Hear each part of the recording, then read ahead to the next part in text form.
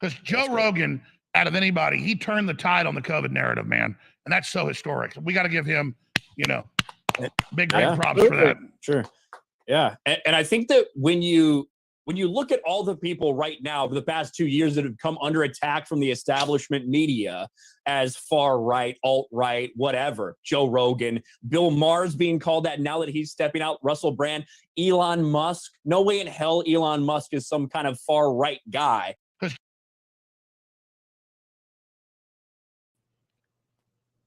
What's going on, everybody? Holy shit, dude. I was crying the first time I saw that edit right there with have you seen that, Riffa? Yeah. That's pretty good. I had no idea that was going on because I was fucking talking. Yeah, you were talking shit like nothing I saw Az laughing and I'm going, what the fuck is like, but I noticed it didn't work because it felt awkward because Alex is sitting there just like, and nobody clapped, and like, because usually we're used to like Gary doing his little sound bit, and he hits it, and Zoom doesn't, for whatever reason, it was fading it out. You know what I mean? And then Az was trying to hold it together, and Gary was laughing. It was so awkward. But yeah, man, it was awesome, man. So we are here for Tuesday night's main event. Gary will be joining us here momentarily, but we got Ryan from RK Outpost. Can you go a day without being racist, Ryan? I mean, seriously. I don't know. I mean, according to this dude on Twitter, I've like transcended the word racist because he said, can you go a day without being a racist? So he pluralized it for me. Yeah, you're multiple. I'm multiple racist. So I have transcended now. So before I hopped on this stream with this black man, I decided I needed to respond to him. Like they clipped of all the things. Listen, there's a lot of good shit to clip of me. I ain't gonna lie, but especially over on Sports Wars. But for you to take like the minute that they took on Sports Wars, it was out of a video that I was primarily criticizing white head coach Steve Kerr for being a virtue signaling bitch. Man, y'all motherfuckers don't do your research. They really don't. I mean, and like I hear people talking about you. They're like, Ryan is just a complete asshole. And I'm like, yeah. I'll take that one. Yeah. That's like, they say it like as an insult. It's like, yeah, he is, like, as someone that knows him in life, he is an asshole. You're not hurting his feelings. It's one of the reasons I'm successful at everything I do. Yes. It's just part of it. That's part of it, but go ahead. I like that. That's just part of. I'm a very aggressive person. I'm going to tell you what I think no matter what, and it's gotten me in trouble in a lot of times. But it's also like propelled me to places in my professional level, where it's on YouTube, whether it was in the Navy, whatever it was, that have been very helpful. That's just part of who I am. So I'm fucking all out who I am all the time, and you might not like it, and that's fine. Internet's a big place. Yep, I heard that. Well, Blue Eye Scorpio says you aren't successful at video games. So that's true. I can't like brute force my way into, being good at Elden Ring just because I'm mad at it. I actually have to practice. So that's no fun. You are a self-described mediocre gamer anyway. So it's not like you're claiming you're like the greatest gamer, But being successful at video games on YouTube is all about not being good at it, apparently, because ain't nobody watching ninja stuff anymore. I'll tell you that. 22 million subs. He hit his sub count, and Gary gets more views than Ninja now. He hit his sub count. Yeah, he hit his sub count. Yeah, man. So, yeah. I wonder if moving. He was on YouTube. Was he on YouTube or Twitch before he moved to Mixer? Well, he was on Twitch, then he went to Mixer. He was on Mixer. Yeah, and then he came to YouTube.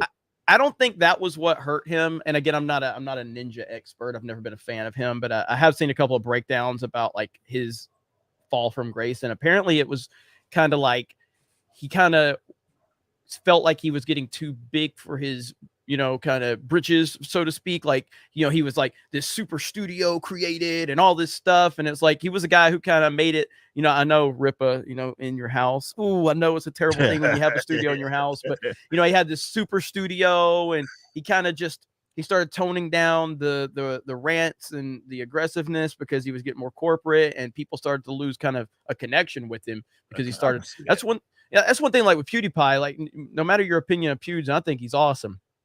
Your dude has never went full, like, I'm the biggest YouTuber. He's always just sat there with a shitty setup, a shitty camera, You know what I mean? Never kind of forgot who he was. So anyway, how you doing, Ripa? We had to set the show back an hour because Ripa was hanging out with somebody. Yeah. So obviously Kyle Rittenhouse was on Elway at Blaze with us today. That episode is live if you want to go catch that with News and Why It Matters. Had a great show. He joined us for our second block. Chopped it up with him a little bit about some things, man. Obviously this isn't the first time that him and I have linked up. He's been out here before. And yeah, man, it was a great time, as it always has been. But great show. I've been busy as fuck. My apologies to Gary. I was gonna tell him myself because I was in his neck of the woods last weekend. And man, the time was fucking flying on me, man. And I'm out there. I was with the band. The band was recording some new music, so some people I know will be excited about that. But man, fucking shit, man. Next thing I know, it was time for me to fucking get back. But yeah, we'll be linking up. I know y'all will be out here in fucking 9 days or some shit. So we'll chop it up then. But all has been good, man. Just been grinding. Got a big order I announced on my channel coming in, something related to the Rippaverse stuff. The first big batch of stuffs. Take a picture of it. I'm not gonna tell you what it is, obviously, tomorrow. So I'm excited about that because we're getting closer and closer to that being kind of like a thing. Like so I've been working hard and nonstop, man. And I can't wait to really get that going full speed ahead. Hell yeah, man. I liked how your For Cannon's Sake the other day just basically became like a retrospective VH1 behind the music of backwards. It was insane. And that was like for like 2 hours. Like we weren't even fucking talking about it. I had like my camera went out and everything. I had fucking like 3 topics that I didn't get to until like my 2 hour mark because we sitting there were talking about like my music career and shit. You're like, did anybody ever wonder why you couldn't see this guitarist in this music video? Yeah. Well, let me tell you the 30-minute story about why. I was giving everybody the inside scoop, but yeah, that was a fun episode though. I don't know what made it turn that way, but that was for sure one of the like kind of most off the wall episodes that I had done for Cannon's Sake for sure. Well, I can't not thank you. I can't avoid thanking you. So thank you for allowing me to get nothing but trophies while you were away from Mario Kart because I won every trophy except for one, which Johnny came in. One in the first run, and Johnny came in and won, and then I beat him the next time. But yeah, I won every championship except for that one. So yeah, that's and everybody was saying, I was like, Jeremy's so happy Rippa ain't here. He's gonna dominate tonight. I was like, well, that I did. So, but yeah, so we got a few topics to talk about. Gary will be joining us here a little bit later. But I see open airlock policy. Thanks for the shout out. It is appreciated. Absolutely. Great work from you and great channel. And, I know Bounding gave you that shout out and I shouted you out. So, Tim's really Tim's an awesome dude. Mm-hmm. Tim's an awesome dude.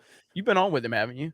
Yeah, for sure. Yeah, he's one of the longtime followers of my channel. It's awesome to see him grow. And he was all over the Obi-Wan stuff as soon as they admitted a couple days ago that, by the way, we didn't even know that Obi-Wan didn't know that Darth Vader was Anakin Skywalker. These people are fucking retarded. Man.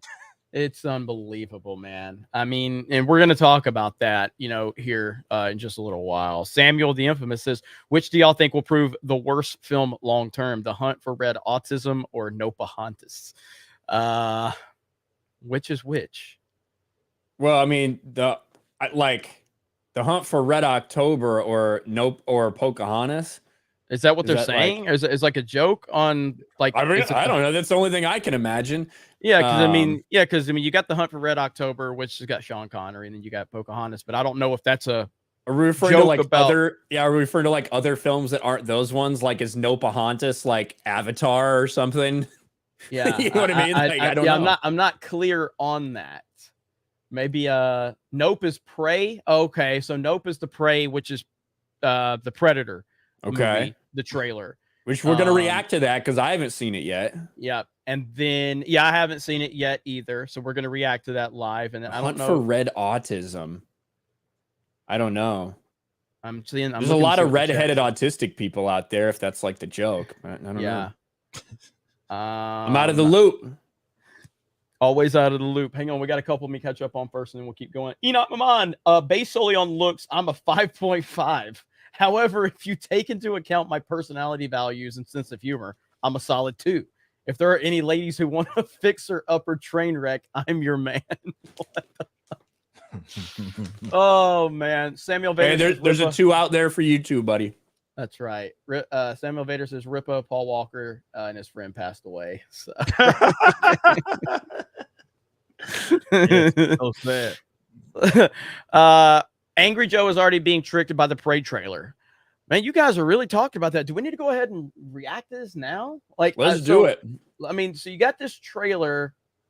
Now I would pull up Discussing Films link, but they have me blocked. Yeah, me blocked too. I'm blocked. Yeah, too. and I know I got yeah, like what the hell, man? What got betas, man? So it's called Prey. Is that what it's called? Prey. Yeah. Trailer. Eat, Pray, Love. Okay, Trailer. let's see here. Yeah, I discussed. I don't know what I did. Like, I probably like. I like quote tweeted them, and it probably had nothing to do with them, and they blocked me. So it was probably like hey, a Miss Marvel trailer. This looks like dog shit. Yeah. Block. Yeah, that's probably what it was. Probably exactly what it was. That's ridiculous, man. Okay, so this is the is it Predator 5? All right, here we go. Well, I don't want it to hide all of us, so there we go. 5. Okay. Predator 5, this Prey trailer that is being discussed. Now, what we've heard, like, we haven't watched this yet, but we've heard that it features a strong, powerful woman. This is the one that they got accused of essentially ripping off from a fan film a few years ago. Well, right now it's so it's 1,300 up, 1,300 down on movie coverage. So equally balanced there. All right. There you go. Here we go. I hope I shared audio. I think I did.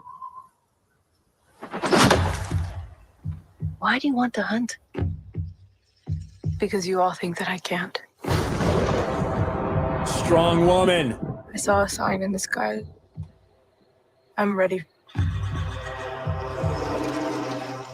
Muy bonita.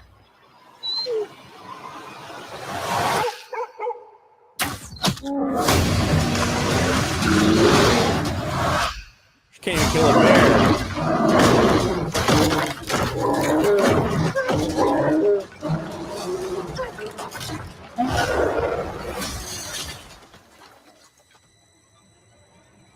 Ooh.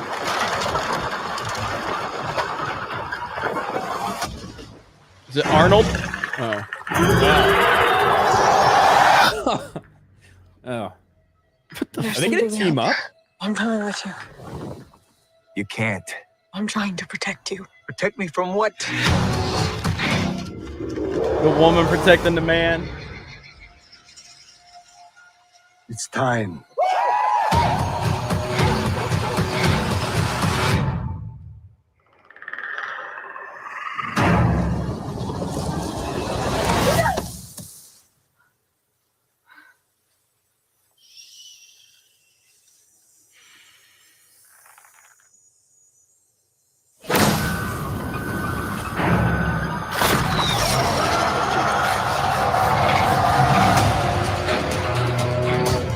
It knows how to hunt. I know how to survive.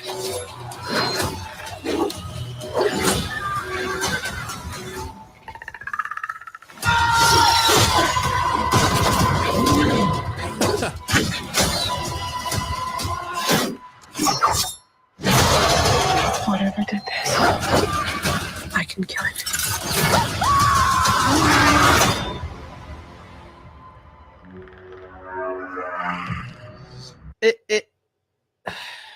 Is it straight to Hulu? Is that what it's going to be?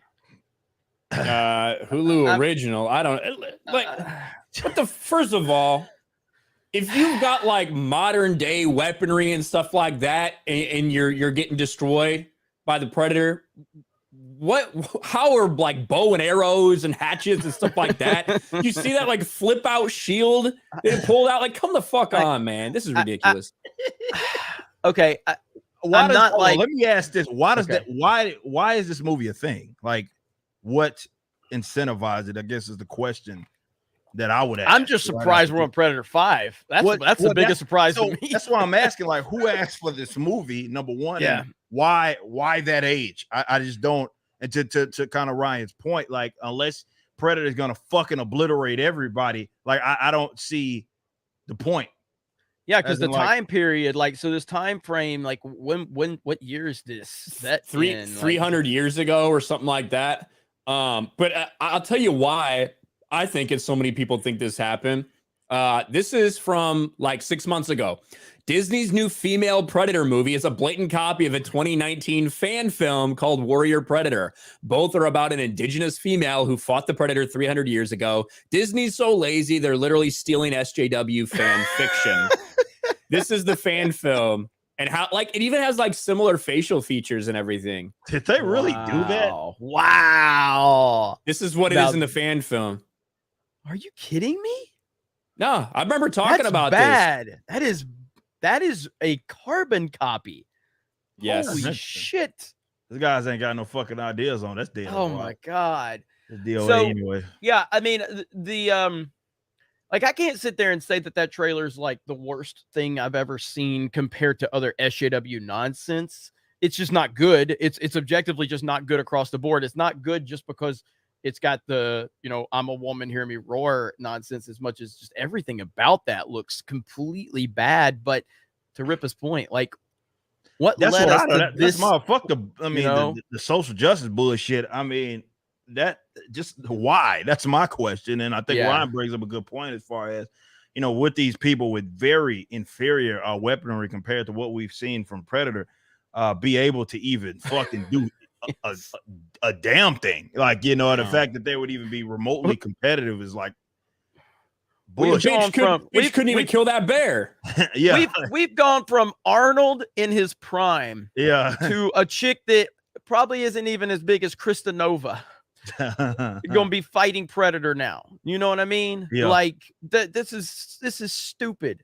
Yeah. And I want to know that will be, I'm not going to say that I'm intrigued by it, but I would love to know the explanation and how they're going to pull that off as far as why they are able to, again, even remotely do shit, you know what I mean, in competition with fucking anybody, Predator or whatever. How do they explain that? They could use like the spirit of the buffalo or something and Yeah. do an incantation, and I don't know. I want to know that, but yeah, just that alone, just considering what we already know and what we've already seen out of fucking, I don't know how many fucking movies. I just don't get it. I just don't understand, but I also don't understand why the fuck they did the movie in the first place. But if they legitimately like ripped off of an idea, that makes this significantly worse, just from an autistic standpoint. That makes this worse. yeah, absolutely. What a disaster. Yeah, I mean it's bad. It looks like it's a sci-fi original movie. You know what I mean? That's kind of what it looks like to me, like a movie that would have gone like right on the Sci-Fi Channel, that was made by the Sci-Fi Channel like 10 years ago. That's kind of what it looks like to me. Well, I mean, we've asked this question before, and it applies almost every time we see this, but who was that made for? Because nobody's gonna watch that. Women ain't gonna watch it either. But that's who it's made for, though. No, I know. Well, you know what? No, but that's not made for women. That's what they think women want. Women want Jason Momoa with his shirt off. That's what they want. They want Henry Cavill with his shirt off. They don't want to see some 74-pound chick fighting Predator. That's not what women want to see. So I don't understand it. I legitimate, like you say, SJW bullshit aside, like I just don't get it. I don't get it. Yeah. And that's not enough. Like that trailer didn't tell me enough to make that even believable. Considering that, that's why it's always, man, when you like prequels and stuff like that, man, those are always fucking risky, man. Like if you're gonna set them in the same universe and shit, those are always fucking risky, man.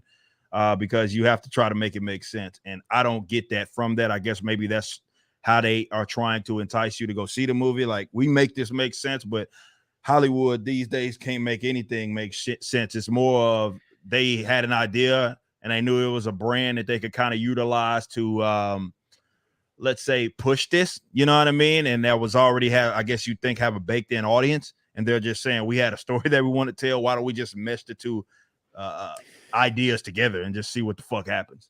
It's always what it is. That's why they use these properties, just like Halo. they didn't do it to tell a Halo story. They had a story that they wanted to tell, and they wanted to use a bastardization of Halo lore to get it in front of more eyes than they would have been able to otherwise. Same with a lot of these franchises that just keep going and going and going because they know that even just that name's going to suck maybe $100 million out of people or whatever it may be. So it's more of the same. Someone said it's going to be a female Predator, which I could see. Already wasn't it? Was it confirmed? I didn't see it like in the. I feel like the female Predator thing came out. No. I'm saying like this version of it is not that we haven't seen it. More, I'm saying like this is going to be a female Predator. I hope they work together to kill all the men. That's what I want to see.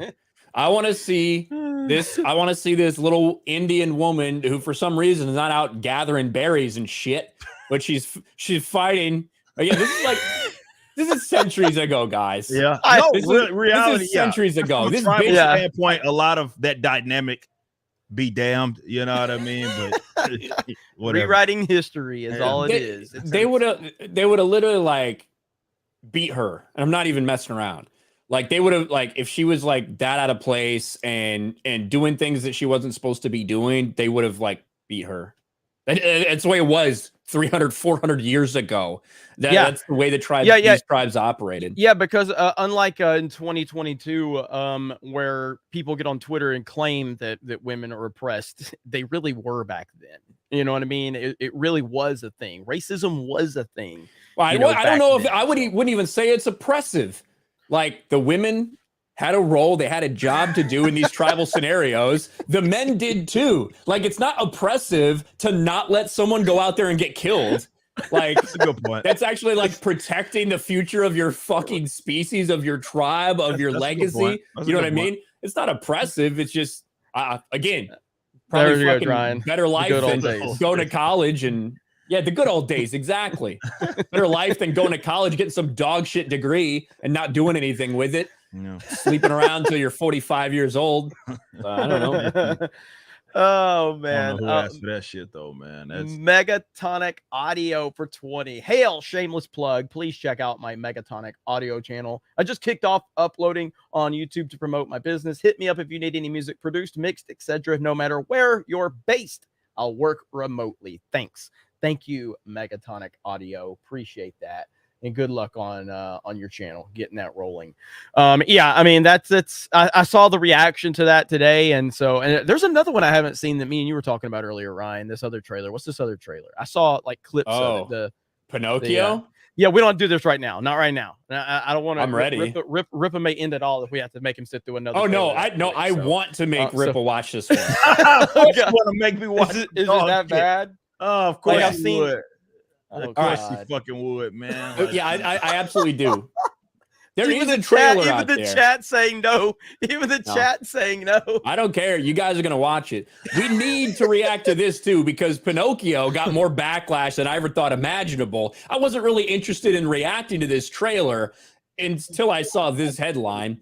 Twitter trolls are outraged over the new fairy godmother's look on Pinocchio. Oh, no. There you go. This is why I know Ripple wants to see this, because he has to comment on. Now, I don't know if it's like the fairy godmother, the blue fairy, whatever it is in Pinocchio, but shockingly, it's not just this that people have a problem with. But when we go over to the Pinocchio teaser trailer, you can see 280,000 dislikes, and the comments have been turned off. They were on. I did a video where I went through a lot of these comments and reacted, but the comments are now turned off. So for that reason, we have to watch this entire trailer to make Rippa suffer.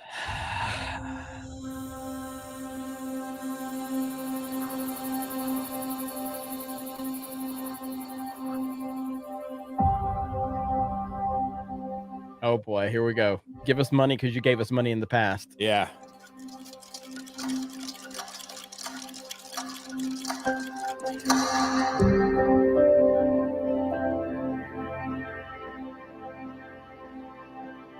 This is made for Rippa. Oh man. Oh, it was made for Josiah. I just want to point out real quick before we go any further. Yes, Tom Hanks is in this. Josiah will probably make a video about this too. But the idea of, with all the rumors floating out there about what's going on in Hollywood, to have Tom Hanks be the man you cast to make himself a real boy just for his own, so he can have and do whatever he wants with it. Just saying. Weird thing, Disney.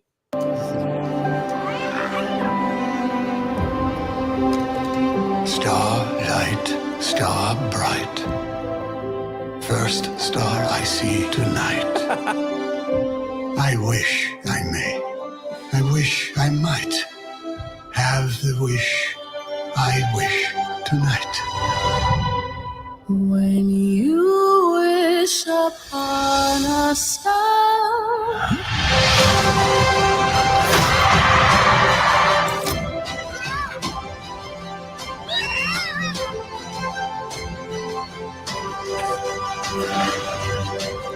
The timeless classic.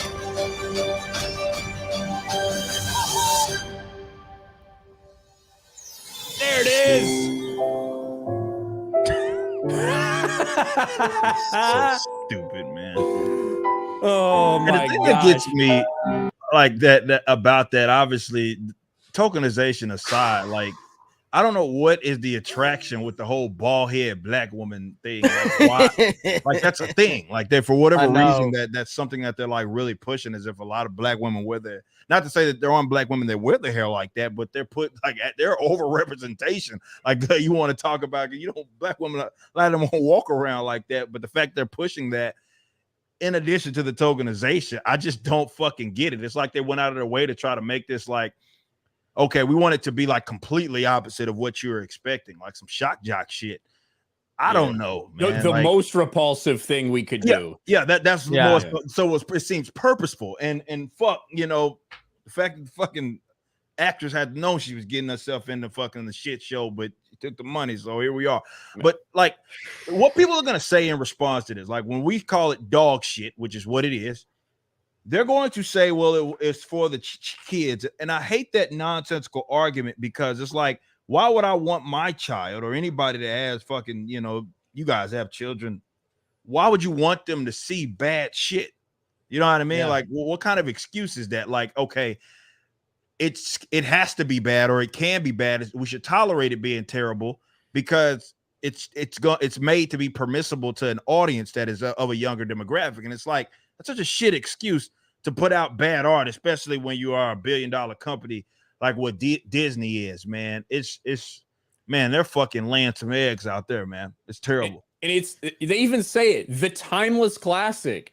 Well, it's clearly not timeless, because one, you're remaking it, and two, you're changing, you're like race swapping and doing shit like that. So you obviously thought there was something you needed to change about it, Disney, by putting it out. But this is a massive ratio, dude. Yeah, that's pretty bad. Like 280,000. It's been hard to see some that have been that bad.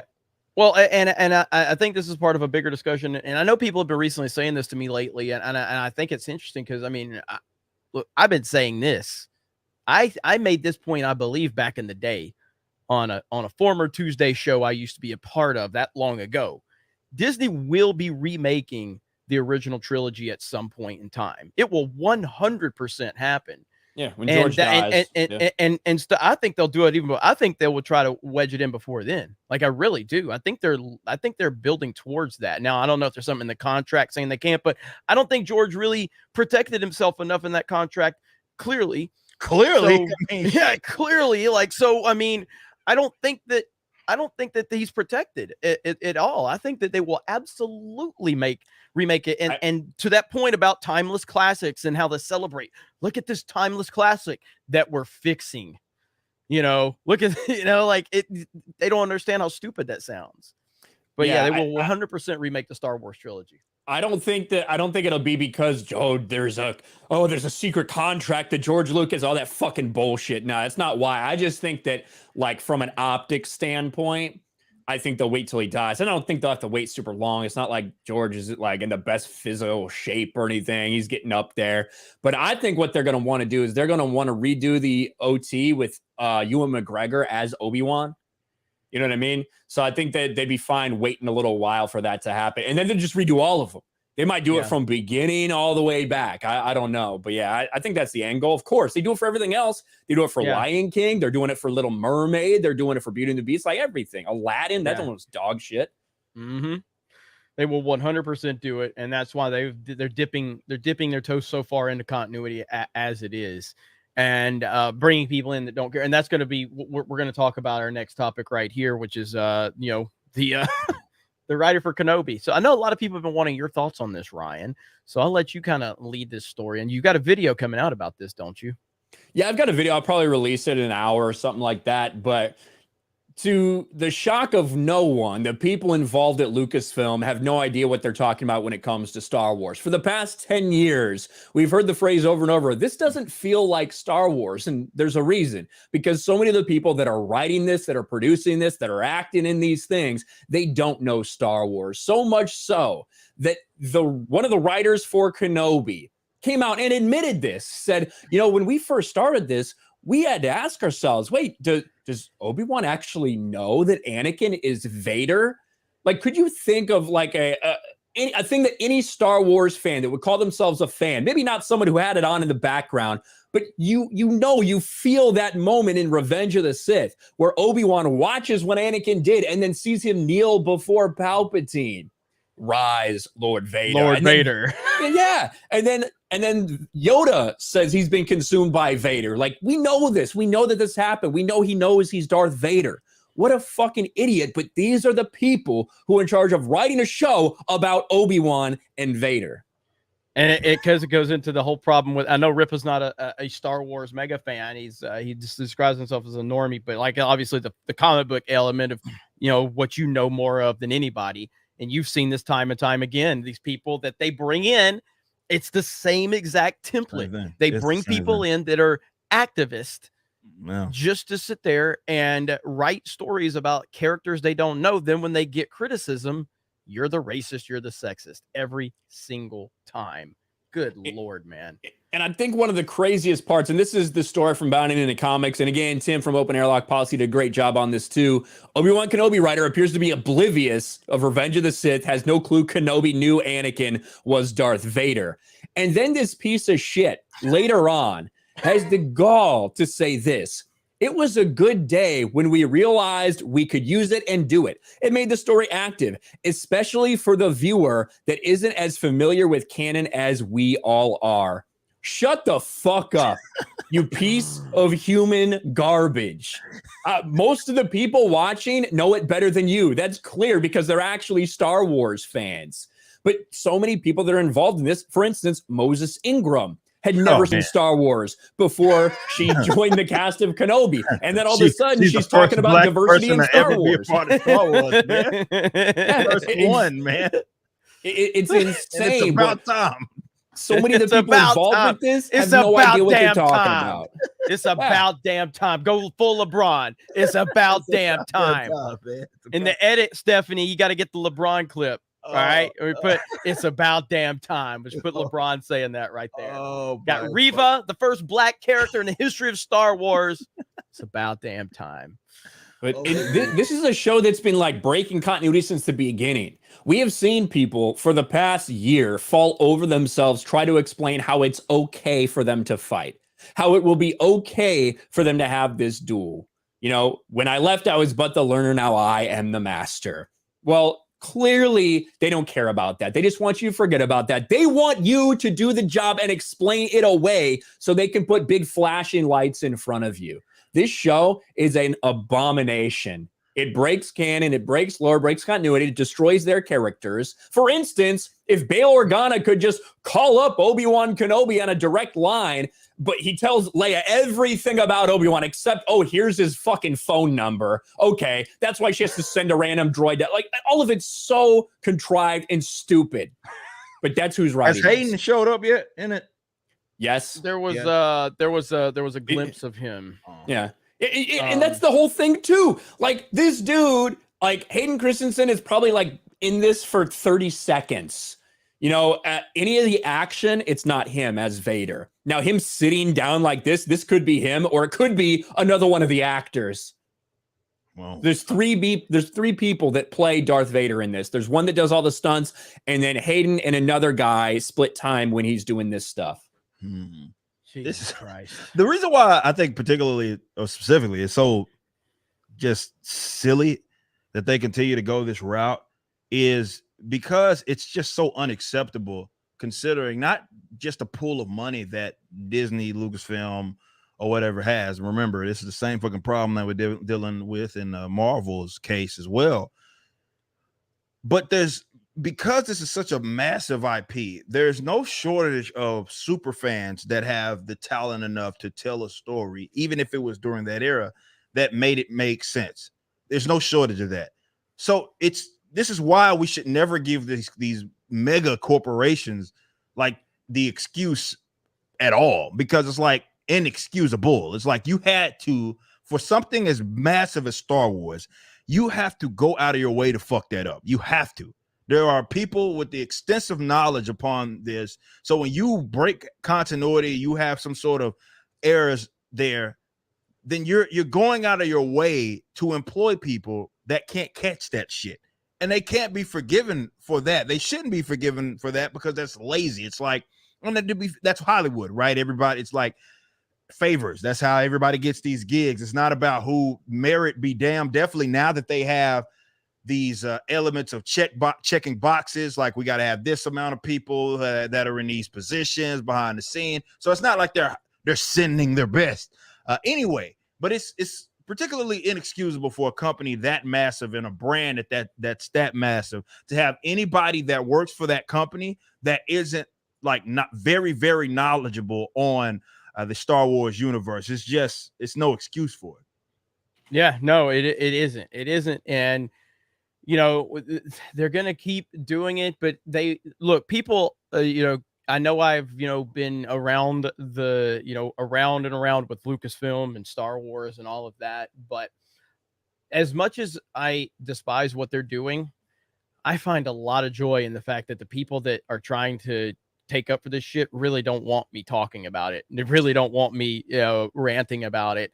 And I've found a lot of joy out of their pain and their tears, because they hate that people are calling it out. They hate when people call it out. They just want that echo chamber. They just want that group of people to kind of send the signal boost out to the normies. And, I'm enjoying the fact that it makes you so mad that I'm still, talking about Kenobi and watching it, but it's not out of joy. That's for goddamn sure. Cause it is bad. It's really fucking bad. But the amount of people that are so upset that someone doesn't like it. And again, I don't care if you like it. It's not that my stance has never been to have an opinion on your opinion, unless your opinion is there to try and paint a narrative of other people, like calling them racist, sexist, all that dumb NPC bullshit. You know what I mean? That's where my problem comes into it. If you genuinely like this show, all right, good for you. It's not for me to decide. It's not for me to decide what you do and don't like. But when you're sitting there claiming that our criticisms aren't valid because we're racist and sexist, you can go fuck yourself. You know what I mean? Or that people that have legitimate arguments against, again, the continuity element of the lack of knowledge on it. Those are all valid criticisms. And this is what, for whatever reason, Hollywood is banked on that audience of people that don't know any better. I did a segment today on the show talking about why these people hate myself with Marvel and Ryan. It's because we have the extensive knowledge, and they feel like we get in the way of their enjoyment, because a consumer, an actual pig consumer, not a person just goes and watches something, like a pig consumer that will basically digest whatever it is, they'll consume it, and they'll basically say that it's okay for what it is for whatever reason. But the person that has a frame of reference, that has a knowledge base of what this shit is, will call that out for what it is. So it's like they look at it like we get in the way of their enjoyment because we have an actual frame of reference and we're knowledgeable on this certain content. And this is why they always try to write off your criticisms as those various terms that, you just brought up, Jeremy, when it's ultimately that, no, we simply know more than you about this shit. And factually speaking, this is incorrect. So if you like it, whatever, you can like it and you're still, but if you are trying to, let's say, save it for various reasons that are, again, you're just incorrect. If someone says, okay, factually speaking, this is what happened, therefore this is lore breaking or whatever, that's just what it is. It's not up for dispute. It's just what it is. And if you have the knowledge base, you have the knowledge base. But folks like ourselves get in the way of that. And I think that Disney and companies as such are banking on that those people that just want to mindlessly consume are going to carry the franchises going into the future. And the people that know better will either continue to support it, or they will be so obscure that it won't even fucking matter. And that's the thing that sucks about it all, because at some point normies are going to move to something else. That's how it happens. It'll be Star Wars, doesn't matter what it is. Maybe I don't know. I don't know what the next end thing is gonna be. It's not gonna be, when it's not Cape films or any of that shit or superhero shit. It'll be something else. Westerns. I don't really fucking know what it'll be, but they'll go move to that shit. And all of us are going to be left with these damn ashes after they burnt this shit to the ground. That's probably what sucks the most. Yeah, 100%. It's going to be Netflix Pride coming of age stories. I believe that's what that'd be the big hit next. But the crazy thing is, you have so many people that feel like what we're doing by criticizing things, that we are convincing people to not like it. That's like what they think is happening. That's not the case. I don't go out in a single video I make. I don't think I've gone out to like try to convince you to think the way I do. What I do is I explain how I feel about it. And if your beliefs about whatever it may be, whether it's politics, about a movie, about a sports team, whatever, if your beliefs are so flimsy that by watching a 5-minute video of mine, you feel a different way about it, or your eyes have been open, then you didn't really fucking believe it in the beginning. Yeah. Well, I mean, I can't tell you how many people, and again, it's just the narrative out there about me and Geeks and Gamers and how the channel took off and all of that is so laughable, because people said, like, Jeremy liked The Last Jedi until he saw the tide turning. And I'm like, I didn't see shit. I didn't know people hated this movie. And it wasn't widespread at that point in time. Even into January, it was not widespread. I don't recall any. And Ryan, maybe you do, but do you recall any relevant YouTubers that were trashing The Last Jedi in mid-January? Because I don't. Not particularly. Like, I was searching it out at the time, so I found some people, but it was not like the ridiculous. It was not like the ridiculous. It wasn't mainstream at all. Everybody was like, all the big ones that I saw were still defending it and still loving it and still gushing over it. Obviously I was at a different point. And like, when I look at movies and stuff, I even say I come at things from a different perspective because I care about different things than other people do. Like, when I watch Mandalorian, when I watch Obi-Wan Kenobi, I'm inherently comparing it to what I know about, like, what happened before. Like the Kenobi series, we have a Kenobi book in the expanded universe that was incredibly well received, that they have actually taken a lot of in this series. But unfortunately, they had to take it kind of to the next level and do all this crazy shit with Obi-Wan. But I know that I don't think about things necessarily the same way that Jeremy does or Ripa does when he watches a movie.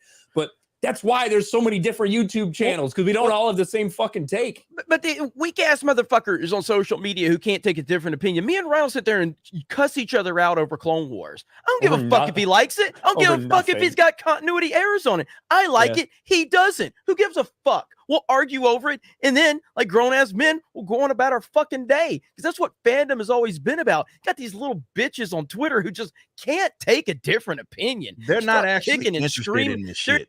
They're not.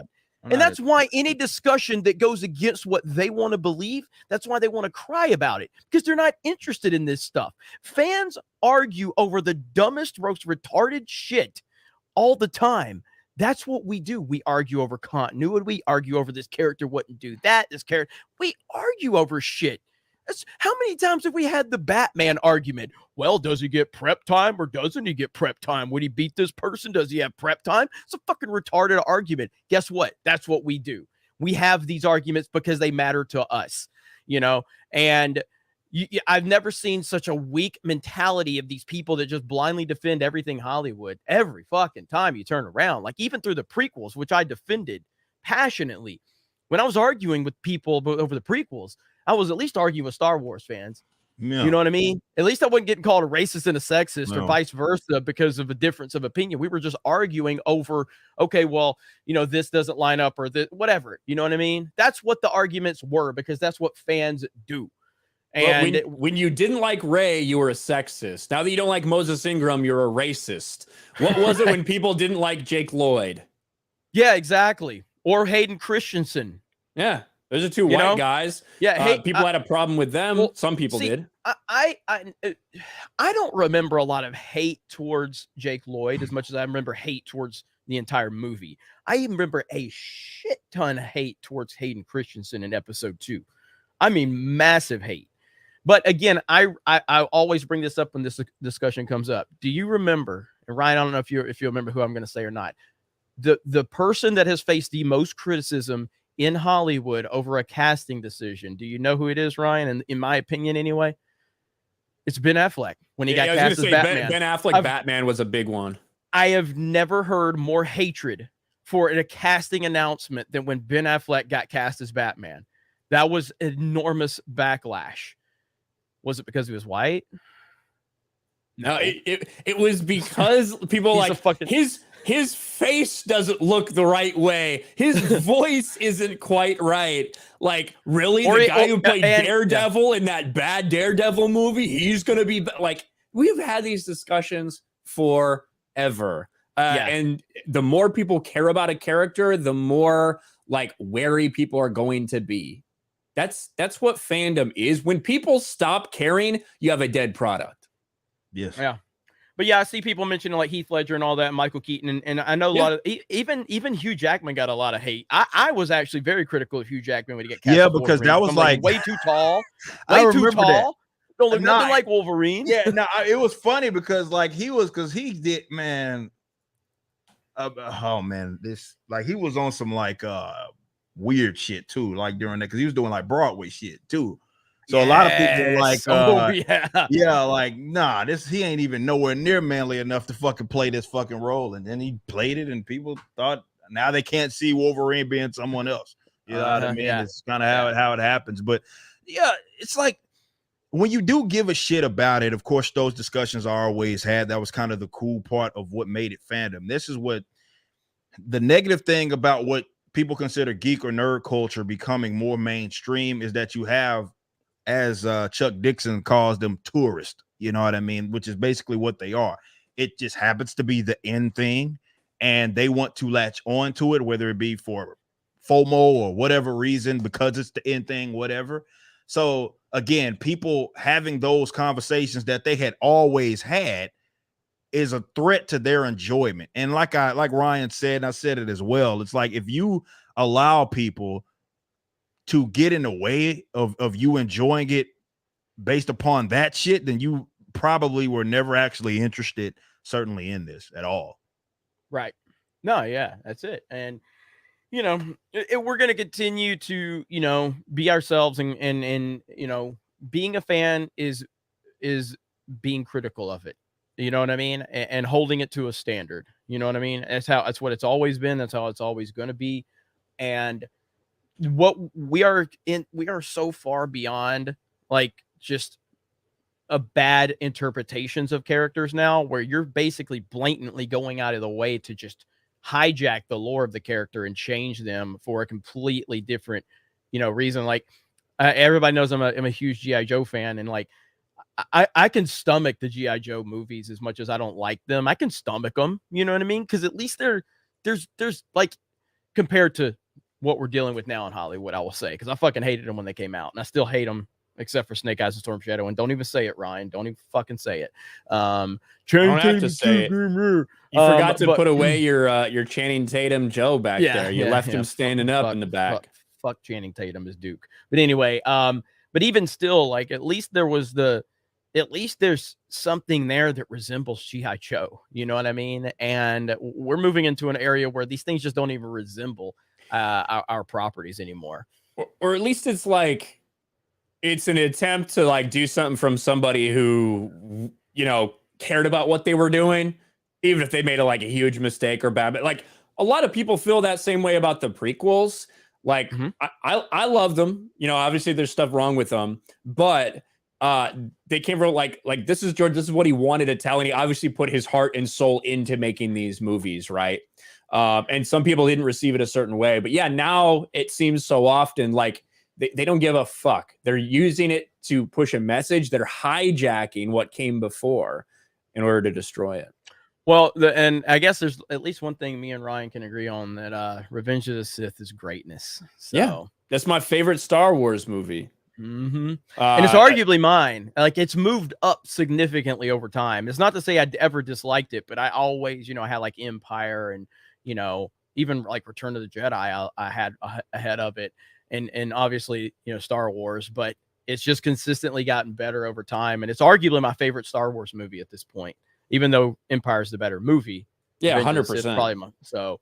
I would never argue that and that's why, like, listen, that's why they made this show. That's why they made Obi-Wan, was because of how people feel about these two characters. And even if you didn't like 1 and 2, the vast majority of people still really like 3. And they love that relationship between them and seeing how it ends. So now they want it again. Despite the fact that you shouldn't do it. You should not do it in this galaxy. You should not do it in this continuity, but they're going to do it anyway because they know people like it. And they know some people just look the other way because and that's why I say, I know I care about stuff differently than other people do. Like, I think that there are people that are making Star Wars right now who care more about how people feel about something and how they will react to something versus what it will mean to the overall continuity. Where I feel much more strongly about keeping that continuity and keeping that canon intact and doing what you should do, not what might make people feel good, because most people won't care about it. Well, see, and that's the thing too, is like from I've mentioned this in videos recently, like I'm not like a overly picky on continuity stuff when I know you're trying to tell a story, and especially when you're going back, which George is the one who pulled us back in time and kind of opened us up to this prequel era. You know what I mean? So even like the prequels, there's some continuity stuff with the prequels. You know what I mean? It doesn't bother me. And there's continuity stuff in Clone Wars. Doesn't, like, even the Ahsoka stuff. Like, I'm fine. Like, I'm kind of not fine with where we're at Ahsoka now, because I feel like now we're just in overkill territory. But I do feel that there are exceptions to a rule. So it's like, if a character just continues to become popular and kind of transcends with the original vision, okay, fine. And Ahsoka kind of did that in a lot of ways. But now it's just overkill at this point. Now it's just like, let's put her in every single thing imaginable, and it's not working. It's not working for me anyway. And I still, I think Rosario Dawson is a fantastic choice. I think she's the perfect choice for the live action version of that, but it's overkill. You built an entire sequel trilogy around characters. You put hundreds of millions of dollars into these characters, and you told us we were racist and sexist when we didn't like them. And guess what? You're not making anything with those characters anymore. Why? Probably because the fans were right. They were dog shit characters. So now you're having to overcompensate with shoving Ahsoka into everything now. And it's just, this is what happens when you back yourself into a corner, and that's what they're doing. And I don't like that direction at all. So, but there's no right way or wrong way to view it, unless you're just blindly praising a corporation worth billions of dollars, virtue signaling around this actress, the same company that wouldn't stand up for Gina Carano. And then I heard people go, well, Gina was making these statements on social media. What's the other girl's name that they use their account for? Christina Ariel. Yeah. Go ahead and look at her Twitter timeline. Tell me she wasn't making controversial statements. Lucasfilm didn't seem to mind controversial statements being made, anti-racist or anti-white comments being made, and they stood by her. But you're saying that Gina was making controversial statements and they couldn't stand by her. It's bullshit. Also, Rosario Dawson. Like, the problem is just that when you go out there and you start, kind of setting a precedent for who you're going to stand with and who you're not going to stand with, it's ridiculous. And Rosario Dawson is an SJW, 100%. She's a crazy lefty. We know this. Yeah, she pretended to be Cory Booker's girlfriend for a while so he could pretend he wasn't gay. That's right. And that's fine. nobody, like, whatever, have your opinion. But the interesting thing was in the Oppression Olympics, Lucasfilm couldn't make a tweet to stand by her because the narrative was that she was anti-trans. So they couldn't stand with Rosario Dawson when Rosario Dawson was facing racist, sexist, and death threats. But it was because of the narrative in which was going around, they couldn't take a stand to say, we resist for Rosario Dawson. It's so interesting. And these idiots don't see it because they seem to think that Star Wars actually cares when they don't. These corporations don't care. These billionaires don't care. And the fact that you're so sensitive to when they get called out says more about you than anything else. So we have a Streamlabs donation from Zenaximus for $40. Pinocchio looks like pure cringe. A wise person once said live action remakes will never be as good as the original. I have to wholeheartedly agree. I think he's talking about Krista. I think Krista said that. And I mean, I don't know if you can definitively say that. You can say right now in current Hollywood for sure. You know, if they're very beloved ones, like, and that's the only reason you would make them, then I think it's gonna have a really tough time. I don't know, like, I'm sure you could find something that people like, it's out there, but people don't really give a fuck about. But I don't know, like, the reason that people know what they are, the reason that like shit like Dumbo and Pinocchio and stuff has lasted so long is because it's like ingrained in our culture and people showing it to their kids as they grow up. And yeah, so I think you're fighting an uphill battle when you take something like that and try to make it live action, especially nowadays when, I don't know, you gotta do a diversity hire, you gotta do a race swap, you gotta add in someone's transgender love story, you gotta do all this shit that they have to do in current day Hollywood now. Yep. But yeah, so I love watching the Oppression Olympics continue to just spiral out of control. Lady Gravemaster's ranting on everything tonight. Lady Gravemaster, chill out.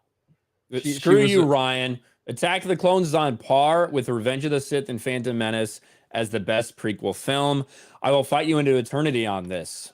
Well, okay. Well, like you're wasting your fucking time. Yeah. Liam Neeson as Qui-Gon is GOAT. Okay. But she also, why are you fucking talking about Attack of the Clones then?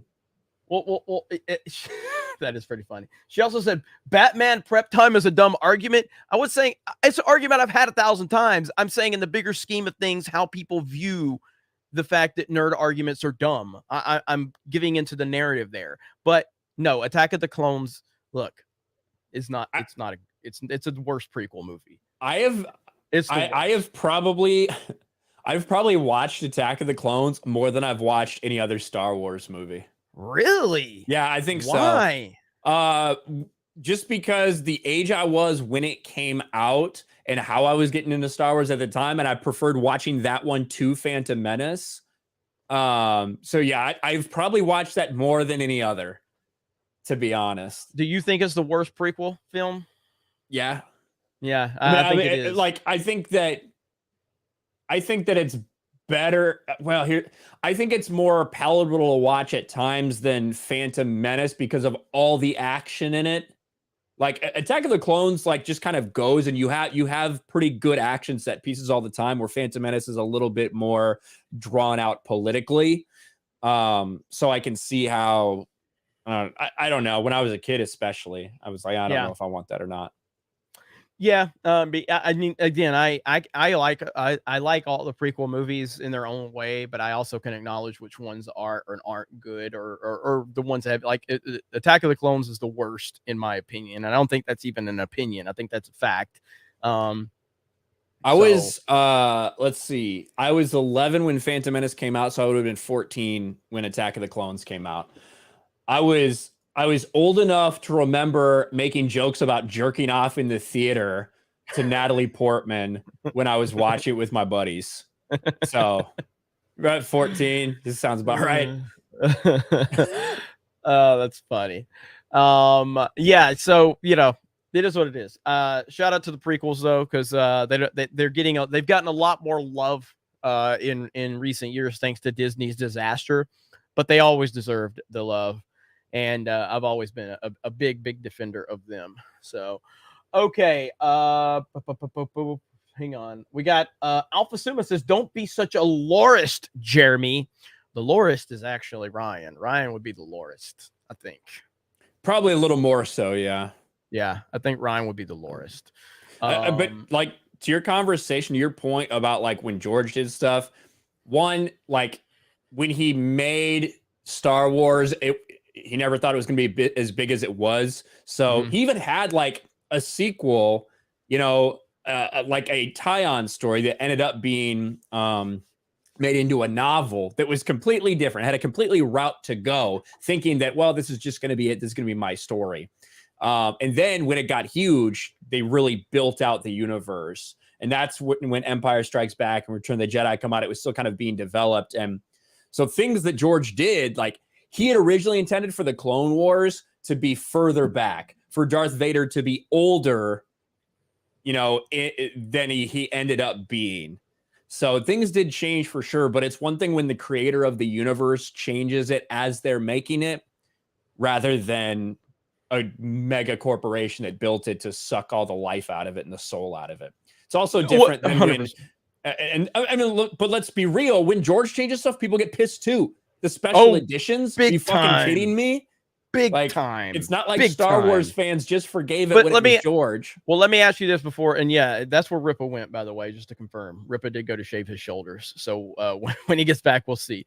So okay, so what? And I guess it's more of a for the audience. And hello to all of you watching. Thank you for being here. So we're live. Oh no, or did I hit shit. the button? Oh man, I didn't know we were live. I thought we were just fucking arguing about shit. Yeah, well, you know how it is. What is your take on and comparing this to like George's changes? Like, so what Filoni did with the Clone Wars. So do you think that still falls it kind of in line with that, or?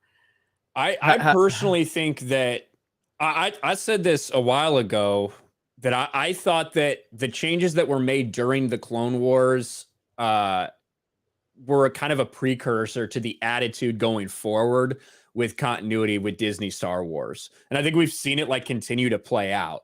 Now George was 100% involved and approved some of these decisions, but some of them were not. We've heard Dave Filoni himself talk about how him and George had arguments about whether Ahsoka should have lived or survived Order 66.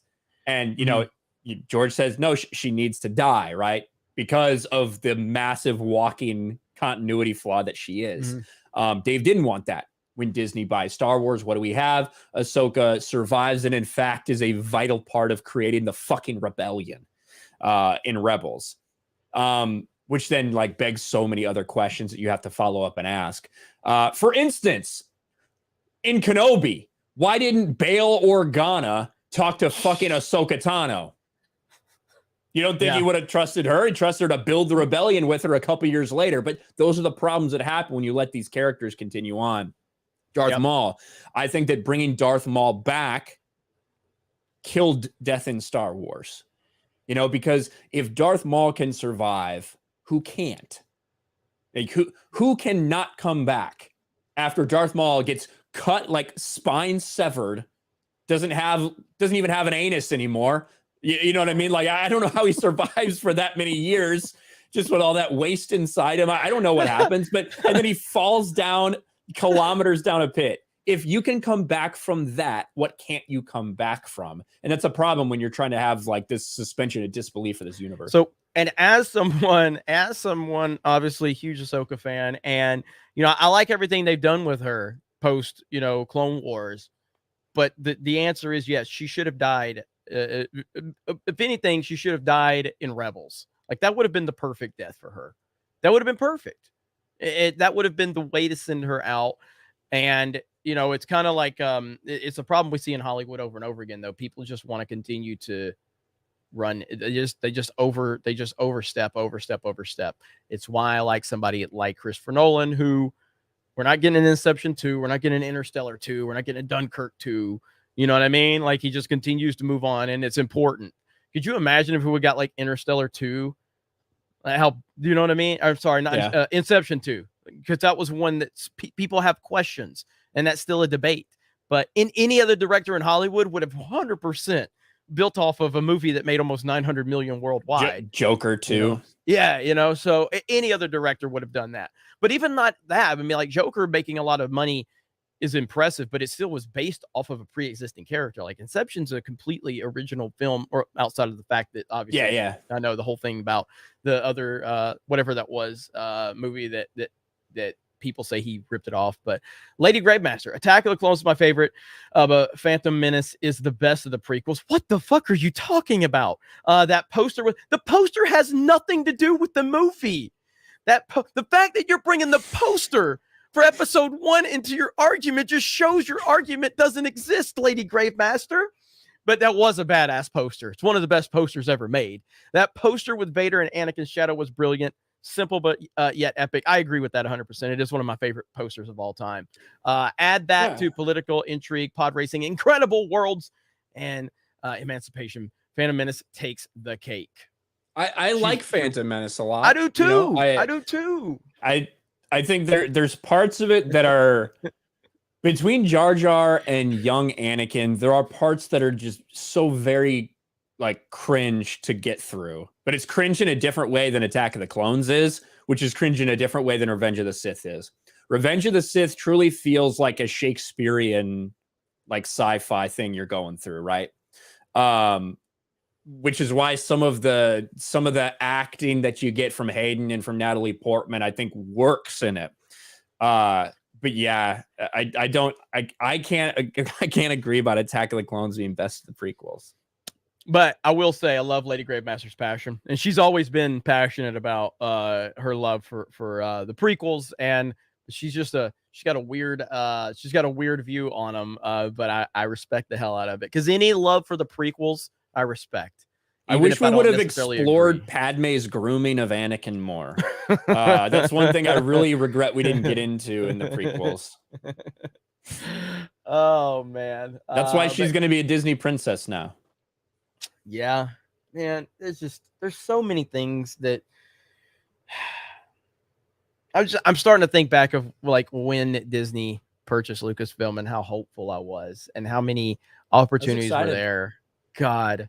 I was excited because you were excited until they killed off the EU, basically, right? That was when you got pissed, right? Yeah. 2014 was the first like warning sign for me that this is not right, because I felt like I cared more about Star Wars than anybody else I'd ever met or interacted with at that time.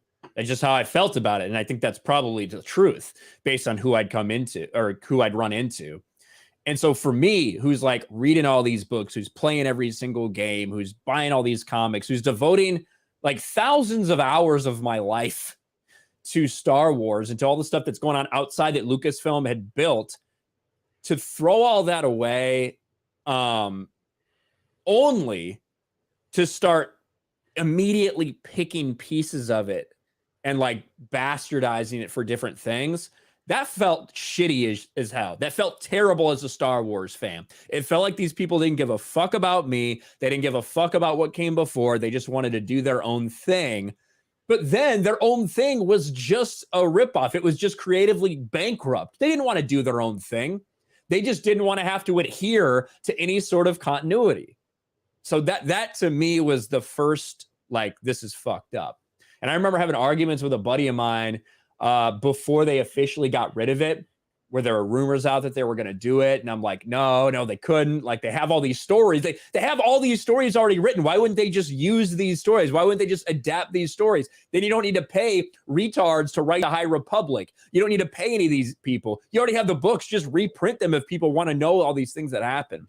Mm-hmm. But yeah, it is what it is. I feel, I mean, it's because of a tweet that I made the other day where I was basically, I mean, you know, I am very much anti Lucasfilm and Disney, and that's coming from a person that was really positive and really, you know, enthusiastic for everything moving forward. And this is even after TFA, and but never again. They don't deserve any respect. They have to earn my respect. And then if I'm not that important, then it shouldn't matter what I think. People out there that say, well, you're not that, if I'm not that important, then who cares what I think, right? You know, So people like, oh, you think you're that? I'm not saying anything. I'm saying me as an individual, you have to win me over. And if I'm not that important, then it shouldn't matter what I think. So why are you so bothered by what I think? Well, I know for a fact Lucasfilm doesn't like me. I know for a fact that they don't like me or this channel. And that makes me very happy because I don't give a fuck about Lucasfilm. And again, I, prior to criticizing Disney Star Wars, actually was invited to Lucasfilm and given a personal tour at Lucasfilm. And yes, there's still a picture out there of me with their former social media manager who unfriended me on Facebook, unfollowed me on Twitter as soon as I criticized The Last Jedi, because that is how they operate. And, you know, it's never going to change, and I'm never going to bow down to them or cater to them. I don't care. And you shouldn't either. You shouldn't care about Lucasfilm. Fuck them. You should care about them entertaining you and doing what's right by the lore in which they have tried to capitalize off of.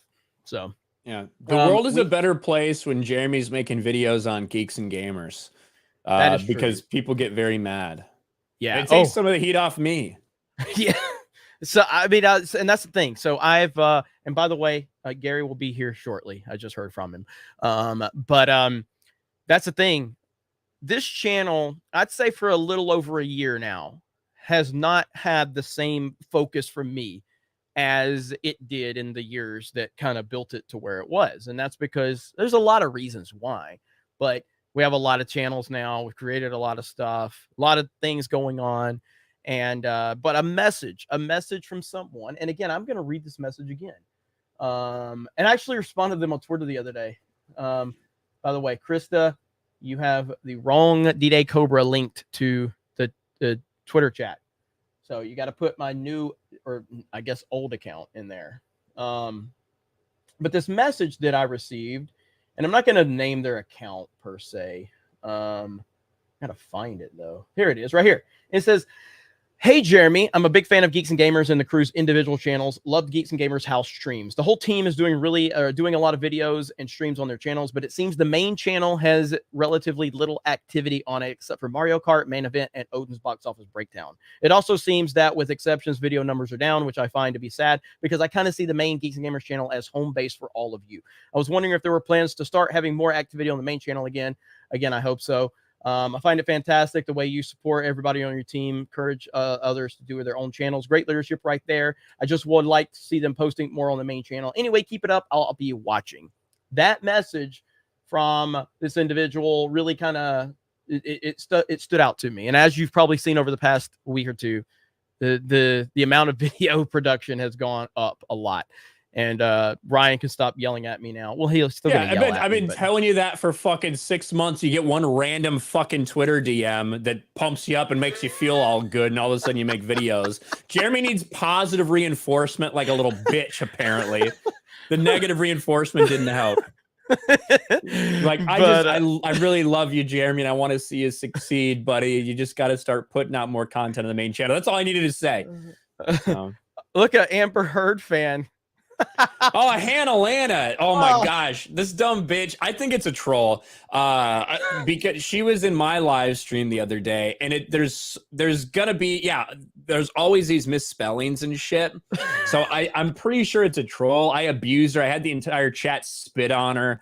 Now by spit you mean you say press S in the chat to spit on Hannah? Yeah, that's what I mean. I had the entire chat press S, but I also specifically have a spit emoji on my channel for when I tell people to spit on these people in the chat. They can just, if they're a member, they can spam my spit emoji. I'm very, very concerned that Hannah Lana, probably for a dead channel with 4,000 people watching and all these super chats, I'm sure it's very, very upsetting to Hannah. So shout out to Amber Heard though.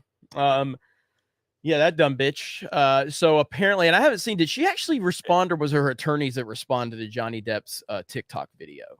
I have been out of the loop today on that stuff. I can't imagine it was her. I imagine it was her team.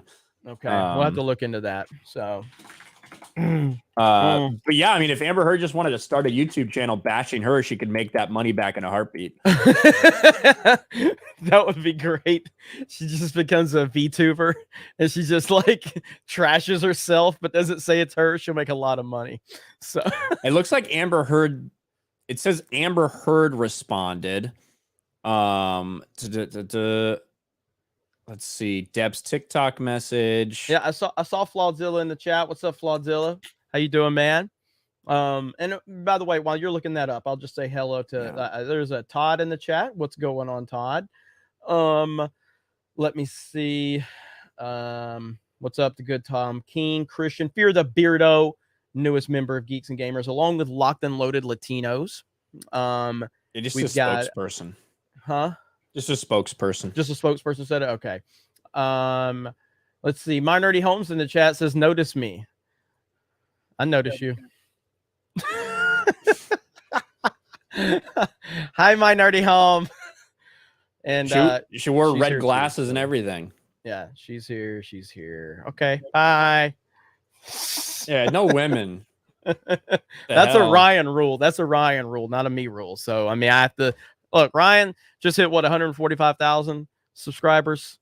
I'll be at 147 in the next. Hell yeah. I don't know, hour or so. Look at you. So I got to start listening to Ryan. He's gives more views than me. He's more popular. I pulled a Josiah today. That was my Pinocchio reaction. Put Tom Hanks in there. So that's really the only reason I did the Tom Hanks Pinocchio reaction video. No. As soon as I saw Tom, I didn't know Tom Hanks was in it. As soon as I saw that, I was thinking about it. I was like, thumbnail, Tom Hanks. It writes itself. Tom Hanks, Black Fairy Godmother. Yeah. Boom. Thumbnail. Ripper, there was speculation that you left to go shave your shoulders. Can you confirm or deny? Nope. Still fucking here. Nah. I got a cousin that's hanging out here for a little bit. He's gonna leave early in the morning. They're about to crash. So I was like, just saying, all right, see you when I see you. You should pull a chair and have like your cousins sit around you and just like laugh at all your jokes and wear masks and shit. Oh yeah, wearing masks. Yeah. That's what the cool kids are doing apparently anyway. So yeah. But I mean, you have to not have it at your house though. It's so cringe. That's true. That is true. I gotta I guess go to my warehouse and find a little corner and do it there. Or something like that. Silly shit. And the government will pay for it. Yeah, that's true. That's true. They will. You know, Ripple loves it when the government pays for it. Well, Rip is the reason Locked and Loaded Latinos are here. I called him up and I'm like, hey man, and he said nothing but good stuff about him. So, and I got to meet him in Orlando. Yeah. And awesome, so you'll be seeing them on Geeks and Gamers Play. You'll see Fear the Beardo on Sports Wars. He's good people. And you know, Blabbering Collector will be on some of our social media now. Which, as a matter of fact, she's already doing clips.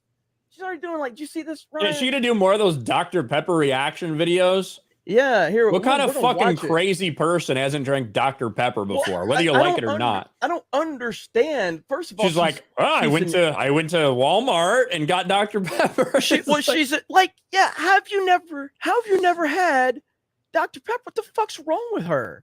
Look here. Here we go. What about a Mr. Pibb? There's been this great debate about Dr. Pepper between Johnny and Lyndon. So I finally found a bottle at Walmart, and I'm gonna finally found a bottle. Finally found a bottle. At any gas station across the fucking country. How have you just found a bottle? Funny. She acts like it's like this thing that you couldn't find. I also have to ask, like, because of the way that she framed this entire thing about I finally found it, I've never tried it. I have to ask, is this even fucking cold? Like, I actually have to ask that. Did you just grab? Did you just grab a warm Dr. Pepper off the shelf at Walmart? It looks a little fog, so it looks like it's a little cool. It's yeah, cold. it looks like it's a little cool.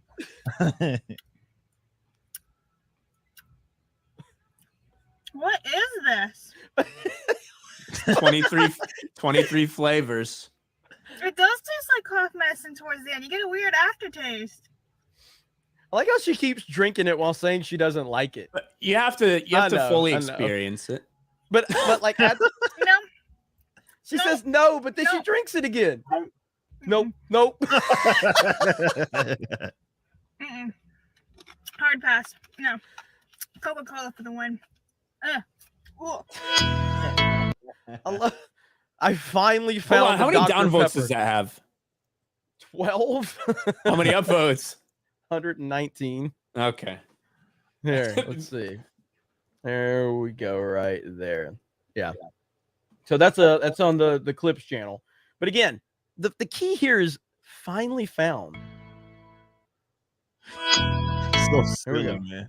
There's been this great debate about Dr. Pepper between Johnny and Lyndon. So I finally found a bottle. A great debate. At Walmart.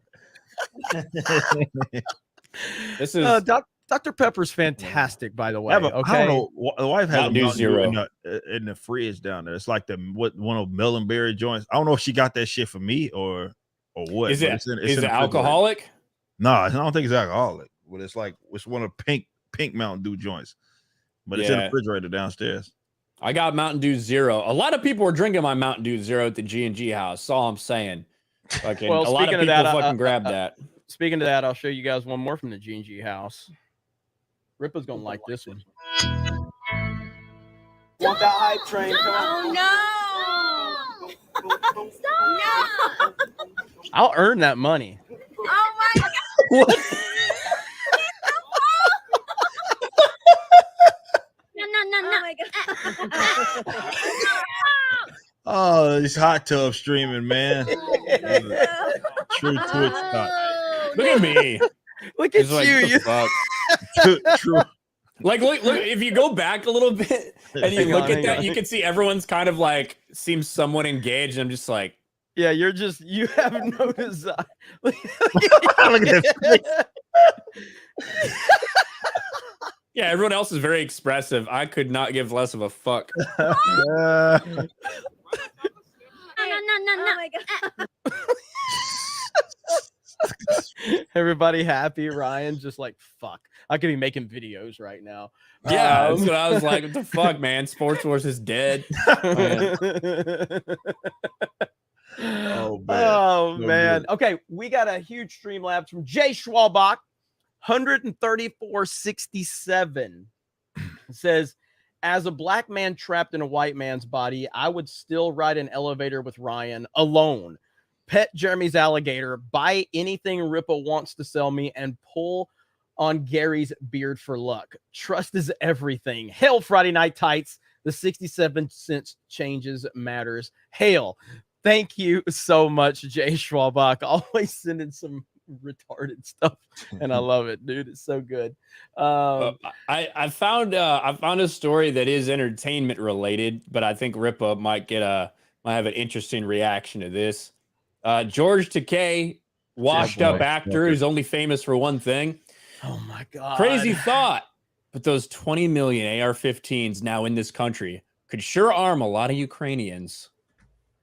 Like, this fucking golly, man. Like, How is somebody this fucking dumb? he is You're very essentially saying that the people need to arm themselves to protect themselves He's from being retarded. overrun from the government. He's retarded. But you're saying that we can't have our arms here in America. Good God, God, man. he's a stupid person. Like, and they don't even seriously. see the irony. That's the problem. Like, the problem is he typed that up like, oh, I'm really gonna nail it with this. Like, real, I'm taking it to those fucking gun rights guys. And it's like, no, you're actually proving the fucking point, you idiot. But he doesn't have that self-awareness to kind of understand that. But Holy god damn, shit. he's stupid. Wasn't his family in like an internment Yes, camp? literally or in something? an internment camp, Japanese internment camp. Do you think if all the if every like Japanese citizen had been, rocking an AR-15 back then, do you think it would have been easy to round them up and put them in an internment camp? Probably not. Johnny's got the right Interesting. idea. Johnny's got the right idea. Just for right that, I'm there. buying Yeah. another one. Yeah, I have one that's right here. And actually, hell, I'm not gonna pull out the gun. I don't think we can do that. Yeah. Yeah, I try can't do not it. to on the streams because YouTube doesn't like it. I bought one the other day, Ripa. Actually, I got a funny story about that. I'll tell you off stream about the gun I got the other day. Good Lord, But- man. Yeah, I mean that's what's in this bad boy. These other ones, this ain't a guitar. That's what she's Jeez. trying to fucking take from you. Did you have Kyle Rittenhouse sign yours? That's what I fucking should have did. That really pissed them off. I can't comprehend how someone can be this dumb. Just because I'm loading this shit. I'm loading them well, this is illegal. This would be illegal in California. But I'm loading that shit while I'm on stream. I know I got Hell yeah. Like, God, man. Justin, I don't know if this guy has ever had a good take. No, absolutely not. Seriously, I don't think this every time I see him saying something, it's fucking retarded. Like everything. He's I've done like lunatic. 17 videos on just some dog shit political take that idiot has. Yeah, the idea that we're sending billions of dollars over there. They're handing out AK-47s to civilians, right, to protect themselves. But we're trying to take them away here simultaneously. If that doesn't tell you everything you need to know, I don't know what does. The only people you're harming are law-abiding citizens. That's the only people that get hurt by that. I would go buy another gun based on that tweet, but I had to go and do this today. Dude, like, I couldn't believe. That's the first time I've hit $100. You know what I mean? And it stopped. That's insane. It stopped. That's fucking insane. So I was actually on the phone with George, and it stopped me at like 99.55, and it filled me up. It was like, I want to go over 100 just because, like, I'm taking a picture and flipping it off. So I was topping it off, but it stopped me at that. I was gonna try to get like 101, 15 or some shit. But yeah, like, this is insanity, man. This is insane. $100. It's insane. I'm trying to find some 5.56. I got all the damn 9. It's just it blows my mind. But I do want to talk about Elon Musk really quick. So we've got Elon out here on Twitter getting everybody worked up. First of all, panel discussion really quick. Do we think he's actually going to buy Twitter? Do you think he ever even wanted to? You and I talked about this when it happened, and I was like very firmly under the impression that no, like, he didn't want to. And then the further it's gone along, the more I've been convinced that, well, maybe he does actually want it.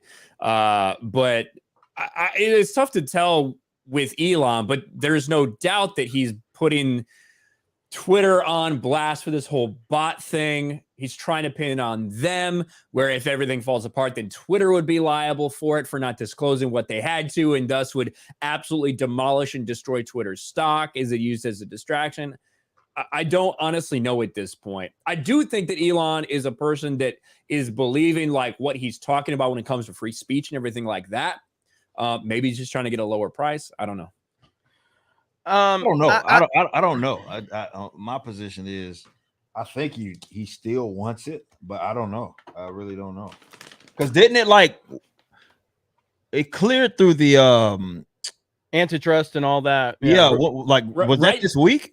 Right now, what the holdup is that Elon Musk wants to be able to see what percentage of Twitter users are bots, essentially, because Twitter's claimed less than 5%, and he doesn't believe that. I don't either.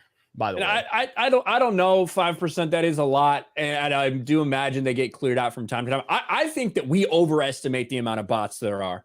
I think that in general, people in our area think that people are smarter than they actually are. That's true. There's a lot of fucking retarded people out there. That's why a lot of people don't want to accept that. Exactly. That's why you see so many of these like Amber Heard accounts that'll tweet something blowing up. I think there's just a lot of fucking dumb people out there rather than always blaming it on bots. But the holdup is Twitter has said, hey, this is how we did our analysis. These are the numbers we came up with. Elon's lawyers fired back. They said, well, we don't necessarily trust that. We want to see the hard data.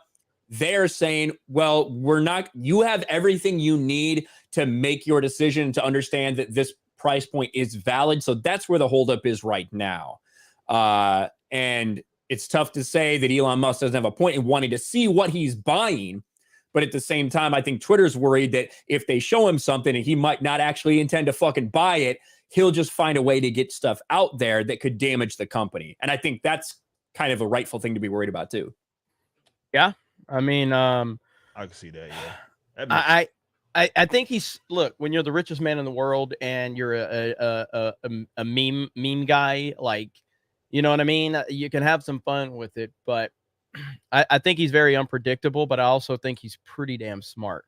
Obviously he's a very smart person, and he's pretty calculated at times too, even though he shows a lot of this fly by the seat of his pants. But I think he's probably building towards something bigger. But I mean, you remember when he had that TED talk and he basically said, like, this isn't a financial, investment. So he's kind of contradicting himself now. If he's caught up on this, is it worth it? Or maybe he's just trying to get the price down.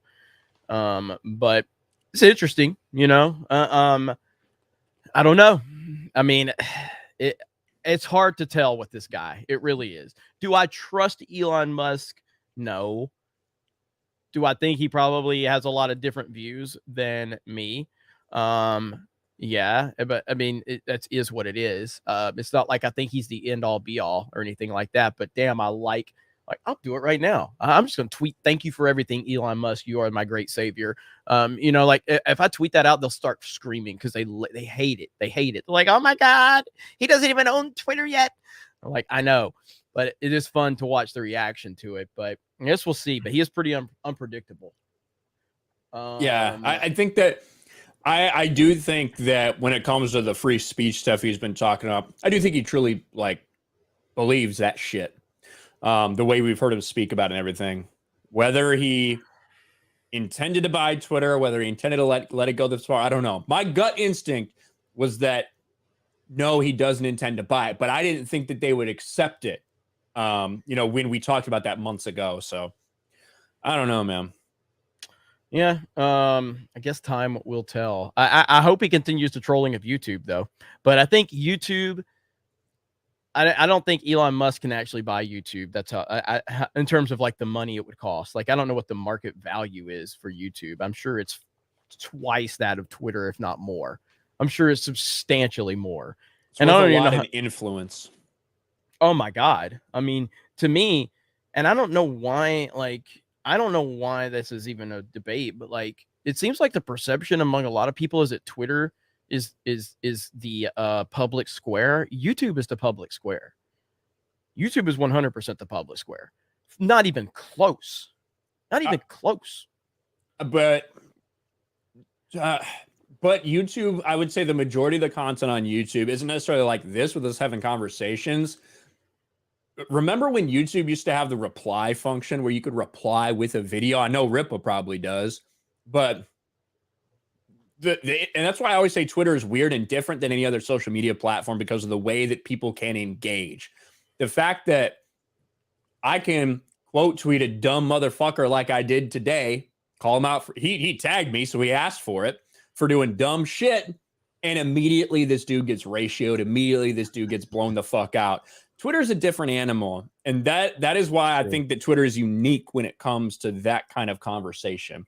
Whereas YouTube, it's pretty easy to just exist with like the people that like your stuff will come and subscribe to your channel. And for the most, that's how you see it everywhere. You see vastly different takes where there's almost no criticism or feedback or pushback in the comments, just because those are the people that found that channel and those are the people that align with that. Yeah. Whereas it's not the same on Twitter. There's constant fucking big time fighting. Yeah. Twitter's it's the wild. Well, it's not what it used to be, but it's very much like it used to be. When it was at its apex, you could say maggot and it was all good on that fucking channel. Game of Words didn't matter. That was when it was at its apex, when it was really, really fucking good. And then they got all corporate and shit. Yeah, I mean that's why so many people get canceled from old tweets. Yeah, because it's hey, get stuff I said on Twitter in 2012 when no one cared, and I was like a waiter or something. But now I'm an actor in a DC movie, and people just did hey, this guy search term F slur. Yeah. Real quick, I do want to give a couple programming notes while I'm thinking about it. So tomorrow on Geeks and Gamers Play, we are going to be doing a live reaction to Modern Warfare 2 reveal. So I'll set that event up tonight. And so you guys so if you haven't subscribed to Geeks and Gamers Play, please do that. You're going to start seeing a lot more content on that channel, gaming related. So please do that. Mods, drop a link to Geeks and Gamers Play. And then tomorrow afternoon, I will be on with Drew Hernandez. Is that going to be on Turning Point? Is that where it is, Ryan? Yep, Same show you were on? It'll be on Turning Point USA. Yeah, Turning Unless Point something's USA. changed, but yeah. Yeah. So I'll be on with Drew Hernandez. I think is it 3 Central? I think for me. So I think it's 1 Pacific. But yeah, make sure you're subscribed to them, and I'll be on there with Drew Hernandez. Looking forward to that. So yeah, so we got a couple of cool things going on. And on that note, we have a young and up and coming YouTuber who doesn't know how to use the clapping feature when he has a small little guest called Alex Jones on. It is Gary from No Drive. There it is. There it is. What's up? That was so funny, dude. That clip. We started out with that clip tonight. It's so damn good, man. Oh my god. Magic of live streaming on the fly. It was so awkward. He's like Joe Rogan and like nobody else. It was literally like a Jeb Bush please clap moment. Please and clap. if your audio would have worked, it would have been perfect because it would have. But yeah, I was oblivious to that moment. I was just talking. Yep, you were. Like when I first saw that clip on Twitter, I had no fucking idea what it was because I didn't hear the audio. I just saw it playing. I thought they were laughing at me. I'm like, what the fuck? Then I finally like turn it back and listen. I'm like, oh, okay. Oh man, it's just so the audience can know what we're talking about. We're playing this shit again. It's so good, man. It's so good. And so when's Perry Chan's when's his full edit coming out, Gary? Do we know? No, well, he said it would be on Nerdrotic Daily yesterday, but it's not out yet. it's not. I've got him busy. Okay, It'll probably be a couple days. Okay, all right, Probably here we a go. couple Right days. here. This is so fucking good. Because Rogan, out of anybody, he turned the tide on the COVID narrative, man, and that's so historic. We got to give him, big props for that. Sure.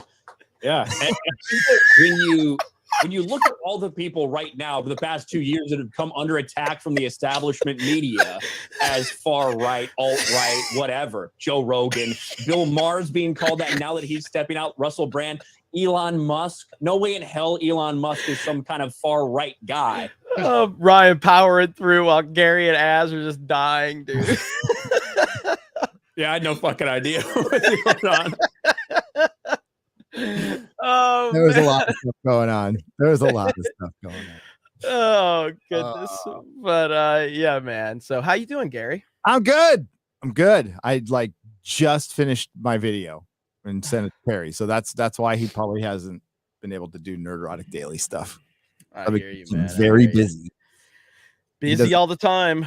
Yeah. So that's what We we got to get do. stuff out because in 9 days we're going to be in Dallas. When are you going to take off? Are you going to drive out? You're going to fly? Yeah, I'm driving. I'm driving. Yeah, I'm So, driving too. I'll I'm done touch with base with you. flying. I'll actually call you tomorrow. I'll give you a heads up on some stuff going on. So, but yeah, so I am gonna be driving. You know me, man. Can't get on a plane. But that's the thing. Like we're all so busy. And by the way, I know like a lot of people are asking like, where's the rest of the crew and all that. So basically, I've kind of made the decision like with all the channels we have, like I instead of like half the team being on this show for 6 hours, 7 hours, you know what I mean? Like we need to be worrying about other channels. They need to be making content for those other channels.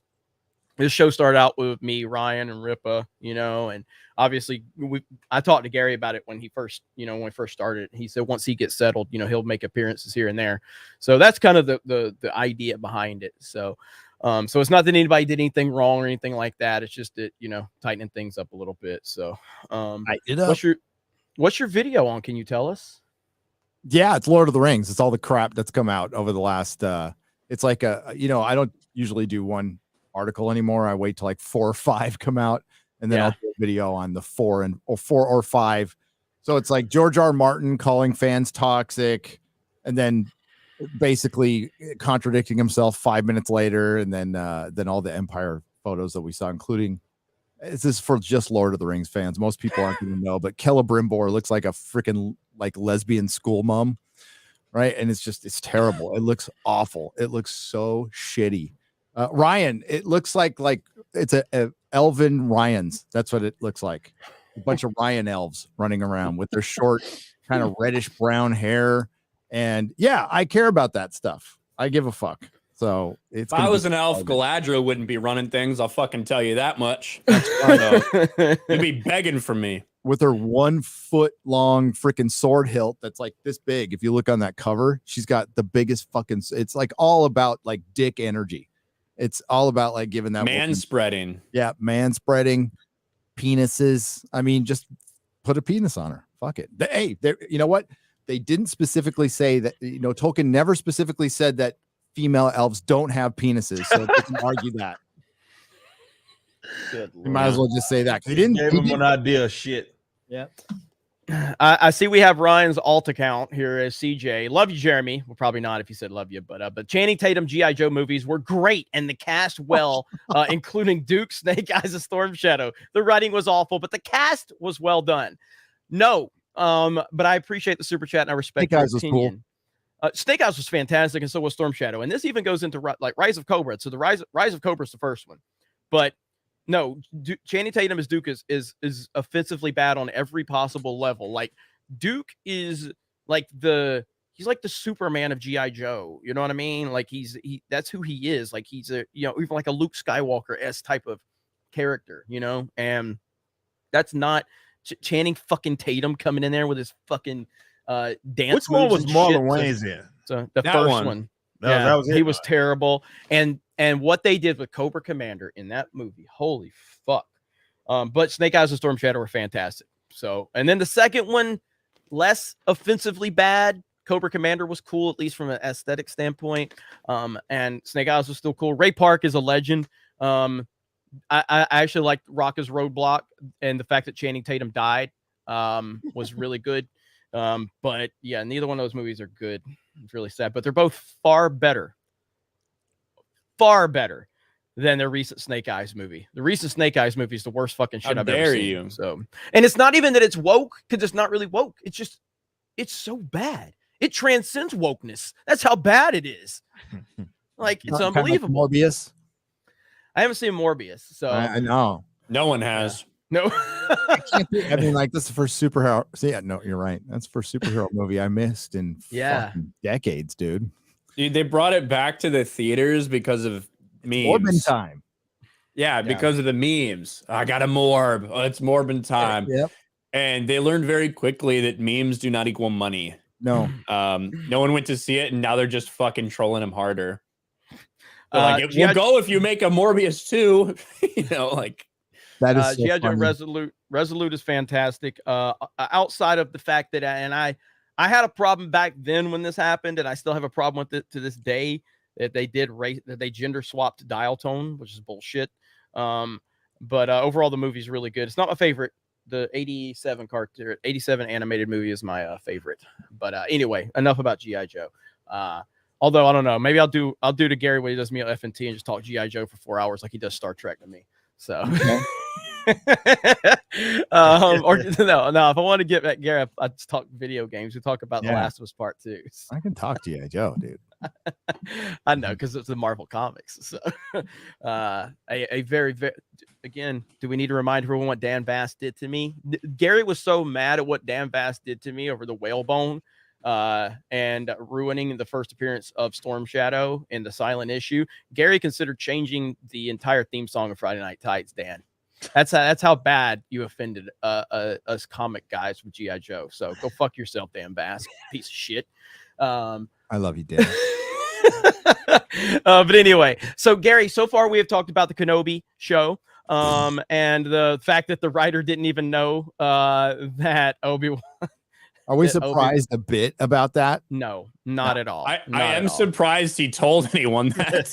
Yeah. Yes. Like, holy fuck.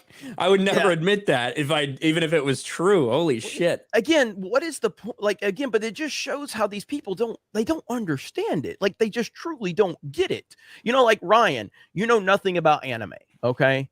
And so it's like you going in there, you know, and I don't know, basically just getting the rights to write, I don't know, a Death Note movie, which we all know about the live action Death Note movie, but I'm saying getting the rights to write a Death Note movie, but then, you know, like basically talking about how you don't know anything about light or L, you know, like you probably don't know anything about light or L. I don't know. Stands. I mean, they sound like losers. They're not losers. You can go fuck yourself, okay? You know what? I do know a little bit about anime. I know that in some animes, there's bamboo that gets shoved into a woman's mouth so she can't speak. I like that. I'm a fan of that. I would just put that. There you go, Demon Slayer. I'd put that in all animes. But yeah, so I mean, but that's the equivalent of it. Why would you publicly admit that? It just shows that they don't understand. They don't understand or care, really. It's not even about understanding. It's that they don't care. They truly don't care. Because Lucasfilm, and we know this, that Lucasfilm doesn't like us. And Lucasfilm has essentially painted us as these angry dudes on the internet that are against diversity and representation, and they just want to see their white male heroes over and over again. So anytime that they hear criticism from us, it's like they're hearing it from the alt-right crowd, you know, that they've painted us as. So these people, these normies they bring in, they're not smart enough to understand how dumb they're going to sound. So it is next level, though. It really is. So when is the next Kenobi coming out? Is it tonight? Tonight. I think so, because remember last time we were here was when they had called everybody racist, which was right before the release of the next episode. That's right. And Miss Marvel releases too. At the same time? At the same time. Wait a minute. What? Okay, hold on. Yeah. Okay, so Miss Marvel is out too? Yeah. On Disney Plus? Yeah. Oh my God, this is gonna be bad. That's right, because It's gonna be a good week for us. well, no, because one of our writers for the website, Yeah. Virginia, posted in our writing team group. She mentioned Miss Marvel. That's right. So I guess y'all see that Angry Joe post? No, about him and Miss Marvel. And so I guess he I don't know if he said, I don't know if he gave it a good rating. I don't know what he did, but he shares a bunch of comments. And somebody mentioned me in one of the fucking comments. Yeah, like not even joking. Oh, one of the posts, like I think it's the fourth picture that he sent because he's trying to show, I guess, everybody these comments like, oh, people are rational or whatever. And one of the guys, somebody that he posted, was saying that they'll wait for my criticism of it or whatever. I was like, well, y'all know I ain't watching that dog shit, but I will make fun. Y'all send me the screenshots. I'll make fun of that goofy shit. Oh, that's funny. But yeah, it's probably funny. Me. It's like, dude, I'm gonna let this play out now. I put in the private chat, can't say anything public yet. Okay. But I'm gonna let this play out, right? I'm gonna watch the shill, and then I'm gonna drop a fucking bomb. I can't wait. That's big. That's big. Yeah. Yep. I already knew about this, so I can't wait, dude. Can't wait. And like Gary, so like, dude, you made a fucking Disney Star Wars video a few days ago. Where is it at right now? Oh, view wise, like 600,000. 600,000 views. What? It's my first Star Wars video in like 9 months. It's crazy. Maybe a year. It hit like 300 in the first day, and I'm like, what the fuck? People hate shit. Kenobi. People fucking hate it. Don't believe any of the bots, any of the hype, any of the bullshit. People hate this fucking show. Like they cannot stand it. And it's only halfway through. It's only halfway through. So what is it? 7 episodes? 6 episodes? 6 episodes. 6 episodes. 6. And so yeah, it's gonna be bad. And I anticipate it. I think they're gonna go. I think it's gonna be really bad. Like I don't know. I mean, are the spoilers? Do we believe that the spoilers are 100% true now, based on what we've seen? How close have they been so far? Pretty fairly close. close. Fairly close from everything I've seen. So I feel like, again, just because there's 4,000 people here, I can't assume everybody here doesn't want it. So I'm not going to, just blatantly say it. So don't worry. They set it up last episode. So without saying the spoilers, I'll say what the setup was. When the number 2 Inquisitor was basically saying, you've gone too far for the 50th time, and says, you'll get what you deserve. And she kind of you've gone too far this time. Yeah. And she whispers to herself, you will too, and I hope I do, or something to that effect. That's setting it up. That's absolutely setting up her little ruse or whatever. Bro, if they do this, if they do what we hear they're gonna do, and it's gonna be crazy. It's gonna be crazy. So, and no, it's not my tweet where I said I hope Reva kills Vader at the end of the series and just takes over the suit. Although I really hope that happens. That's what they're doing, though. When I was rewatching it for the review, and she's walking around going, Obi-Wan. They're trying to do like black female Darth Vader because we need more black female representation in space Nazis. So I think little black girls are going to be super inspired to be space Nazis after they see Reva. Congratulations. We just want to see ourselves in a Nazi. Yep. Yeah. Oh my God, man. It's truly astonishing what level we're at. Now, also, Gary, have you seen the Predator trailer? Yes. We watched it earlier, and look, I pride myself on always kind of being ahead of the game. I was not prepared for Ripa to say that he's ready to incorporate that into the Ripaverse. That's how much he liked it. No. So Disney ripped this off from a fan film. I'm gonna rip them off. That's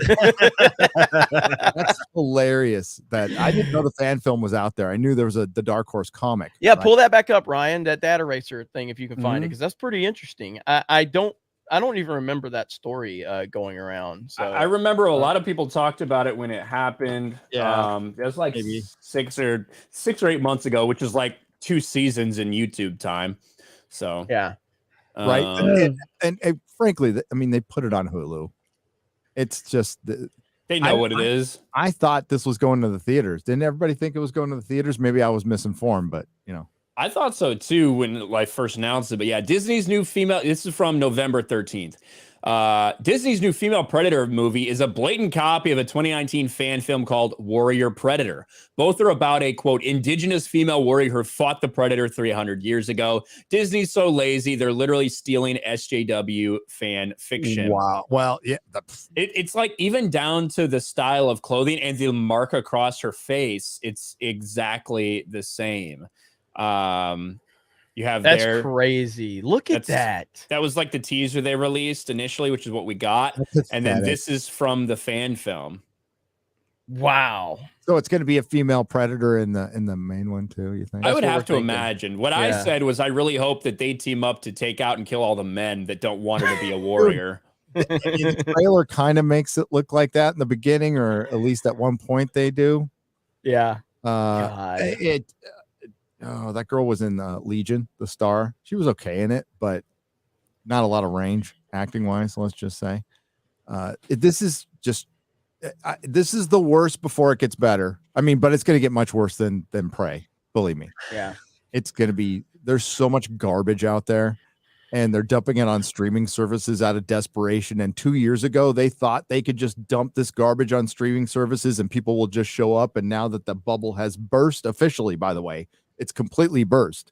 There's a date to it too. I think it was the 18th of last month when they announced that, streaming bubble burst when Netflix announced that basically they're going to be bleeding subscribers for the next couple of years, probably because I just think it's coincidental. We'll say when Elon Musk started poking around with Twitter, I think there's a lot of dishonesty in big tech. I don't think I'm going out on the limb by saying this. I think there's a lot of bots here on YouTube. I think there's a lot of fucking bots on Twitter. And I think there's a lot of bullshit accounts on Netflix. I think there's a lot of bullshit accounts on Amazon Prime. I think they inflate their shit. Yeah, there's just that's how they get away with it, though. It's like a lot of those numbers are so hard to vet.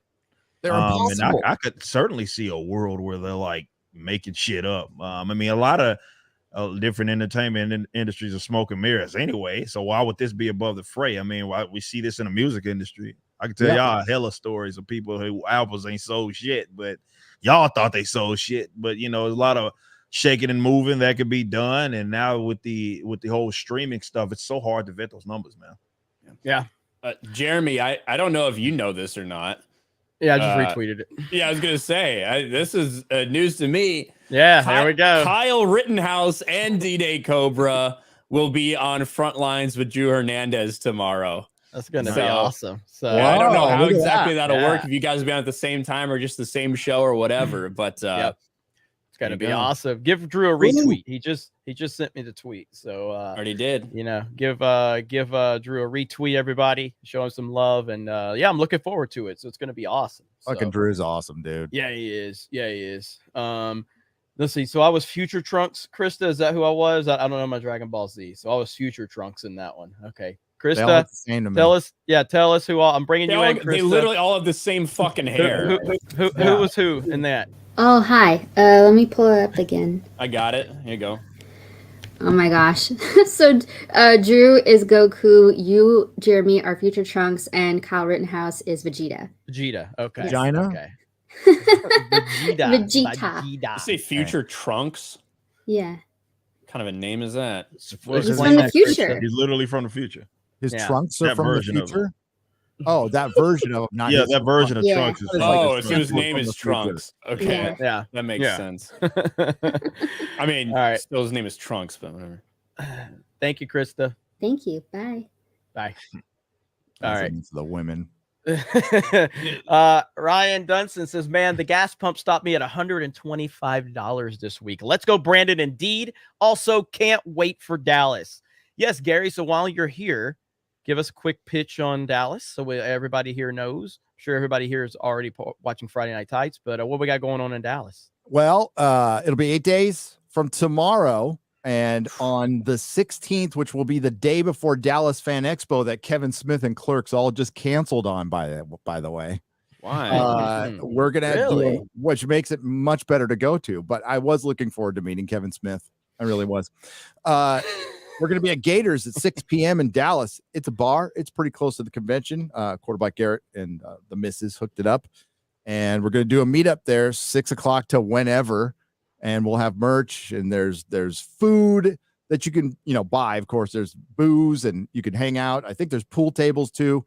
And I'll be there for hours. I'll stay there till the wee hours of the morning if I'm allowed to, and to hang out. And then we're going to run around the con and probably plan something else on the fly, probably for Saturday or something. But we'll be at the con. Then Gina is going to be at the con. You can go meet Gina at the con. And the Geeks and Gamers crew, most of who's going to be there? It's going to be you, Ryan. Krista will be there. Steph will be there. We may have a couple of people come in. I'm not going to do like a big thing that we did in Orlando, so it's going to be more low key. But we'll be there. We'll be at the meetup. We'll be hanging out. We'll be at the con. Eric. Rip, might are you going to be there? Yeah. Eric's going to be there. Yeah. Carrie Smith is going to be there. Melanie Mack is going to be there. I think I just shot an invitation. I didn't get back to her, but Brittany Venti, because I think she's in Texas too. I'm trying to get She's in the same city as I am. Okay. Yeah. So I'm gonna hit up all the Texas people and see if they'll come out. So That'd be awesome. Yeah. So I'm looking forward to it. I can't believe it's only 8 fucking days away or whatever. Yeah. Yeah. Oh my It's, God. You spend a lot of money prepared for this too. Because I needed road equipment because I'm traveling for the next 4 months. So I need to make sure I can have a little station to do videos. Just do what I did, Gary. I bought a bunch of shit for the G&G house, and I kept all the receipts and returned it afterwards. He did. He did. Yes, he did. Yeah, he did. No, dude, like Ryan, I get there. Ryan has Ryan has roadcasters. He has everything. Okay. And I'm sitting there. The first thing I'm thinking is like, do I gotta fucking reimburse this motherfucker? He goes, no, I got it. Don't worry. I'm like, oh shit. So Ryan's a beast. Yeah. So yeah, and I was like, I'll take it back. What was wrong with it? Like, nothing. There's like, oh, are you looking to replace it? Nope. No. Hey, that's a good. I got to see what we're definitely going to do that in Vegas. I saw somebody say taco truck, so we're going to do that in Vegas. I don't know if I can do that in Dallas, because I'm not familiar with Gators. Dude, I used to, whenever we used to go on trips for work or whatever, we'd have to go and stay in a hotel. Like I went to Pittsburgh a couple times for training, had to stay a week there. And I get to this hotel, it's just dog shit, like projection TVs, like what Ripa thought I used to be playing on, just terrible. So we'd go out and we'd get 60-inch LED TVs. We'd set them up in the place, and then at the end of the week, we'd take them back to Walmart and get our money back. So yeah, I've been in the game for a while. Yeah, that is some whiskey tango action right there. I'm proud of you, buddy. There you go. I do what you got to do. Yeah, Ryan's he's nonstop. It's just what he does. Here, I'm retweeting Drew from my other account real quick. So that's okay. Awesome. So yeah, looking forward to that. Happy that Drew is obviously a friend of Friday Night Tights. He's been on multiple times. He's a great guy. He's out there literally on the front lines, like his show says, getting things done. And we're happy to be connected to him. And I know Ryan's been on there with him before. I'm going on now. and it's going to be cool. It's going to be. I clipped out an appearance. We were talking about groomers. We were talking about the steps that these people will take with your children and how ridiculous it is. And I clipped it out and put it on my channel. I get struck for fucking hate speech. So he does it. It's so funny. Drew's a bulldog. That guy's a bulldog. And I love Drew. Dude, the crap that went down in Dallas this past weekend, that was very, very sad. That's Ripa's neck of the woods there. You allowed that to happen in your city. Ah, man, that shit was gay, man, for sure. It was literally gay. That's literally gay, man.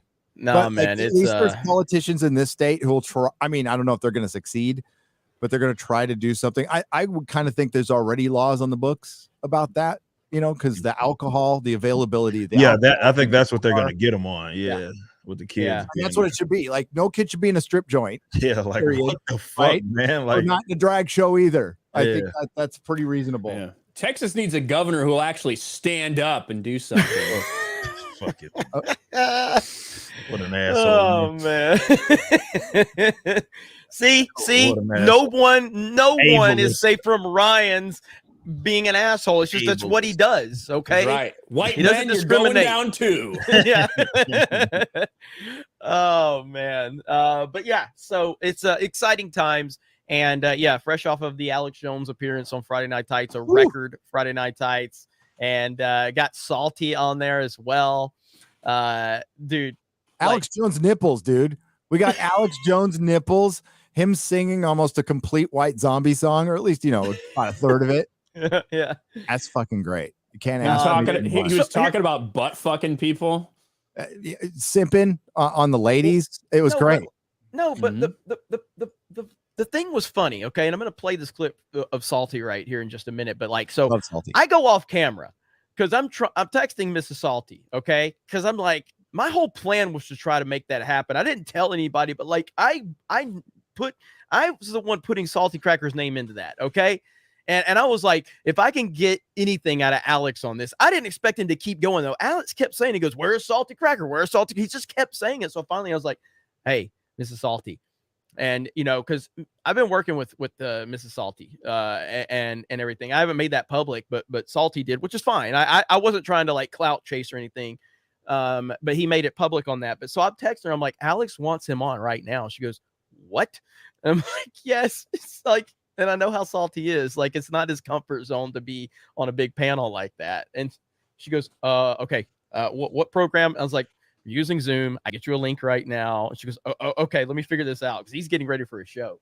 So here's what he had to say really quick. Right here. So funny. I want to get into people's channel.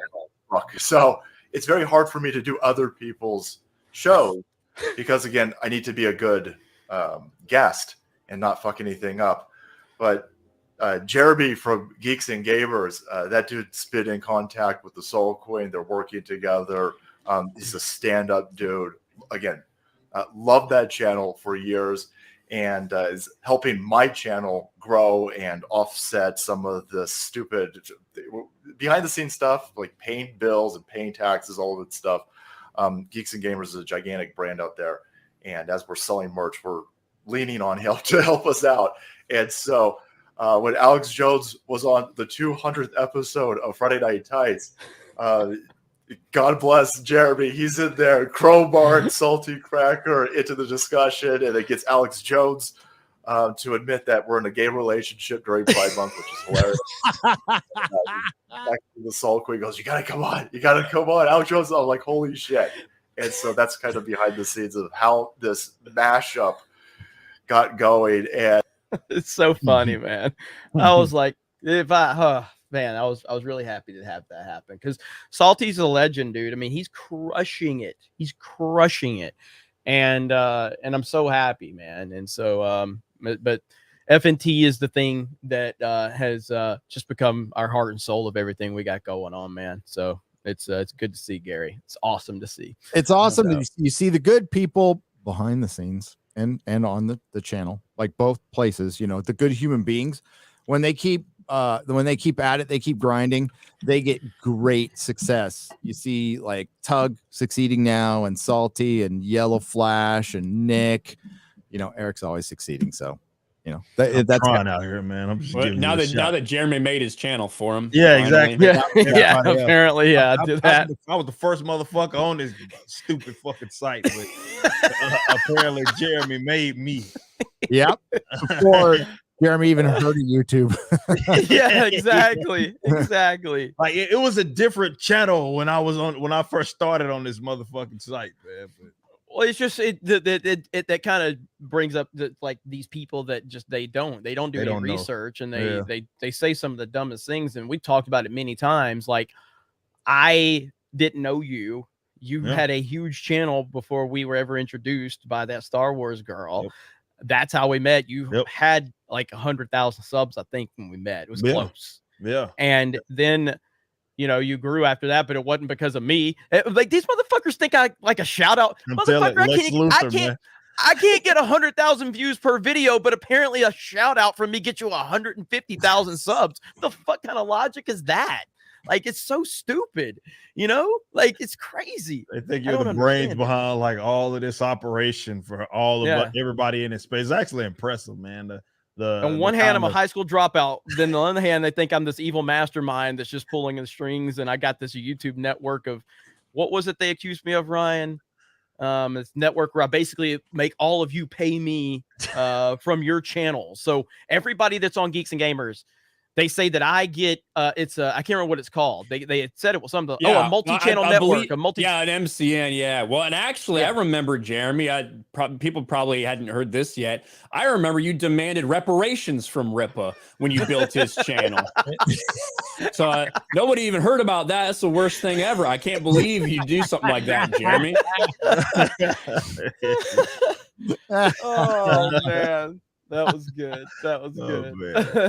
Good. But yeah, it's just nonsense, man. It's just nonsense. But we're all on this ride together, and none of us get worked. Rolo doesn't have a wrench. Let me change that really quick. There you go, Rolo. Got you a wrench there. We don't get worked up. We're not like controlling shit by well, you know what we're doing? We're fucking looking out for our own channels.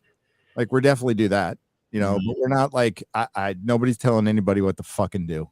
That's simple. This is all. I think they don't understand authenticity, and I think all of that stuff is a projection. It's more so why they think that's the case. Like, we can't legitimately like be cool and want to, you know, whether we have our team ups or whether we look out for each other, that people that are in our space, they don't think that can be done like organically, because they wouldn't do it organically. A lot of their shit would be, you know, they're fake fuckers, you know what I mean? And they would do stuff to try to get over and all of that. But when they see people operating like normal people do, and we just, you know, we all kind of ascend, even when we all ascended, we kind of all ascended around like a similar time when all of our channels like fucking took off. But ironically, like to what you said, Jeremy, like none of us had anything to do with the other. Like at least for us three, it was just like we knew each other because we kind of all in the same space, and we teamed up like, you know, we should have, you know what I mean? And that some people picked up on that, and that was cool.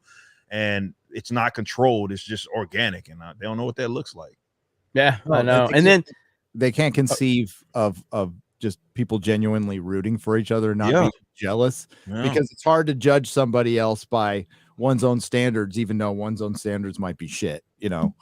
And so they just can't even comprehend that, like, hey, this is like a normal guy. We're not at each other's throats. And, you know, the quartering being at 1 million subs is awesome. I think it's awesome. I don't care. Well, and I think, sometimes the concept is lost on people that YouTube is such a massive fucking platform. There's room for everybody to make content about literally anything.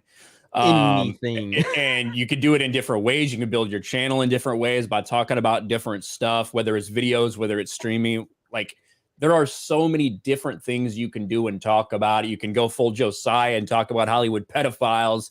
You know what I mean? You could just do what Disparu's doing, these like very thorough, in-depth breakdowns of these dog shit TV shows, and he's blowing up. So Shadversity. You know, Shad. That's the thing. Shad has like 1 million subs, and he talks about like medieval and ancient weapons and strategies, and does this make sense? Like, so far beyond what I'm doing on a daily basis, you know? So it just, YouTube's awesome for that specific reason, because it allows that type of thing. And Friday Night Tights episode 200 is hard to wrap your mind around because it's 4 years of people doing something together. That on the internet is almost unheard of because of all the reasons we talked about before. So much of it is artificial bullshit. Yep, but fake. luckily for us, the reason our audiences are here is because we're authentic.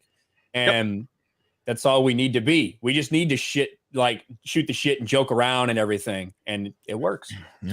Yeah, it's just it's authenticity, as Ripa said. It's just legit people who, you know, there's no ego involved. There's no there's none of that jealousy or anything like that. I don't care whose channel has what. Obviously, we all want as many subscribers and as many views as we can possibly get individually, because that's just human nature. We obviously want our channels to grow, but no one gets jealous because someone else is doing this, that, or the other. That's just not how it works. At least not in our little world. You know, there's just not, there's no egos, there's no Pied Piper, there's no leader per se. Like, yeah, I'm the leader of Geeks and Gamers. I'm not the leader of anything else. I don't tell Ripple what to do. Gary doesn't yell at me if I do something. Like, that's not, none of that shit happens. You know what I mean? Like, that's just that's not what we do. Like, if Rippo says, fuck these movies, I'm not going to see them, that don't mean I'm not going to go see it if I want to fucking see it. Rippo ain't my fucking daddy, and you know, and then vice versa. I'm going to do whatever the fuck I want, and he's going to do whatever the fuck he wants. You know, but then at the same time, when we do have like a disagreement or something, like with the Snyder stuff, when you had a different take, and they're like, oh, see, Rippo's after Jeremy. He should put him.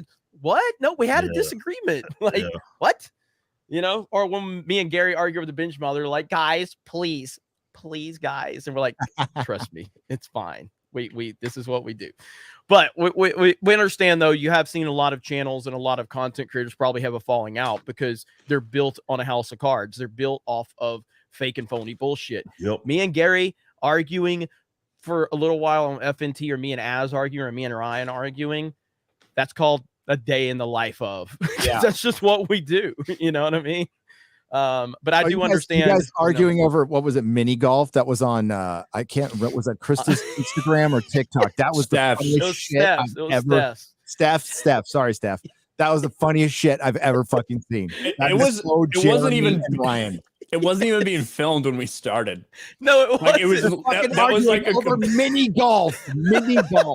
Jeremy wasn't even in the competition to potentially win. No, it was well, here's the thing. Like, so it just shows how stupid we are. Like, we were arguing over something that happened earlier in the match. The match was done, but you and Jeff tied. Me and Jeff tied. So me and you are arguing very loudly to the point where Steph turns on her camera, starts recording. And then it got to the point where the mini golf manager had to come up because he thought that me and you were fighting over who won because we tied. But in reality, it was you and Jeff. Me and you were just arguing over something. Jeremy was separate. Like 6 strokes behind or something. Yeah. And I was like, funniest shit I've ever seen. Yeah. Oh man. But then that manager was cool as fuck, by the way. He saw us like a day or two after we went to Universal to go to a movie, and he walked right up to us, was like, you guys back for a rematch? That's awesome. So yeah, he was really cool. Oh, we got to find some mini golf then. Yeah, hell yeah. I see Michelle says she's going to make it to the Texas meetup. Can't wait for my family to meet. Can't wait for my family to meet my husband and my daughter. Well, that's awesome, Michelle. Happy to hear that. So that's fantastic. Michelle's been a big supporter of us, always keeping us up to date on what's going on with her and her family. So really happy to hear that. And but yeah. So we appreciate all of you, and we know that you've seen other people, I mean, I'm not going to name any names. I'm not going to name anybody like Christian Harloff, who literally stabbed one of his friends in the back, over a virtue signal on Twitter and got rid of him because he had SJWs, demanding that he fire his friend over, what was that? It was Robert Burnett. What was it? It was David Dorn. David Dorn, right? Yeah, David Dorn. Yeah, he was upset for black people. David Dorn. Yeah. Mm-hmm. And so many YouTubers died on that fucking hill. What a weird one. Certain guys that went after me also died on that fucking hill and derailed their fucking channels. Like, what the fuck is of all things to pick? That's the one y'all pick. They all pick the weirdest and I'm shit, fucking man. anarchist. You know what I mean? Like, of all things to fucking pick, that's the one you're gonna die on. Like, holy shit. Mm-hmm. It's when it comes to this stuff, it's always this weird stuff. Like with Jacob Blake, like you could not have been more justified by shooting him than they were. You know what I mean? Yeah.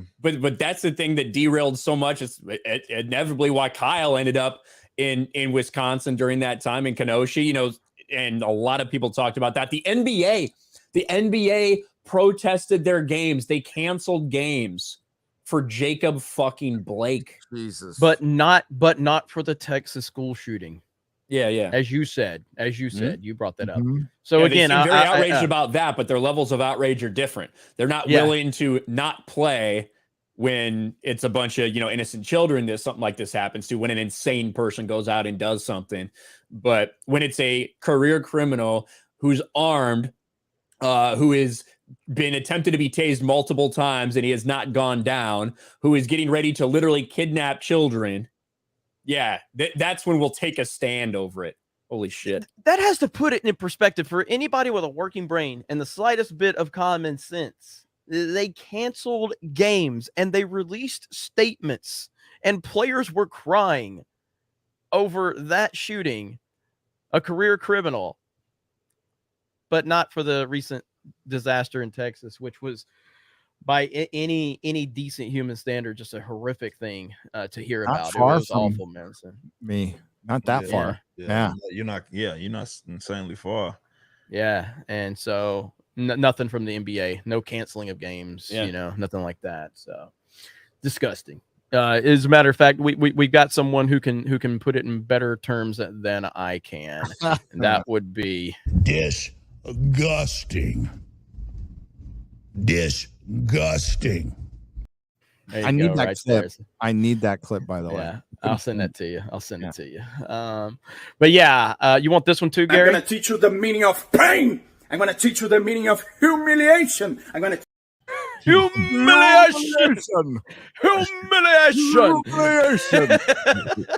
Hey, that's our guest on Friday Night Tights, you know.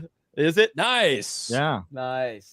Is he going to replay this clip here of the whalebone that defeated the silent issue? Probably. God, neither of you will shut the fuck up about it, to be honest. It's really annoying because he is annoying. Take Here. the L, Jeremy. Yeah. I mean, I guess I have to. I mean, what are you gonna do when you're going up against this freak right here?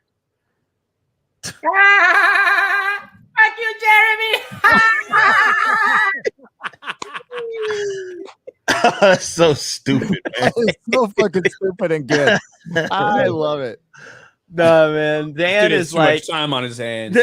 Dan is one of the coolest people I've gotten to know, man. We talk all the time. He's a really good friend. He's just he doesn't take himself seriously at all, but even though he's this massively successful and talented dude, man. So it's really good stuff. Okay, so we're gonna have to get through some of these super chats. We got a long way to go and a short time to get there. And we got a bunch of donos over on Odyssey too. Yeah, so we're live on Odyssey, we're live on Rumble. So if you guys have not followed us on those respective platforms, greatly appreciate that. In fact, I'm probably Ryan, you got to remind me, or Krista, somebody, we need to follow up because we got some discussions to have with a couple of these platforms about some opportunities. So make sure you're following us on Alt Tech, because Alt Tech is very important, and I love everything that they're doing. So if you want to run through some of those right now, Ryan, feel free to do it. So over on Odyssey, we do have a couple donos, a couple Odyssey donos from NZ Talk, from Dead Fool. The rumor about him, Johnny Depp, being in Pirates of the Caribbean, that's what Dead Fool's talking about. We'll have to see on that. I think that might be a ways out. We'll have to see if that actually happens. Radicalized Ryan for two $25 hyper chats over on Odyssey, 2 shooting stars. Appreciate that. Slimer Snarf for $25 on Odyssey with the little sticker of the coin or the medallion. Appreciate that. And we have another one that just came in from Camo Jack for $25. With all the plot holes and stupidity and entertainment like Kenobi, I can at least find entertainment in you guys and the EFAP crew watching and roasting it. So thank you. Side note, hope to see you guys in Dallas. We'll be there. You Jack. You know will. where we'll be. So that's right. And hang I would be as transparent as I possibly can. And I know I've said it a lot. we are working on this Orlando thing, and we are extremely close. There is the only thing that it's like the amount of people that we are anticipating is the problem, because we're trying to make sure that the place we have and the allotted space we have is going to be like, we're looking at minimum 1,000 people, you know what I mean? And probably more than that. And so we're just trying to, we're trying not to fuck this up.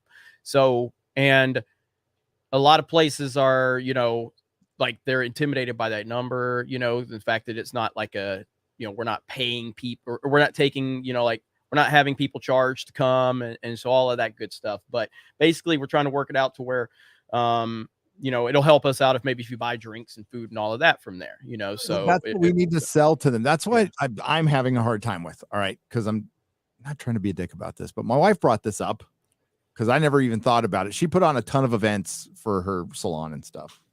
And she always sold it with, we're going to bring a ton of people who are going to buy drinks at your bar. Could you make space for us? Could you maybe like make a thing and like they would get events for free? Like they wouldn't be charged. And we're like, hey, we'll pay. Right. And we're still getting, you know, clap back for it. It's kind of weird. It's weird. Yeah. It's weird. So, yeah, we are feverishly working on that. And we have someone who's actually, you know, knows this stuff that's working on it for us. So, sweet. Yeah, we'll get this done very soon. So yeah, between Dallas, between Vegas, Orlando, like it's good stuff. And we're going to have many opportunities to meet a lot of you. And again, the only reason we're able to do this is because of all of you. And we appreciate that. So that's why we're out there doing it. That's why Ryan, moving across the country, did like 6 meetups. You know, he is an asshole. He is a racist. He is a sexist. But he also, you know, cares about the fans. So, you know, that's right. Okay. So it's fun. It's like dude, it's like the reason we do this now, to be honest. Like I sitting in this room alone for months can get kind of old. So I can't wait to go out into the world and meet you guys. I can't fucking wait. I'm looking forward to this so much. Here we go, right here. This was the video, the golf video here. When your friends are super competitive at everything. Friends are super competitive at everything. What I'm saying is that you're trying to turn a hole where you hit the ball so badly that you ricochet off something. We were playing mini golf. Right? There's Josiah in the background with his. We have to get staff to settle the argument. Help. So that counts as stroke. So I would be hitting.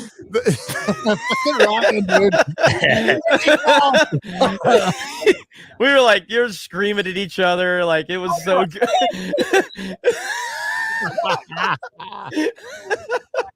That's so fucking funny, man. That what and we do. Krista sad face thing, that was pretty funny too. That's like that's just me in public, like just all the time. Like what you see is what you get, pretty much. So it is true. I mean, Ryan, there's no change in Ryan. Like he's literally he is that guy. You know what I mean? Like he's the same guy everywhere you go. I want to show, since you, fuck, what the fuck is this? Holy shit, Blabs! You're just posting all kind of crazy shit in a good way. So I saw your post on the super modern Taco Bell in Minnesota too. That's cool. Yeah, that looks amazing, dude. Really cool. Like you don't have to talk to anybody. You could just like press a button and get food, and they might get. It's a machine, so it couldn't fuck up, right, Ryan? Right. I don't believe that, because it's fucking humans that are putting your shit in the bag and send it up that tube. Yeah, there ain't no machine making a taco yet, but we're close, folks. We're close. Forget a flying car, a machine making a taco. That's edible. It's kind of it reminds me of Back to the Future. You know what I mean? Where like the Pepsi comes up and everything. That's what it reminds me of. Have you seen this one yet, Gary? Krista and Jay at Target. Have you seen this one? Yeah. How did Jay get in that fucking cart? Talking me and my son. Can you please turn the camera off? Sorry, ma'am. Right ma'am, now. No, I'm sorry. Yeah, I'm gonna get security right now because really you're the problem in the there's store. like Look really nice on you. Are you still recording? sorry. Look at Jay. Look at him. It's big. He's like 6'5". folded in there somehow. So when we went there, the whole idea was I was like, okay, Krista, Jay, go record me something. Get me some good content. Okay.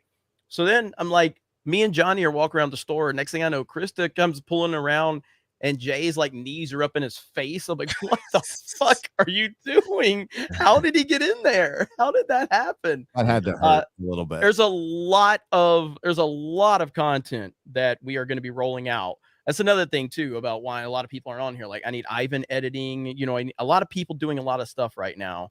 And so there's a lot of content we got from Orlando that are going to be released on this channel. We're going to do a lot of YouTube shorts, a lot of Instagram, TikTok, all that nonsense. All of it's going to be all over the place. So just be on the lookout for that. But okay, so we got Streamlabs. We've got Kangarooster says, got my poster yesterday. Looks excellent. Looking forward to meeting y'all next week. So I'm assuming that's the poster for the meetup. Is that what he's talking about? That's all he says. I think so. So yeah, so the Dallas meetup.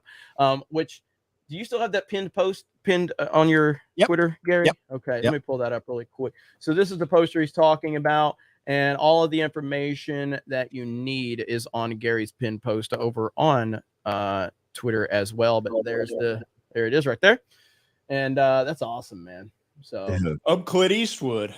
Yeah, that's cool as hell. Everybody everybody looks great. Even prostitute Chrissy looks great. Yeah, And they so got there's Hooker all the- Chrissy on there. They've got like a very stereotypical like Oriental, like from the 1860s. X-ray girl geisha. Yeah. You know, it's all the same, right? You know, pretty much. Oh man, that's good stuff right there. But yeah, all the details are right there over on Gary's Twitter account. And also, I think you got full details on nerdrotic.com, correct? Yep. So if you're looking for more information on that, we'd love to see a lot of you out there. you can email or DM me or the missus or Quarterback Garrett. We'll have all the info. Yep. So we got Link Fan. Are you going to open the Modern Warfare 2 vid with you saying I was at Walmart and finally found a copy of Call of Duty? Never tried it before, but here we go. No, it's bad. No, I continue to play it for 8 hours. No, I won't be doing that. But yeah, so we are doing the Modern Warfare live reveal tomorrow, Modern Warfare 2. That'll be on Geeks and Gamers Play if you didn't hear about that earlier. So looking forward to that. And I'm looking forward to this game. But I liked Vanguard. Not a lot of people like that one. I liked Cold War and I liked Modern Warfare 2019. So I've got high hopes for Modern Warfare 2. We'll see. It's still a little weird saying Modern Warfare 2, isn't it, Ripa? It's a little weird saying that, isn't it?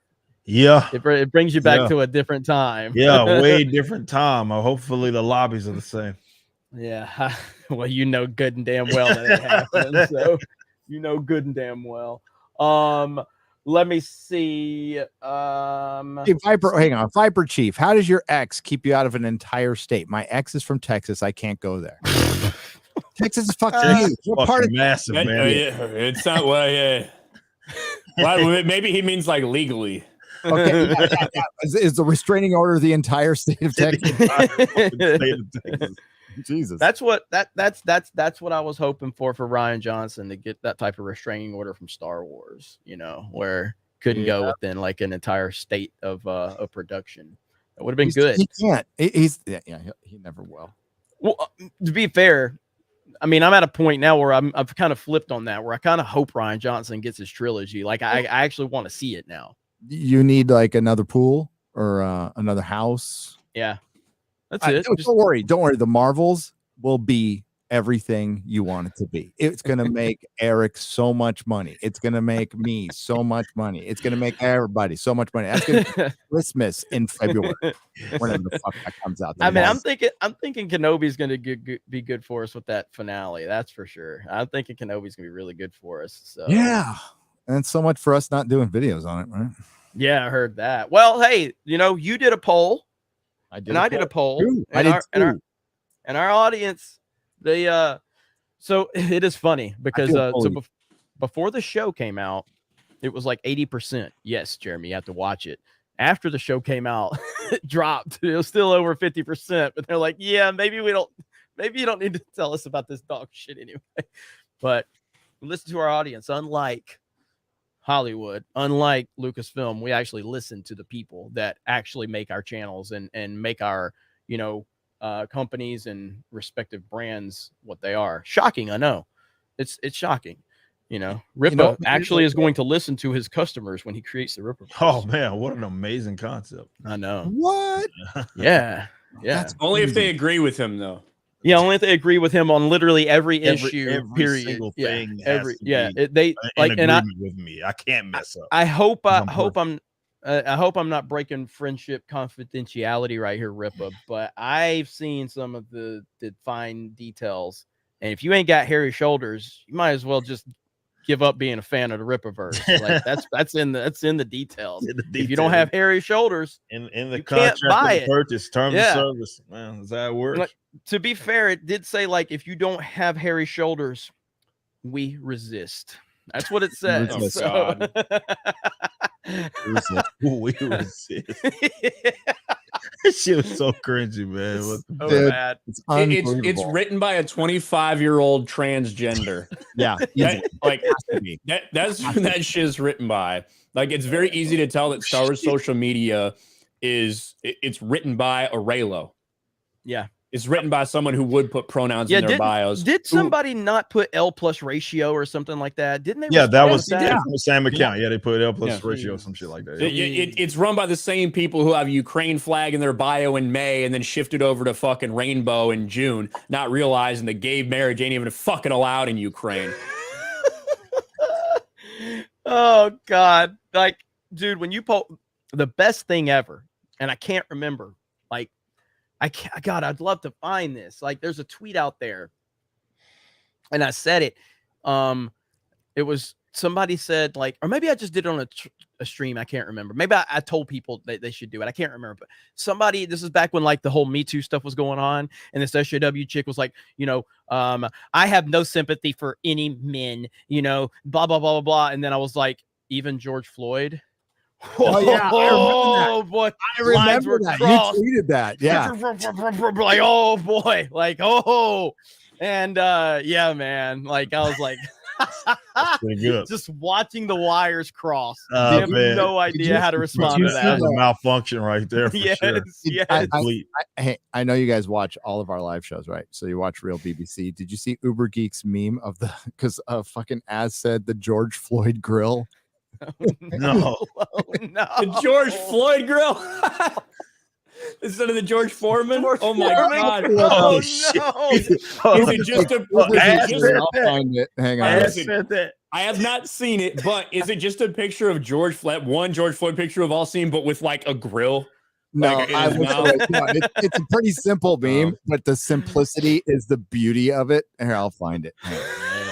Uber Geek, I don't know if you're out there. Did he mean to say George? Did he? Like, was this an intentional? I forgot what we were going off on, but yeah, he said the George Floyd grill. I'm like, how has nobody thought of that before? It's like right there. I'm gonna share it. Oh man, that is so good. That is can only be operated while laying down. Yeah. There it goes. Uber Geek's a genius. So all right, let me find oh no, it's here. I gotta scroll it down for the it says with now with added fentanyl. So he made it in like 30 seconds of Az saying it, which is like just fucking brilliant. Oh man, wow. I was expecting something much more offensive than this. I'm gonna be real. I was expecting something like with George's face on it. Old Saint Floyd. Oh, that's so good though. Uber Geek's awesome, man. Uber Geek's great. All the memers are fantastic, man. We love. They get people coming after him. Like Uber Geek has people coming after him. Yeah, because he makes FNT and BBC memes. It's crazy. Mm-hmm. Yeah, it's just these people are miserable. They don't know how to laugh. They don't know how to have friendships. They don't know how to. They don't know any of this stuff. They don't know how to debate. They don't know how to have different discussions. All of that. It's. I love how they've all been teaming up though. So we got the Legion of Memers now. Yeah. It's fucking great. And they're all buddies. Fellowship within a fellowship. Yeah, they're trying to outdo each other, and it's like the best. It's absolutely I love it. No, man, like Superman, no green rocks. Yep. Superman, if he wants to go to, he was like he gets so excited every time we mention him. So I always like because he's doing great work out there. You know what I mean? And so shout out to No Green Rocks. So yes, absolutely, absolutely. So, Cole Hauser says, Arnold's Special Forces team not only lost, but they got their asses kicked. Sorry, but Pocahontas wouldn't last 5 minutes in a New York subway. Next time, Disney, just say it's Jada. Exactly. Like Predator is the most simple thing in the world. You got 5 or 6 alphas, like major 80s alphas, going up against something that can beat them, and they get destroyed. So Arnold's got to use his head to survive. He's got, he still uses some brute force, but he has to use his brain too. And it's survive. That's how simple the movie is. And it was so different at that time because it was just all mega 80s action movies. And some guy just went, hey, let's put some sci-fi in a mega 80s action movie, right around the time of Terminator and stuff. Let's put Arnold in it. Crazy idea. And it's just fucking awesome. And they have not been able to repeat it. It's dude, just get 5 more alphas and have a Predator slaughter them somewhere. It's pretty fucking easy, but no, they can't do it. They got to keep going. Intersectional feminism, fighting autism, Pocahontas, intersectional feminist. I called her sitting feminist, by the way. That's her name from now on. Is sitting feminist. Sitting feminist. Dances with the patriarchy. That's what this is. So. It's fucking terrible. What do you think would happen if 300 years ago, if a 17-year-old girl from some Native American tribe was just like, fuck you guys, I want to be a warrior too? It would not go over well. Bear food. She'd be fucking. That's what her name would be. What happened? Oh, what happened to bear food? She became bear food. Like, it's seriously, like, nobody thinks about these things. They're just blindly just consuming. That's why the consumer meme is out there. It's just dumb. It's just dumb. Those discussions have been thrown around a lot, and I would love for us to pull something off like that. I do think that with the huge amount of people that we have connected now with, everything from Gary, Rip, all Ryan blowing up. Like, we're just all like all of our respective. If we all kind of came together and tried to do something together, it'd be pretty big. I think we could. If I could sell out a fucking venue, fucking screaming at the top of my goddamn lungs, then we can do that. Fucking, that's easy. Yeah. So. Yeah, I mean, it's just but it kind of put things in perspective when we were at MegaCon and we go and we see Gina Carano and we're hugging her and we're talking to her and she's like, "Why do you guys not have a booth here?" And meanwhile, people in line for her are screaming at us. Yeah, they're like, "Holy shit!" And I was like, "Whoa!" And then she goes, "There's a lot of people here to see you." And I was like, and again, I talked about this recently. Like, I guess I'm overly cautious of trying to like I said, like, I don't think I deserve a booth. We deserve a booth. We just want to hang out and be regular people and, shake hands, do whatever. But they were like, somebody said it to me at the convention. They're like, yeah, but you got to think about it, man. And they didn't say word for word for this, but I'll kind of take like the nice way they told me to say it. This is the harsh way that they meant it. It's not about you, Jeremy. It's not about you guys. It's about us. Make it easier for us to find you, and that's right. Like, because essentially by me going, oh, well, we're not big enough, we don't need this, we're just not, essentially people are just having to run around a fucking convention just hoping to see us. Well, what if we had a booth that was designated so that the people that wanted to come see us could go strictly to that booth? Do you that want makes me it to easier for them. Try to get us a panel? Like Chrissy did it. So I mean, like Kevin Smith just canceled. They get cancellations all the time at a con. I can have Garrett, right? I think me and Ryan can probably talk to somebody who could help us out with that. So, as soon as this is over, we can call you and tell you. So. Yeah. Why not? I mean, it's not a bad idea. So, I mean, I'll do it.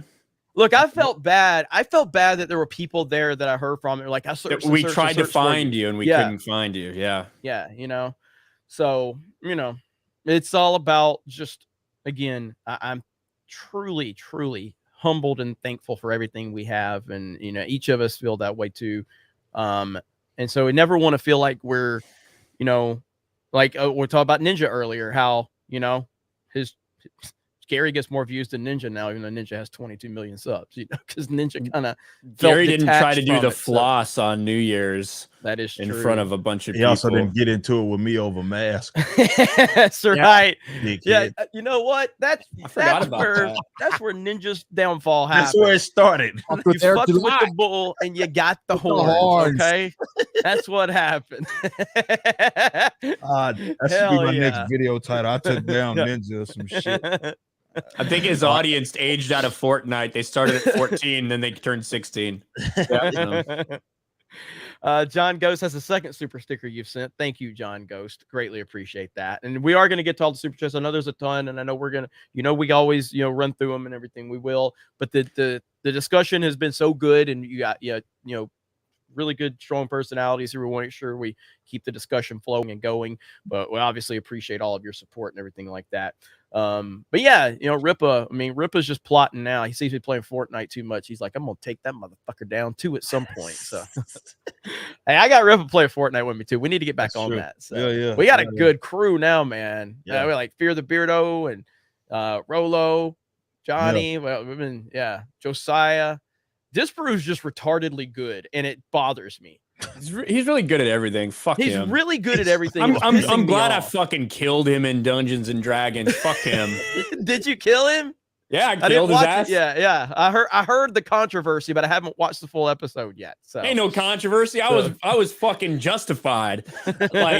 So while I was gone, this is really pissed me off. While I was gone, Disparu and Epic Mike decided to basically kill my character because we needed enough blood to open some door. It needed a sacrifice. So they sacrificed me when I wasn't there to defend myself or argue against it or anything. But then after they killed me, they basically almost killed me. Then they fucking healed me up. I was so bitter about that. And so we went through this fight at the end of our episode where a bunch of us got knocked. And the girls, instead of getting up Disparu's character, who could have helped heal, they decided to heal the people that were closest to them. And I was like, please, fuck. If this can only work. I've been plotting my revenge. Nobody knew about it. It'll only work if they fucking don't get the guy they should get up. And of course, they revive me. I immediately walk over to Disparu and just shove my knife in his fucking chest and kill him in cold blood as he's laying on the ground dying. Dungeons and Dragons betrayal. That's nice. Well, Geeks Gamers Tabletop has been great. They're closing in on 5,000 subscribers. That channel has blown away every single possible expectation I had. I am truly astonished at how quickly that channel has taken off. Great job to Arudai and everybody on the panel. You thank you all the guests and everything like that. I know there's a certain individual in this panel that's been requested a few times. Has a channel with the yellow icon. He's been requested a lot, so... Young Ripa is in it. No, I know you're talking. I know you're talking about Gary, but I'm saying that, I'm saying Eric has a character that's in the game. Look at him. He's like, oh shit. Well, Blabs, she can summon some spirits or whatever, and the ground-based one is a bear, and she named it Young Ripa. So and it just goes and mauls people, and so she's constantly summoning that thing, and it's constantly getting its ass kicked too, but it never dies. So it's really weird. Nice. But, yeah, you're in the game. There's art of you. Nice. I swear, there's fan art of her and Young Ripa. Honestly, nice. Creating the tabletop channel was a discussion that I'd had with Ryan for a while, and this is why it's important for all of you to know that your feedback matters. So I don't know anything about Dungeons and Dragons. I am completely I have no clue what's going on there. Okay. But so many of you just kept saying stuff. I kept getting emails. I kept getting stuff. And, at the right time, Rudai approached me and it worked out. And, had a couple of interviews with Rudai. And again, that channel it's his baby. He's doing a great job on it, but I'm really proud of it. So, and then C-Law says 123, your sports channel has been ripping it. Love that channel. Keep up the good work. That's Ryan's baby right there. This is a good one. Thomas Benton. Okay, so real talk. What is the superior breakfast setup for you guys? What kind of drink would you guys pair with such entree sides? Which pizza style is truly superior? There's a fucking big super chat here. Chicago style or New York? Is pineapple on pizza truly hearsay? Okay, so this is a lot. In terms of breakfast, I typically like, funny thing is I don't eat breakfast for breakfast. I like eating breakfast for like dinners. Like I don't like, I love breakfast food, but I don't eat breakfast normally, like in the mornings. But I like really, really well cooked bacon. All right, scrambled eggs and toast. That's bacon right there. That's a breakfast right there. So good, well cooked, bacon, scrambled eggs, toast. I'm good. And if you want to add pancakes or waffles, man, I lean pancakes. So there we go, Gary. Oh, I'm pretty simple, man. Not as simple as you, but no. Eggs and sausage or bacon, either or, by themselves with like the hottest hot sauce ever made. Occasionally you could just put it in a corn tortilla, make it a taco. That's basically my breakfast, lunch, and dinner most every day. Like I don't eat a lot of meals anymore because I'm old.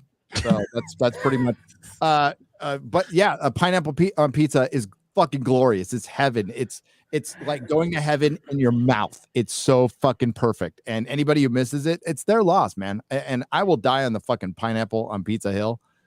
I have no problem doing that. That's right. This is not okay. It's just not. And orange juice in the morning. Gotta have orange juice, and then followed by a really fucking strong cup of Nerdrotic blend coffee. I'm joining all the haters on Twitter now. I'm gonna cancel Gary too. I can't bring it. I don't care. Hey, you know why I like Stranger Things season 4? Because they talk positively about pineapple on pizza. Oh God, I'm a shill for that show now. Not surprising. Yeah. That's why I've never watched an episode. Breakfast Rippa. I eat the same breakfast, believe it or not. I eat one or two variations, the same breakfast I have forever since I was an athlete. It's a cup of oatmeal, blueberries in the oatmeal, a cup of strawberries, and 3 scrambled eggs. And like usually like maybe 2 strips of bacon, maybe with that. If not the oatmeal, then it's like breakfast steak with it, but same thing, without the blueberries, I guess, but strawberries, couple of strawberries, 3 scrambled eggs, 2 strips of bacon, and bam. And that's it. That's really it. I don't like having like drink that I just drink fucking water. That's it. Just nervous drinking water. Nervous drinking hydration, spring water, bro. That's just literally all I spring water all day. All day, man. Is the question what we eat or what would like to eat for breakfast? That's what I like to eat. I like to just eat eggs. But see, like, what is the superior breakfast setup for you guys? So I would say, like, for us, like, it's so for us, what is the superior breakfast setup for you guys? God, that's so like breakfast. I love so many fucking breakfast foods. Like, I love waffles, I love pancakes, I love biscuits and gravy. Yes. If I go out to a place, I usually get something where I can eat like everything. I'll get like a short stack of pancakes. I'll get hash browns. I'll get extra crispy bacon. I'll get scrambled eggs with cheese on it. Like I get wheat toast. I want everything. Now, breakfast burritos are where it's at. I made breakfast burritos. I made breakfast burritos for everybody at the G&G house. That were simple because you can't fuck this up, man. Potatoes, bacon, eggs, cheese. Throw some jalapenos in there. Wrap it in a tortilla with some hot sauce and fucking eat that shit. Breakfast is amazing. I found out that breakfast tacos and breakfast burritos like weren't a thing like up north, and it blew my fucking mind. I'm from Texas, obviously. That's all we fucking eat. Breakfast tacos and shit. I didn't really get into them until I was in California. Yeah, like I traveled up north, and like I was like, I remember my band was fucking my old band was touring and up there, and I was like, yeah, man, kind of find a spot. I remember talking to one of these cats at the gas station trying to find a spot we can get some breakfast taco. Motherfucker looked at me like I had said. Like I had cussed him out or something. He didn't know what the fuck I was talking about. Like breakfast taco. I was like, yeah, motherfucker, breakfast tacos. Y'all eat like you know, eat this shit up here. I was like, what the fuck? I can't get a breakfast taco nowhere up here, man. Now what I actually eat is fucking miserable. What I actually eat is 5.3 ounces of vanilla Greek yogurt mixed with a third cup of peanut butter granola clusters. Or I'll do 2 eggs with some egg whites, diced peppers and spinach, all scrambled up, topped with just a little bit of cheese, and every once in a while throw some bacon in there. That's what I actually do for breakfast. I can't wait because, again, speaking of the G&G house and our Orlando footage, so we've got a lot of food videos coming your way, and I can't wait for you guys to see the Mexican candy versus American candy showdown between Ryan and Ivan. That was really good. The Taco Bell video is better. I like that one. The Taco Bell one is really good too. And honestly, I could probably launch those probably by they don't really, they do need some editing. So I need to get with Ivan on that. They do need some editing. So bonus material. Best breakfast in prison, biscuits and gravy. Hell yeah. Biscuits and gravy's fucking incredible, dude. So good. Like, dude, breakfast is like, I think that breakfast, when you look at all the good, I feel like it's like the best potential meal. Yeah, no, I mean, like, there's like, yeah. Get on a shingle. That's right. Yeah, biscuits and gravy. I don't know of a human that doesn't like it. You know what I mean? Like, it's unbelievable. And if you get just like a really fresh biscuit that's warm, you can eat that bitch plain. If it's like, if it's just like a legitimate good biscuit, buttery, like you eat that shit with nothing, man. And guess what? If it's a shitty old biscuit, you cover it in gravy and it gets soft. It's better. You've never tried that, Krista? What? She's from fucking Canada. She doesn't eat good shit. Krista, what My haven't you grandma tried? used to make them goddamn biscuits, man. Like, would put like jelly and shit in the shit, man. I used to fucking destroy them goddamn. Ooh, that things. sounds good. Yeah. Krista, what haven't you tried? The biscuits and gravy. I've never tried that before. Oh, you ever stayed at a fucking hotel? Yes.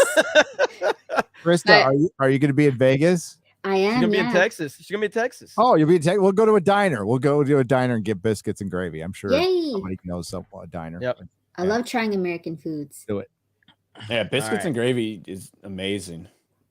Bye, Krista. God, I'm fucking hungry now. Yeah, I know. Good thing I've got my other American food, squeezed peanut butter. Oh, jeez. So why are you on like a keto thing right now, Ryan? Why are you eating like a rabbit? Right.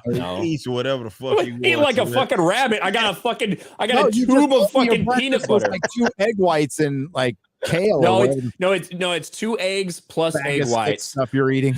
So usually I do 2 eggs plus 2 egg whites, and that's about right. But no, I'm eating a normal diet. Okay, I was just checking. I'm like, yeah. You got your $20 out of that one. Yeah, you did, Thomas. You got your 20 out of that. We didn't even ask part. He also answered, "What's the best style of pizza, Chicago or New York?" We didn't even talk about that. I don't even think it's. I don't. As someone who has probably had more Chicago style pizza than most people here, I don't even think it's right to talk about it because Chicago style pizza is a different thing. It is like a fucking pizza casserole. It is. You can't compare it to all other pizzas in the world. Well, yeah, like so is it like the deep dish Chicago pizza? Like Chicago style stuff, deep dish pizza. I mean, first time I had it was with Jeremy. And who else was there? What's her name? The YouTuber you invited over. Where was this? In New York. The first time you had Chicago style pizza was in New York? New York pizza. New York pizza. The first time Hey, Viv. Drawing a blank. Hey, Viv. I haven't talked to her forever. Yeah, hey, Viv. She's great. We love Hey Viv. So yeah, Hey Viv was there. So yeah, I haven't had enough of either to actually make a definitive claim, but I recall just being blown away by Chicago pizza. Like I recall being like, yeah. Aaron, who awesome. Used to be on our sports wars team, took me out to a Chicago place, and it was, oh my god, where did he take you? Good. Like I honestly can't remember. This was back when when Facebook brought us out there and Gino's East, Lou Malnati's, Giordano's. I got a question. 5-6 years ago, I can't remember. Will you get shot first? Eating a New York pizza in New York or eating a Chicago pizza in Chicago? Oh, that's a good one. You can go either way. I don't get shot anywhere. I'm fucking invincible. You already told me you're gonna get shot and killed one day. So. Yeah, that's true. It ain't gonna be by a stray though. It's gonna be intentional. I'm not gonna go with just random bystander shot in Chicago. It's gonna be like I get shot by a Taco Bell employee in Chicago because he fucked up my order and I called him a retard and he fucking blew me away. Brian died how he lived. Yeah. Yeah, I ain't making it past 50, so I gotta enjoy life now.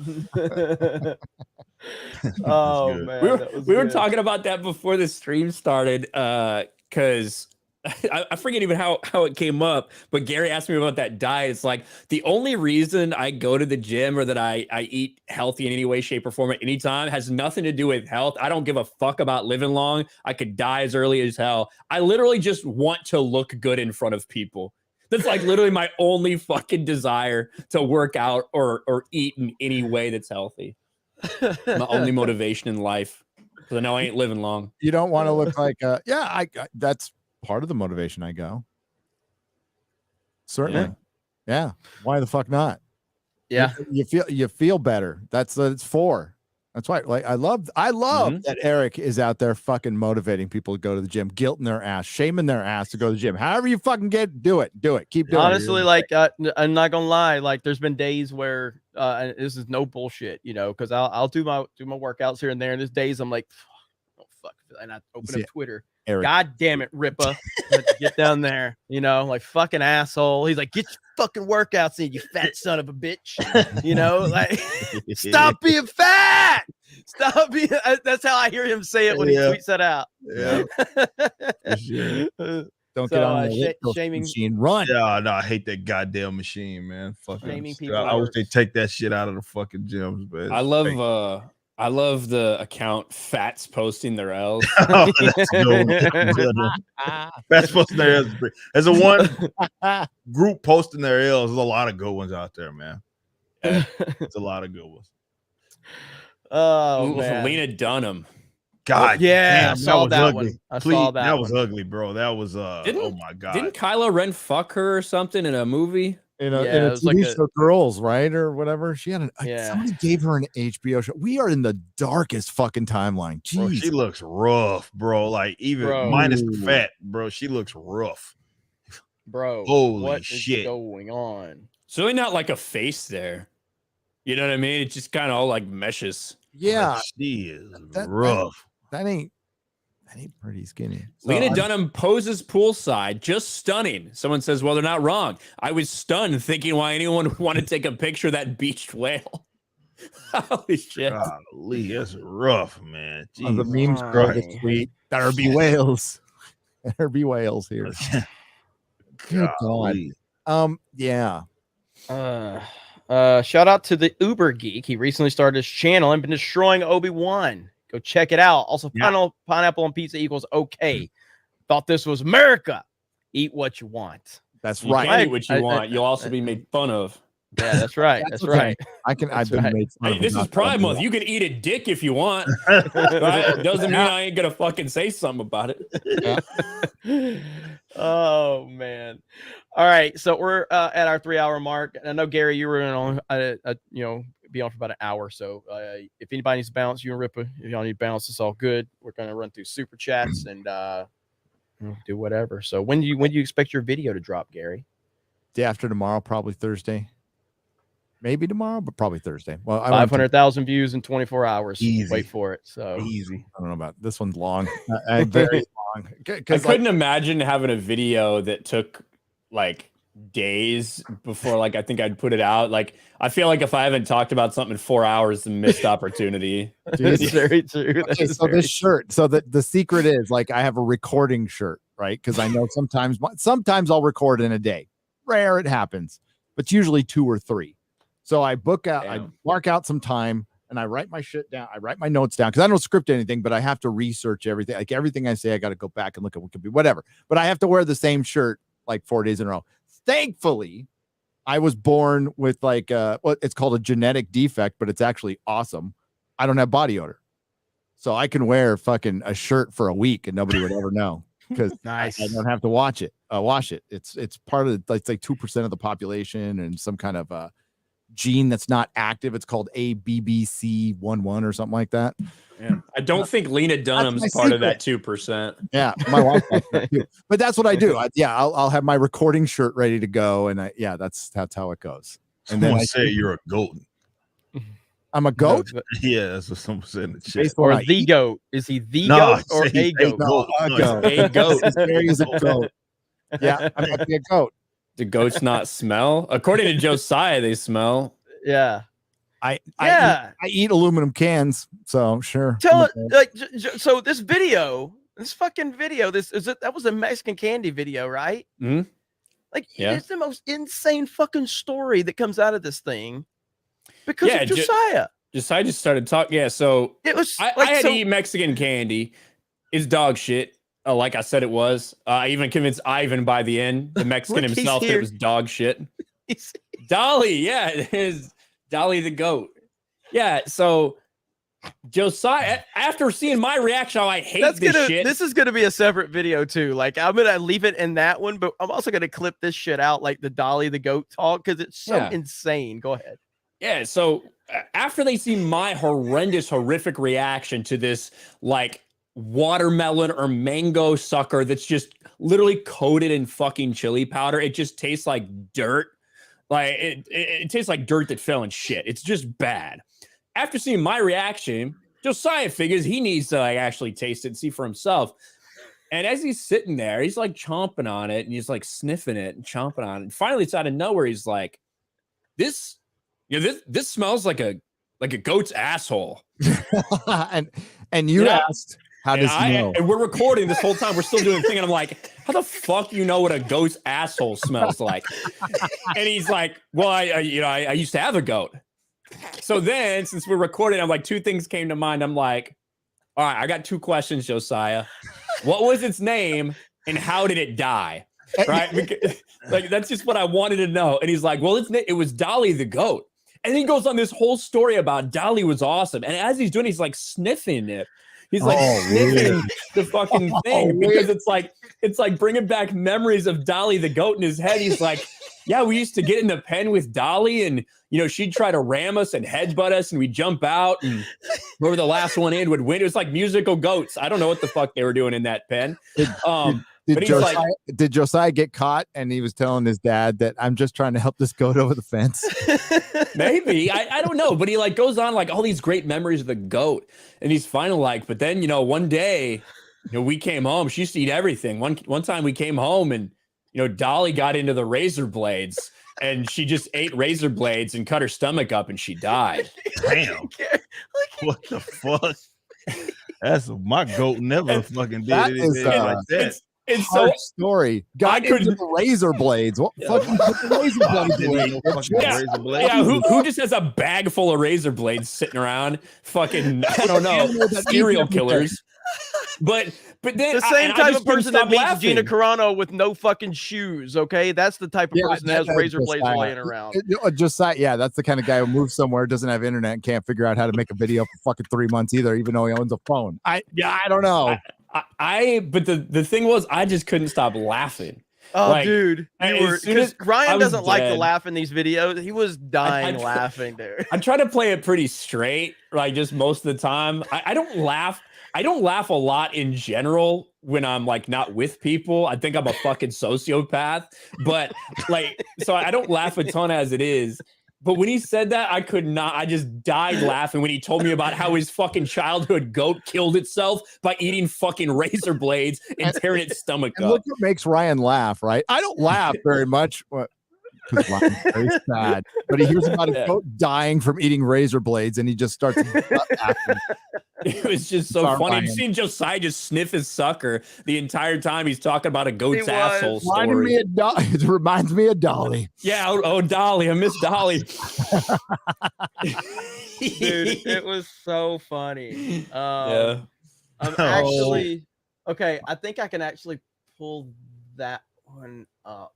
Oh yeah, just that part of it. I think that's fine. It'll take me a minute to go through it. So we record, and the thing is, we started recording this at like 3:30 in the morning. The night before we're supposed to check out. out. Before we're supposed to check out at 10. So we had been like cleaning up, but we just like started going. Me and Ivan just started filming, and we just kept fucking rolling for a couple hours. And then Josiah goes off of this. So we're all a little loopy. We're all a little tired. And holy fuck, it was just one of the funniest things I've ever heard, because it couldn't have worked out any better. Like me asking those two questions, because if someone he said I had a goat, then it had to have a name. It was probably something dumb. And also, like, more than likely, I don't think that the goat just got old and died, or they gave it away. I think that goat died. You know what I mean? And sure enough, we had a pretty good story to go Sure enough, there he is right there. The weirdest smell. It's weird. Yeah, I don't have it. You know what, Ryan? Because it was on my phone, and I uploaded the Mexican, uploaded it because it's on my other phone, and I kept getting a fail. It wouldn't upload, so I'll have to transfer it through the wire. So I don't have it in the Google Drive right now. So yeah, I'm not going to do it here. This was depressed from Josiah sniffing its butt all the time. Yeah, well, that's what I think. I told him when I was on the Epic Verse podcast the other night, you know, it occurred to me that maybe the reason that, you know, Dolly ate those razor blades because it was tired of being like used as a slave for your fucking gladiatorial games where you guys go in the pen and try to get her to run at you and see who lasts longest. Maybe Dolly was just tired of that life. And that did go by. Ripper, you had a goat too? Yeah, I had a goat. We talked about that on, like, was that the last? You showed us the picture of Yeah, that fucking I showed goat. that picture. His name was Bob. Bob. No shit. That's awesome. Like no shit. Where the fuck did this come from? That's Steph took that picture, but that's not what he was eating. No, that's not what he was eating. But like, so this was the cloud. That's when he was eating it, though. So the Legion of Memers, I love that. So I had to give you a shout out because I'm like, where the fuck did this picture come from? So anyway, go ahead, Bob Rippa. and Dolly. Bob. Yeah, that was Bob and Dolly. Bob the goat. Yeah, Bob the goat. God, what a story, dude. But yeah, we do like the direction I'm taking Geeks and Gamers in a lot of ways. And again, just obviously you see that I've picked up the content here on this channel, but like there's a lot of editing and a lot of narrative driven stuff we're trying to focus on. And it's going to take time and it's going to take a lot of editing. But I think the final product is going to be really good. I mean, for instance, we got this food tier discussion that's being edited right now between me, Ryan, and Jay. And by the time that thing gets released, half those fast food places going to be out of business. No, it should be released in the next week. And so that was let's see. Hang on, I respond to one message. Ryan, go ahead and start reading through super chats. But yeah, we'll get that out very soon. Hey, look, Josiah says Bob and Dolly might need to become a comic book or a show. Bob and Dolly, I like that. Bob and Dolly sound like God. They're gonna be in the Rippaverse. Just two goats in the background. Yeah. All right. Let's see. Oh, we got Paul Walker. We already told Rippa that Paul Walker passed away. Got that. Oh yeah, Gary, you need to bounce. Yeah, I need to bounce. But Okay. F's in the chat for Paul Walker. Yeah, F's in the chat for Paul Walker, Dolly, and Bob. Dolly and Bob. Bob the job, the razor blades, though. No. Thanks, guys. I can't, and I'll see y'all soon. Yeah, man. yeah. Hey, Gary, appreciate you, bro. So I'll are you crashing early tonight? You're gonna be up for pretty I'm late. gonna be up for 2 more hours. Easy. All right. If I don't call you tonight, I'll call you tomorrow. I'll touch base and we'll talk about possibly getting panel if we can. I don't know if that's even an option. Well, I'll talk to you about it though. Right on. Yeah, and I'll hit up Garrett right after this. Eric, Okay. take it easy, man. Yeah, man. It's, Good. I can't wait to what is this? It's fucking 8 days. 8 days. 8 days, man. Yeah, 8 days. It'll be 8 fun. days. Yeah, be fun. All right, Gary. Talk to you later, buddy. Take it easy. All right, bye. All right, Rippa, you good? You can bounce. Well, bounce. you all got I shit got to this do, email so- that I need to follow up with. I've been looking at, and I was like, I'm gonna answer it during the show, and I still ain't fucking answered that shit. So I need Okay. to get to that Riververse shit. But Are you gonna be too scared to play me in Mario Kart, or are you gonna actually make it? no, I'll be So- here. No, I'll be here. I won't actually- be on the road. Actually, I won't be here. Oh shit. But I might. I'll have to see. Wait, what? Yeah, I won't be because I'll be on the road because we got some stuff going on. So anyway, we'll talk about it. But yeah, man. All right. Good seeing you. And are you gonna be up playing anything tonight? I might play Fortnite later on. I'm not sure yet. Maybe So. text me. Yeah, maybe. I just like I said, I just gotta get to these some of this work, and that's about it. Okay. All right, bro. Talk to you later. All right, man. See y'all. Y'all subscribe to Rippa. Yeah. Follow Rippa on Twitch, and he's good peeps. So, all right. Alex Slusher for $2. Good evening to everyone. Good evening, Alex. What's up, Alex?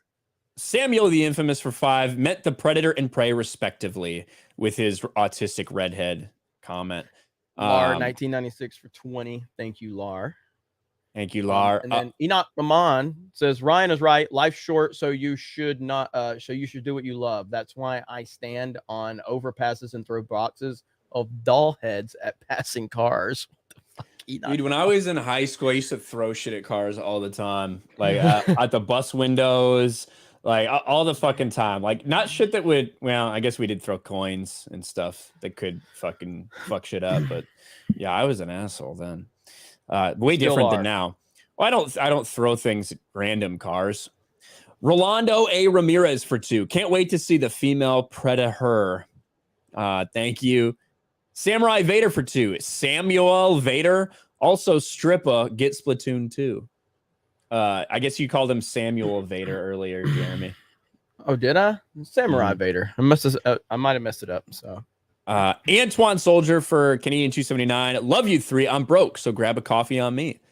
Thank you, Antoine Soldier. Appreciate it, man. Hey, Ryan. So I just got a notification. Broncos and Walton Penner family enter into purchase and sale agreement for agreed to price of $4.65 billion. Broncos. What's going on with that? Well, I mean, the Broncos have been for sale for a while. I don't really know who's buying them? The Walton Penner Group is that. Who are they? Is that like the Walmart guy? Yeah. Oh, Walmart really? Air, Okay. Rob Walton. I don't think that's either of the ones that included like bidders that were like interesting. Like I know the Mannings were part of a group and somebody. So it's What normal sale. kind of poll do you guys want me to do on Fortnite? I see all you guys talking about it.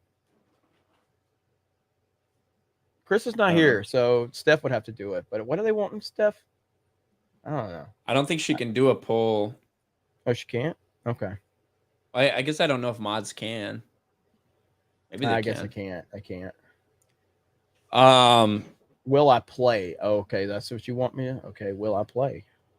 No. All right, where the fuck did this go? All right, here it is. All these super chats pulled up. Blue-eyed Scorpion for 5. Fucking thing powerlifted a grizzly and she's gonna tomahawk battle it. Evidently.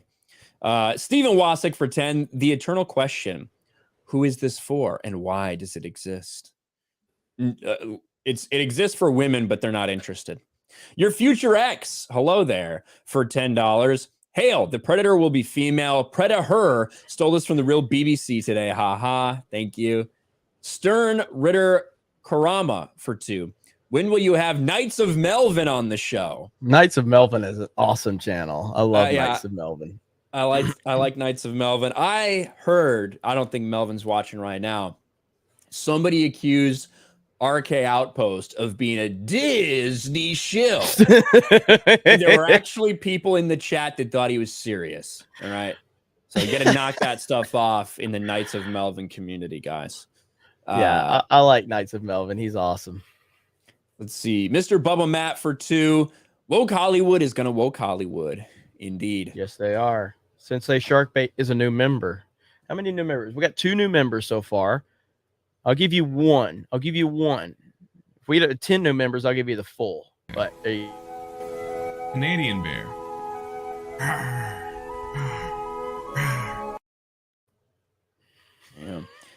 Rush Pabst for $5 says Ethan Ralph 8 Lena Dunham. Prove me wrong. Thank you, Rush Pabst. I cannot prove it. Saguda Deb for 5. I don't care what the haters say. All 3 of you are brave and stunning. Thank you, Saguda Deb. Appreciate it. New Craftsman for 10. I don't know, guys. I'd be willing to watch Gina Carano fight the Predator. I mean, I'd be down for that.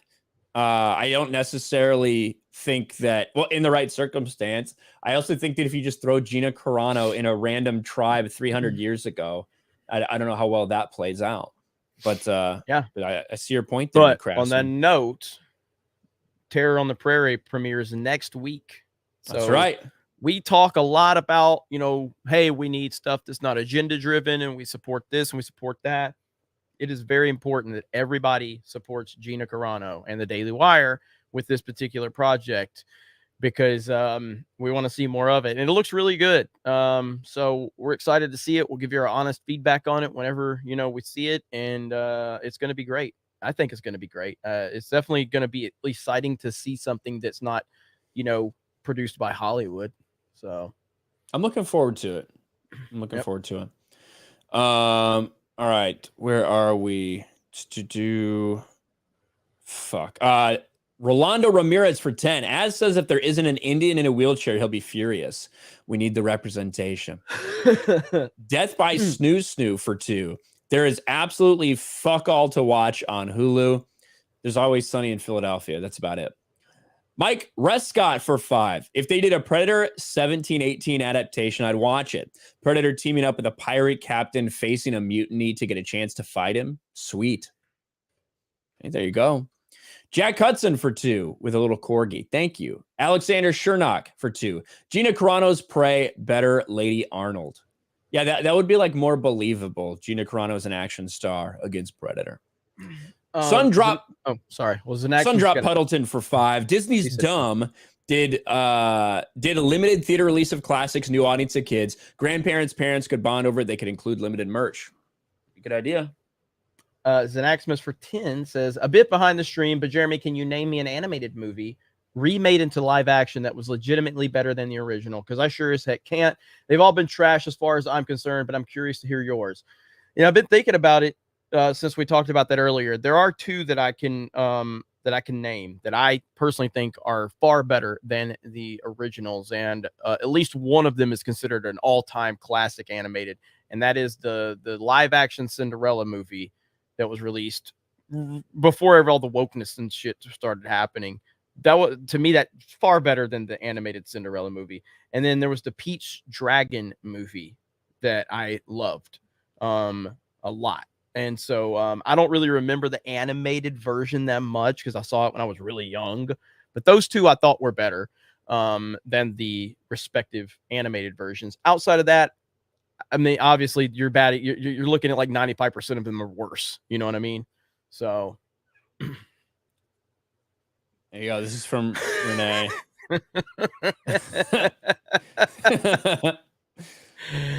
Oh man, that's terrible. What is this from? I don't even know what this is fucking from, but there you go. There's old Dolly. Old Dolly. People ask what time's Kenobi. I don't know when that shit comes out. I have no Probably idea. 3 in the morning. I think everything on Disney comes out at 3 in the morning Eastern, but I don't fucking know. We're not doing a watch stream or anything like that. I'll tell you that. Motorhead Georgie for £5. Keep my wife's name out your motherfucking mouth. You must be talking about the blue fairy godmother. That's the only thing that it could be. Lady Gravemaster for 10. We do not speak about Halo. Also shocking. Absolutely no one. Erica's right again. Protection to these psycho harpy feminists equates to oppression. They need to get piped and release some frustration. Well, somebody's got to fuck them though. That's the problem. That's the problem. Mike has bad knees for 5. G.I. Jane 2. Can't wait to see it. EJ Liberties for 2. That's RuPaul. Yeah. Like everyone is making fun of that one moment, a 1-second clip in that trailer. Nate Rivers for 2. I am your fairy goddess. Nate, I can't read that. I am your fairy goddess. We'll say Wakandan. Thank you, Nate. Cole on the Peach Dragon front, like I didn't see Peach Dragon in theaters when it came out. I was told later on about it, and like in the live action version, like it feels more like it's a human and a dog relationship, you know. And obviously I'm a big animal, like I love animals, love dogs, and so that's how that movie feels. Like it feels like it's Like if you're a dog lover, I think you'll like it. That's how it was presented to me. I watched it and I loved it. So, but those are the only two that I can think of. I'm a big goat guy, so I get it. Cole Hauser for 20. Well, we read that one. That's about Arnie's Special Forces team. Mr. Vietnam 1 for 5. Pissed I missed the Alex Jones show. Also, congrats on the milestone, y'all. Ripa, how was meeting the Kenosha hero? Well, thank you for the Alex Jones show and the milestone. That was awesome. You can still watch the replay. I'm sure it's not the first time. I think Ripa met Kyle Rittenhouse a couple months ago. Yep. But yeah, so I'm sure it was good. Maybe I'll meet him tomorrow. We'll see. Maybe. Blind Jedi for 5. People like Star Wars Theory still seem to hold out hope for Kenobi. It'll be a good show. Do you guys think that the show can be turned around? No, the show's done. It's not going to be turned around. This is Disney Star Wars. This is Disney Lucasfilm. Star Wars will not be turned around until all the people that work there are no longer working there.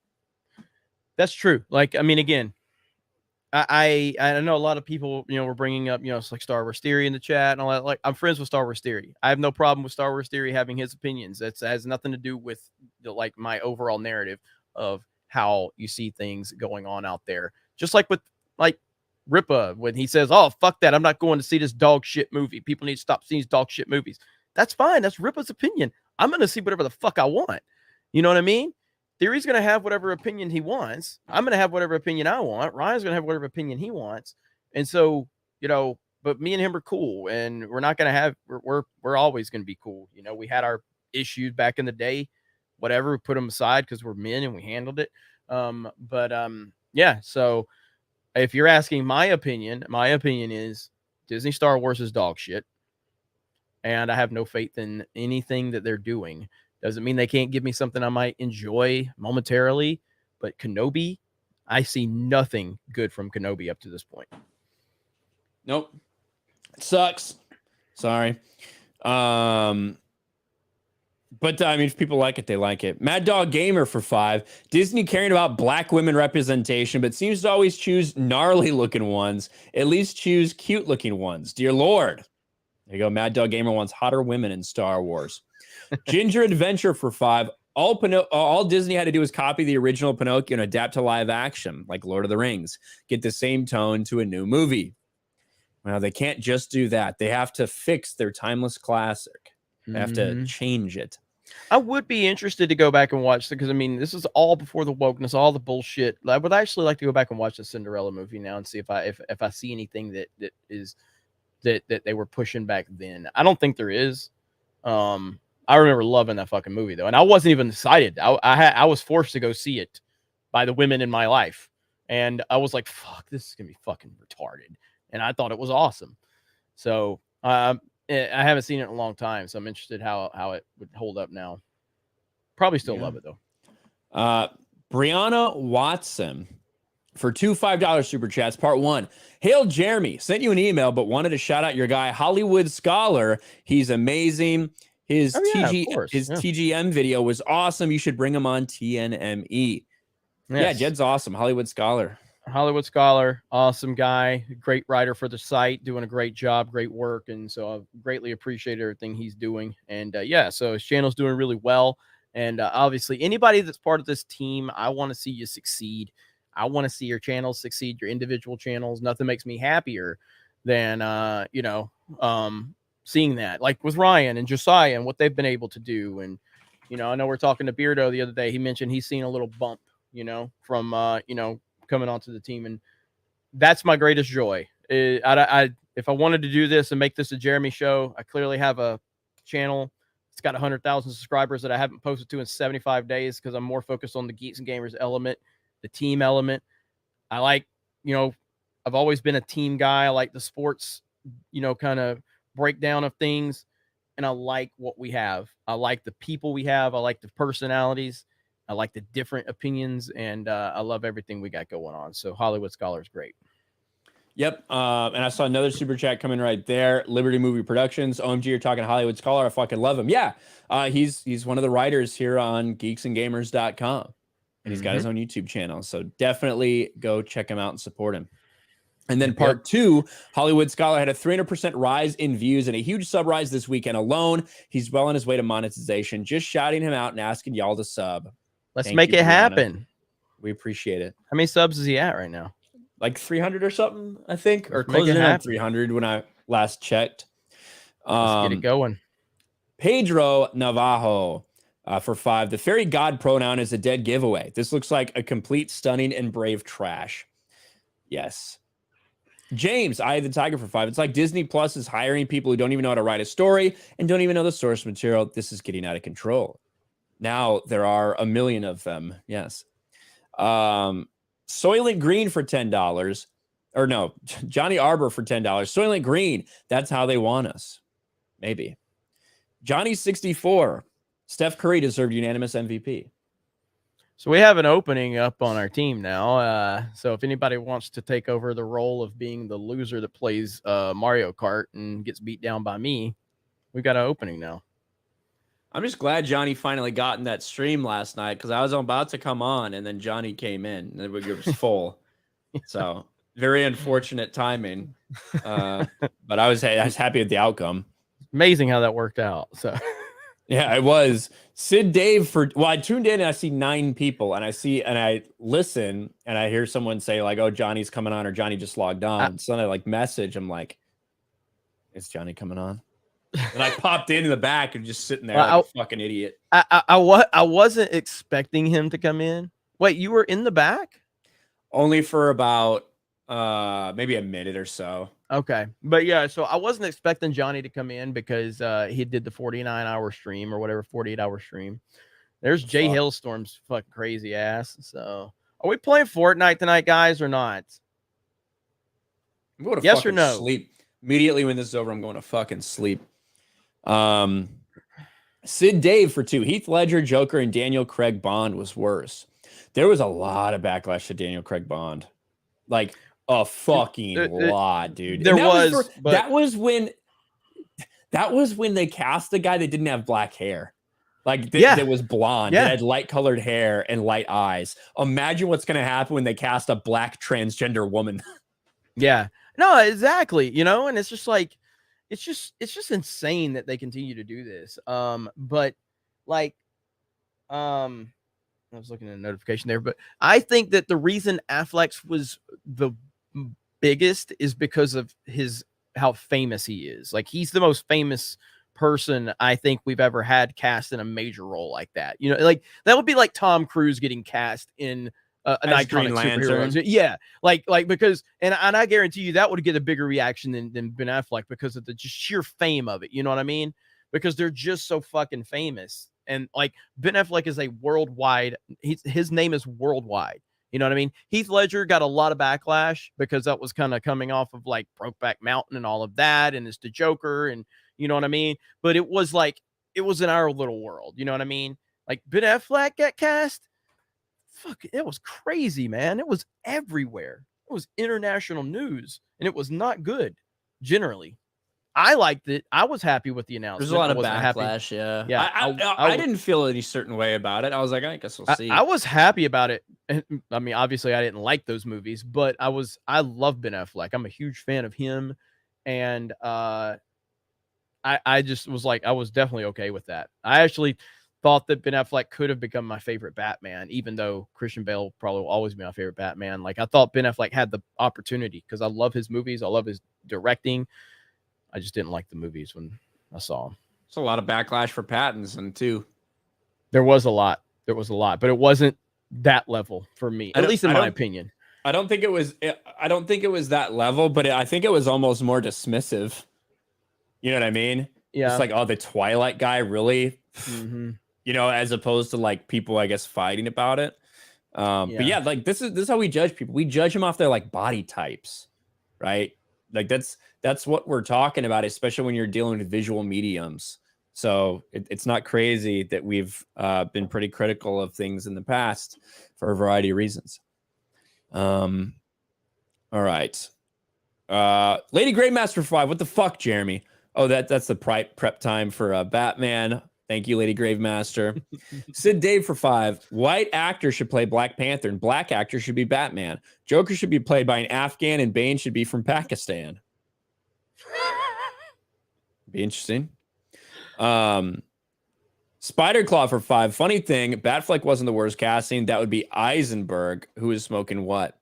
Yeah, I think that casting of Lex for Jesse Eisenberg was worse than I really liked Affleck. I think it's disappointing that we didn't get to see the next movie with him in it and see what kind of Lex Luthor he would be.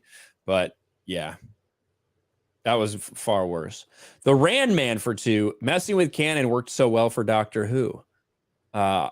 R/sarcasm. Thank you, the Rand Man. There's Lady Greymaster's Attack of the Clones. Super chat. Greymaster was going off, man. She was going nuts. off. Maybe she's drunk. I don't know. She's either drunk or she's like really mad because it's that time of the month or something. I don't know, Lady G. BFSD. Go ahead. For $10. Show is BS. Obi-Wan wouldn't risk leaving Tatooine and encountering Vader because if both live, Vader wouldn't just let Obi-Wan go. Vader would follow him possibly back to Tatooine and right to Luke. Maybe that's what happens here. It's just a problem when you get this. This is stupid. This is all fucking stupid, and it's only going to get stupider. And I'm cheering for it to get stupider. By the way, I'm not cheering for this to get better. I'm actively cheering for this to get worse. I want Reva to dominate. I want her to beat the fuck out of Kenobi. I want her to talk down to Vader. I want her to beat his ass. I want her to chop Obi-Wan's head off. Oh, dude, like I want Reva to dominate this fucking show. And I want Reva to be recast as Obi-Wan Kenobi in the remake of the original trilogy.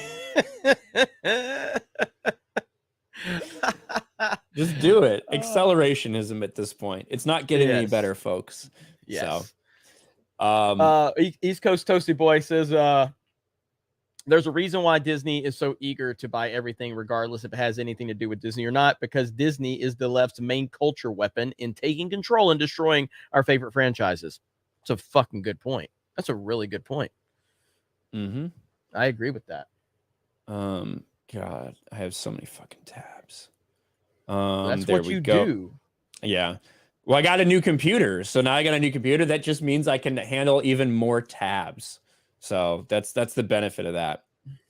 Fantastic Mr. Knox for Aussie 5. Having a writer who has no idea who Darth Vader is, I'm sure, said the writer says they're a Star Wars fan because it'd be part of the current thing.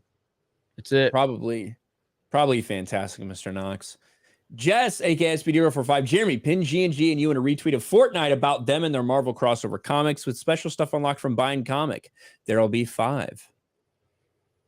All right. Who said that? SPD Girl? SPD Girl. Okay. Flaccid Phoenix for 5. When will we get the Jedi Master Coleman Treeber series we've all been asking for? Whose D's do I need to S to get this?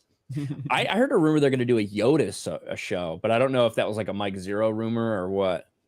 But yeah, they're going to do a million fucking actually Flaccid Phoenix. This is what I think. I think that name drop of Quinlan Vos, I think there's a good chance that Quinlan Vos appears in some way in Obi-Wan season 1 or 2. We'll see. Olympian Pictures for 2. Saw Brianna's Soup and Hollywood Scholar is your best guy. A lot of love for Hollywood Scholar in the chat. Thank you guys. Just got a one from Carmen Angel says, my 2 cents, Hollywood Scholar is indeed your best. He's a genius. The writing in his The Problem with Woke Characters vid is incredible, and his book series is the best I've read in years. He should be on TNME and be writing evergreen essay main Geeks and Gamers vids. I like it. I'm liking all the love. There you go. Where was I? Crazy Mad for 5. All the prequels are terrible. The sequels are worse, but they're still awful. Wait a minute. Wait, what? He says all the prequels are terrible. The sequels are worse, but they're still awful. Meaning they're being the prequels. Meaning the prequels. Awful. Yeah, you're meaning the prequels didn't improve because the sequels were so bad. I mean, I understand where you're coming from, and I obviously disagree, but I know the prequels aren't for everybody, but they're damn sure for me. They were made for me. I think they were made for me. I fucking love the prequels, man. I think they were made for me based on what age group I was in. Well, so again, let me ask you this, Ryan. I'm not sure I know the answer to this question. I'm sure we've talked about it, but we've argued a lot. So forgive me if I forget. Did the Clone Wars help the prequels for you or hurt them based on how the whole idea of the continuity issues bothered you to begin with? Okay, so it hurt. Okay. Like there is no way that you can watch the Clone Wars season 1 through season 7. Put it this way. There's no way you can watch Attack of the Clones, then watch Clone Wars season 1 through 7, then watch Revenge of the Sith and tell me that like that's who Anakin and Obi-Wan are and not address what's going on with Ahsoka. And you know what I mean? It's not believable to me. I felt like the Clone Wars micro series from Gendry Tarkovsky was 2003. That was literally made to be a tie-in. You know, it starts after Attack of the Clones. It shows how, you know, how Anakin like passes trials and like all these things and leads directly up, including like the kidnapping of Palpatine by Grievous. Like it leads directly up to the start of Revenge of the Sith. Well, and I don't disagree. I think there's nothing wrong with what you said. You're everything right with what you said. But I think like from a world building standpoint is where the Clone Wars kind of really like it helps the prequel era so much for me because it opened up the world. It flushed out that entire era and that universe so much. And I think it did a great thing for the clones. Now there's a bunch of clone books from Karen Traviss and many others that flesh out that series and the expanded universe and the clones and everything. It's a lot of people really love them. I like them. But I will say that I think the clone parts are the best parts of Clone Wars to me. First episode with Yoda where he's talking to the clones is so fucking fantastic. And Anakin is like, somebody said in chat too, Anakin seems like such a different character in Clone Wars than he absolutely does. I mean, you know what I mean? And so it's not, it doesn't make any sense to me. Well, I mean, there's got to be some suspension of disbelief no matter, you know, what we're watching. And so, I mean, we all know that the Clone Wars takes place after the prequels was made, even though it's supposed to intertwine with it. So we understand that there are things that, so I look at it as that Anakin is the character, in my opinion, what he should have been in the Clone Wars. He's what he should have been in the Clone Wars. He's what he should have been in the prequels. Like we got a leader, we got a guy who did struggle with the dark side, you know, but we also saw his leadership abilities. We always saw the greatest pilot in the galaxy, all that stuff. You know what I mean? That we saw the great Jedi he was. I never got that in the prequels.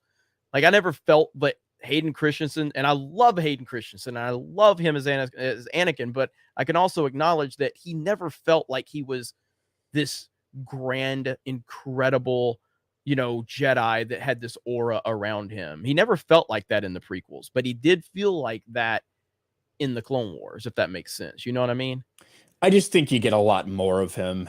You know what I mean? You get seasons and seasons and seasons to like flesh that out. So that's kind of how I feel about it. The way I prefer to think about it is it was stipulated at one point because it was such a departure from so many things that happened in that era previously established that, you know how every episode starts with like war breaks out and it's like it's almost like a World War II propaganda reel. There was out there floated the idea at one point that the Clone Wars is essentially a propagandized version of what happened during the Clone Wars. Like from the Republic side, like to oh, look at what they're doing, look at what our heroes are doing, type of thing. That's kind of a way that I like to think about it. Because it doesn't make sense. But like for the same reasons that I will criticize what I feel like are differences in the character, things a character wouldn't necessarily do or behave or act for, say, Obi-Wan in the Kenobi series. I kind of like will try to hold that same standard if I'm looking at other things that are pre-established than when you shove something else in there. Yeah. No, I mean, You know? again, I can't disagree with what you're saying. It's just that I guess I don't see it.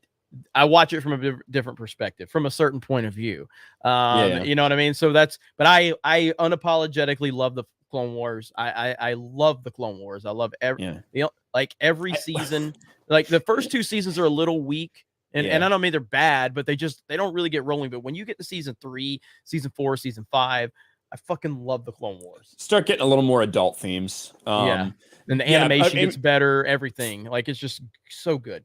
For every, cool Arc of Mortis series, episodes, there's a bomb bad Jedi thrown in there. It's just like a Jar Jar episode, or the droids getting cake episode, or just a Padme episode. I can't remember who. I think it was Christian Harloff that said it. I think he said it on Jedi Council years ago. I can't remember, but regardless of whoever said it, proper credit. I think it was Harloff though. He basically said that. He said it feels like when you're watching Clone Wars that there's times where things are going really good, and then George is like, just throw Jar Jar in there. Just fuck these assholes. Because they're just like, why the fuck is there a Jar Jar episode right now? It's so bad. It's so bad. He's so annoying.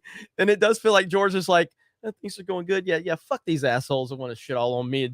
So it's like there's like an episode where it's Mace Windu and Jar Jar. It's like in season 4 or 5. No, I thought, isn't that the Lost episode? There's one with the It Lost episode. It might be one of the season 6 ones. Bad. It's so bad. It's so bad. It is one of the worst episodes I've ever seen of anything. It's so bad. There's nothing compelling about that. Like you have all these moments with Ahsoka and Anakin and Obi-Wan. You have these clone moments, and then you have this retarded like Mace Windu and Jar Jar episode. You're like, what is going on? It's so bad. Anyway, and again, like I also think that when you have, I feel like Grievous got nerfed in Clone Wars, and I think that's a huge thing, right? Because how am I supposed to take him seriously in Revenge of the Sith? I agree. If I agree he's just constantly getting embarrassed. Same with the fighting between Dooku and Anakin and Obi-Wan. Way too many fucking match. Like, and all of that, it's the same shit that I'm like talking about now with Disney Star Wars. It lessens, it cheapens the experience of what it was supposed to mean when they meet, in Revenge of the Sith. My powers have doubled since the last time we met, Count. He didn't mean 2 fucking weeks ago. He meant since Geonosis. I think some of that is are you able to step away from your ties to continuity and EU and lore and just go in isolation? Those are really entertaining episodes, or just in general, like the Clone Wars. I think I can. And I can be like, I can see why people like this, and I actually think I'm decent at doing that. And I'll preface like my Batman review before it got talked about for the racism, obviously. I preface that because I recognize that as something that I enjoyed, but I feel like there was going to be a significant portion of people that didn't. You know what I mean? Right. So I can usually kind of tell when my tastes are different. And that's the thing where well, I think I do that too. Like I always say, like I don't like Man of Steel because of my ties to Superman. But obviously, there's a lot of different iterations of Superman. So I have my version of Superman that I like. But anyway, whatever.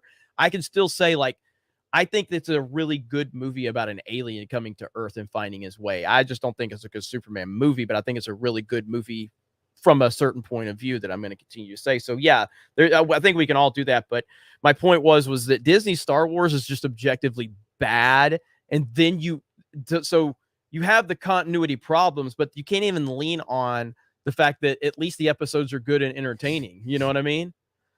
Yeah. So what is it? Somebody sent me this. Is it something you can show? Yeah, I can. It's just funny. I was not expecting to see it. So I got a Sports Wars video of me got clipped out by some losers who clearly cannot get enough of me. They're watching Sports Wars videos. But they basically said this is a racist clip of me. from Sports Wars, and I was just scrolling through because somebody sent me this. Here, the fuck. Here we go. Somebody. I know where it's going. Somebody sent this. Look at this.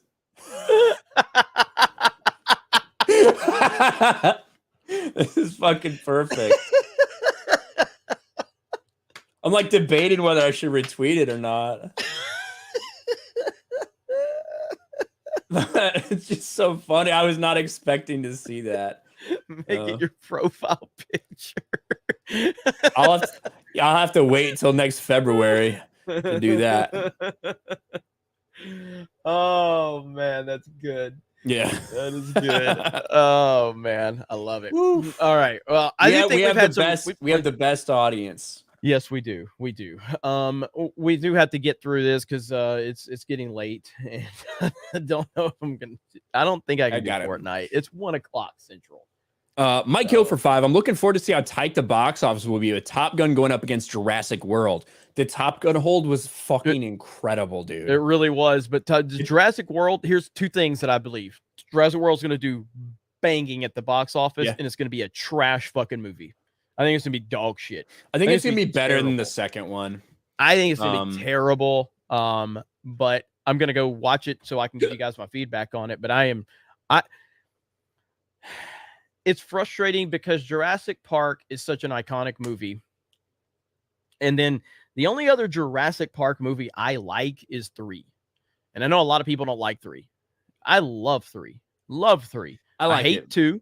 I don't really like Jurassic World, although I can find redeeming qualities about the first Jurassic World. I fucking despise the next 2, though.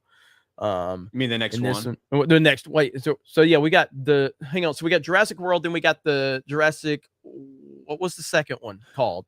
I don't know what it was called, but it was the one where just suddenly there was another archaeologist, rich man who was just as involved, but no one ever heard about him. Okay, yeah, and then they're auctioning off specialized dinosaurs in his basement, and there's a clone girl who lets all the dinosaurs go at the end, and they're like running away from a raptor in a house and playing hide and seek with him. That's that Fallen Kingdom. That's it. Fallen Kingdom. So now we're on to the 3rd movie of this Dominion, trilogy, right? Or something. Yeah, correct. Okay.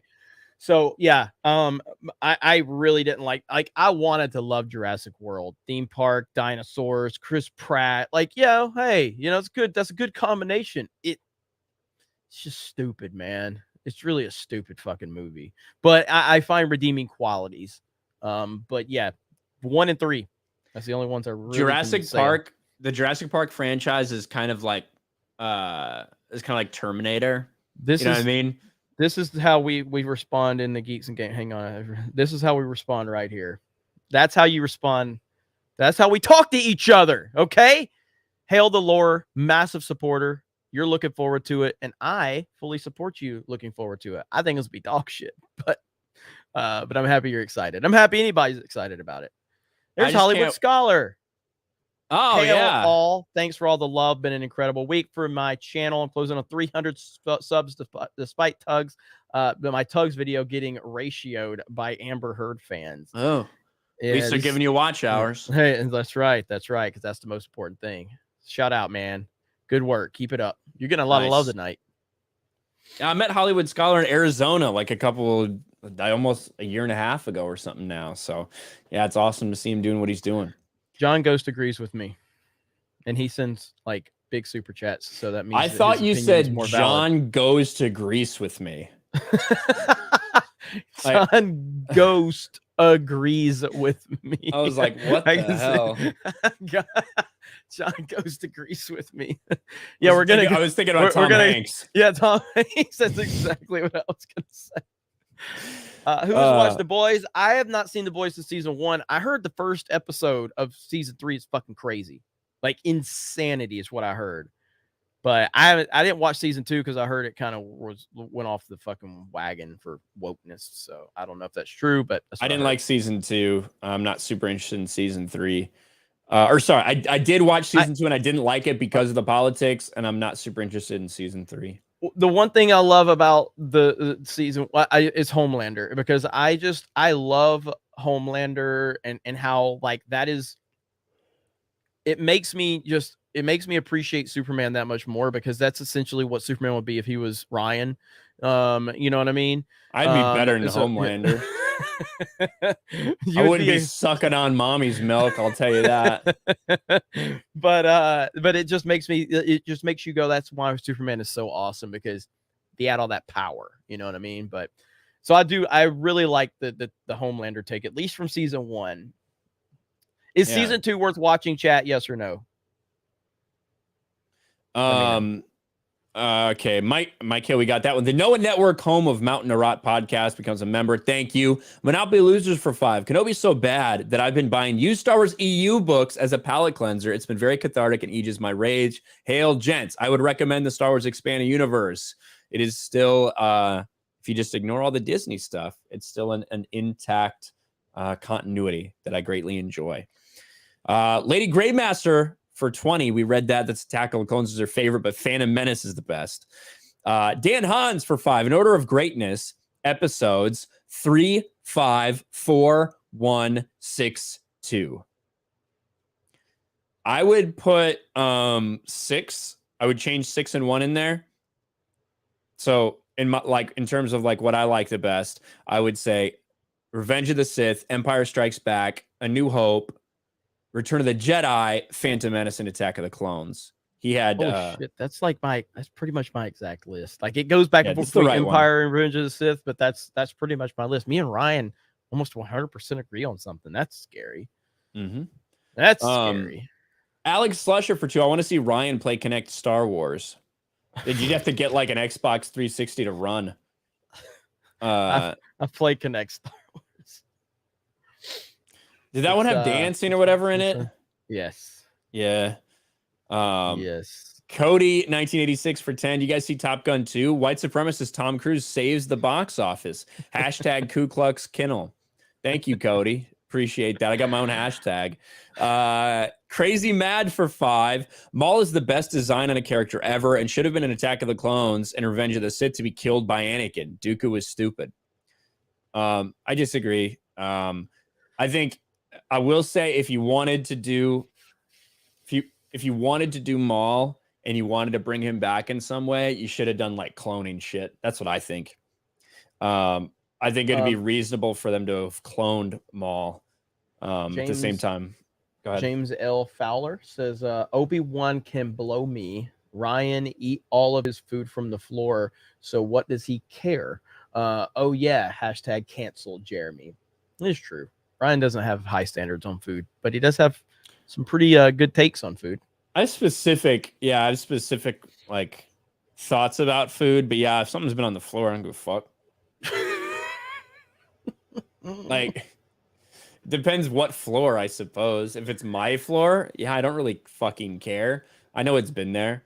I'm not going to eat off the floor of a bathroom in a Waffle House, but you know, maybe not the bathroom. Armored Saint for 3 says, I'm 57 and there is no Star Wars after Empire. For fuck's sake, stop using the word literally, with a smiley face. Hail, Geeks and Gamers and FNT. Kudos. I hope to meet you all in Dallas. Hell yeah, man. Looking forward to it. So I'm literally looking forward to it. Can't wait. Let's see. Digital Remnant for 2. Dunkirk 2. Kabul, Afghanistan. That'd be a good one. I'd be interested to see what Nolan's going to have in store for the next decade. Because I know he doesn't really get into this woke bullshit. And, you know, see how that all goes. I don't have faith in anybody in Hollywood, even though I love Nolan so much. I mean, I don't put wokeness ahead of any.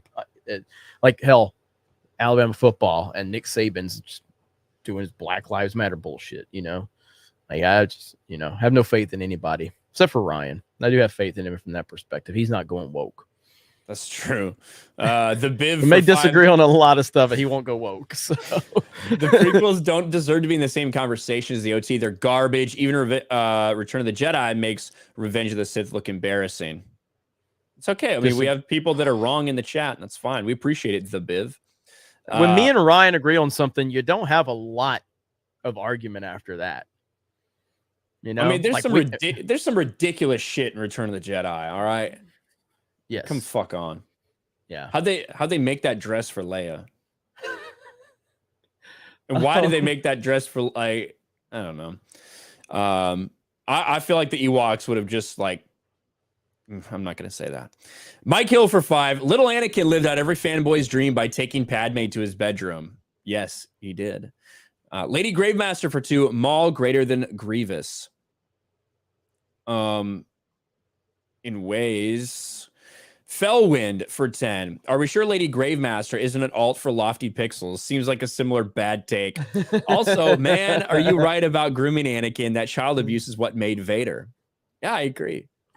FMJHP for 10. Castaway 2. Wilson's Revenge. Wilson. Ooh, I'd pay to see that.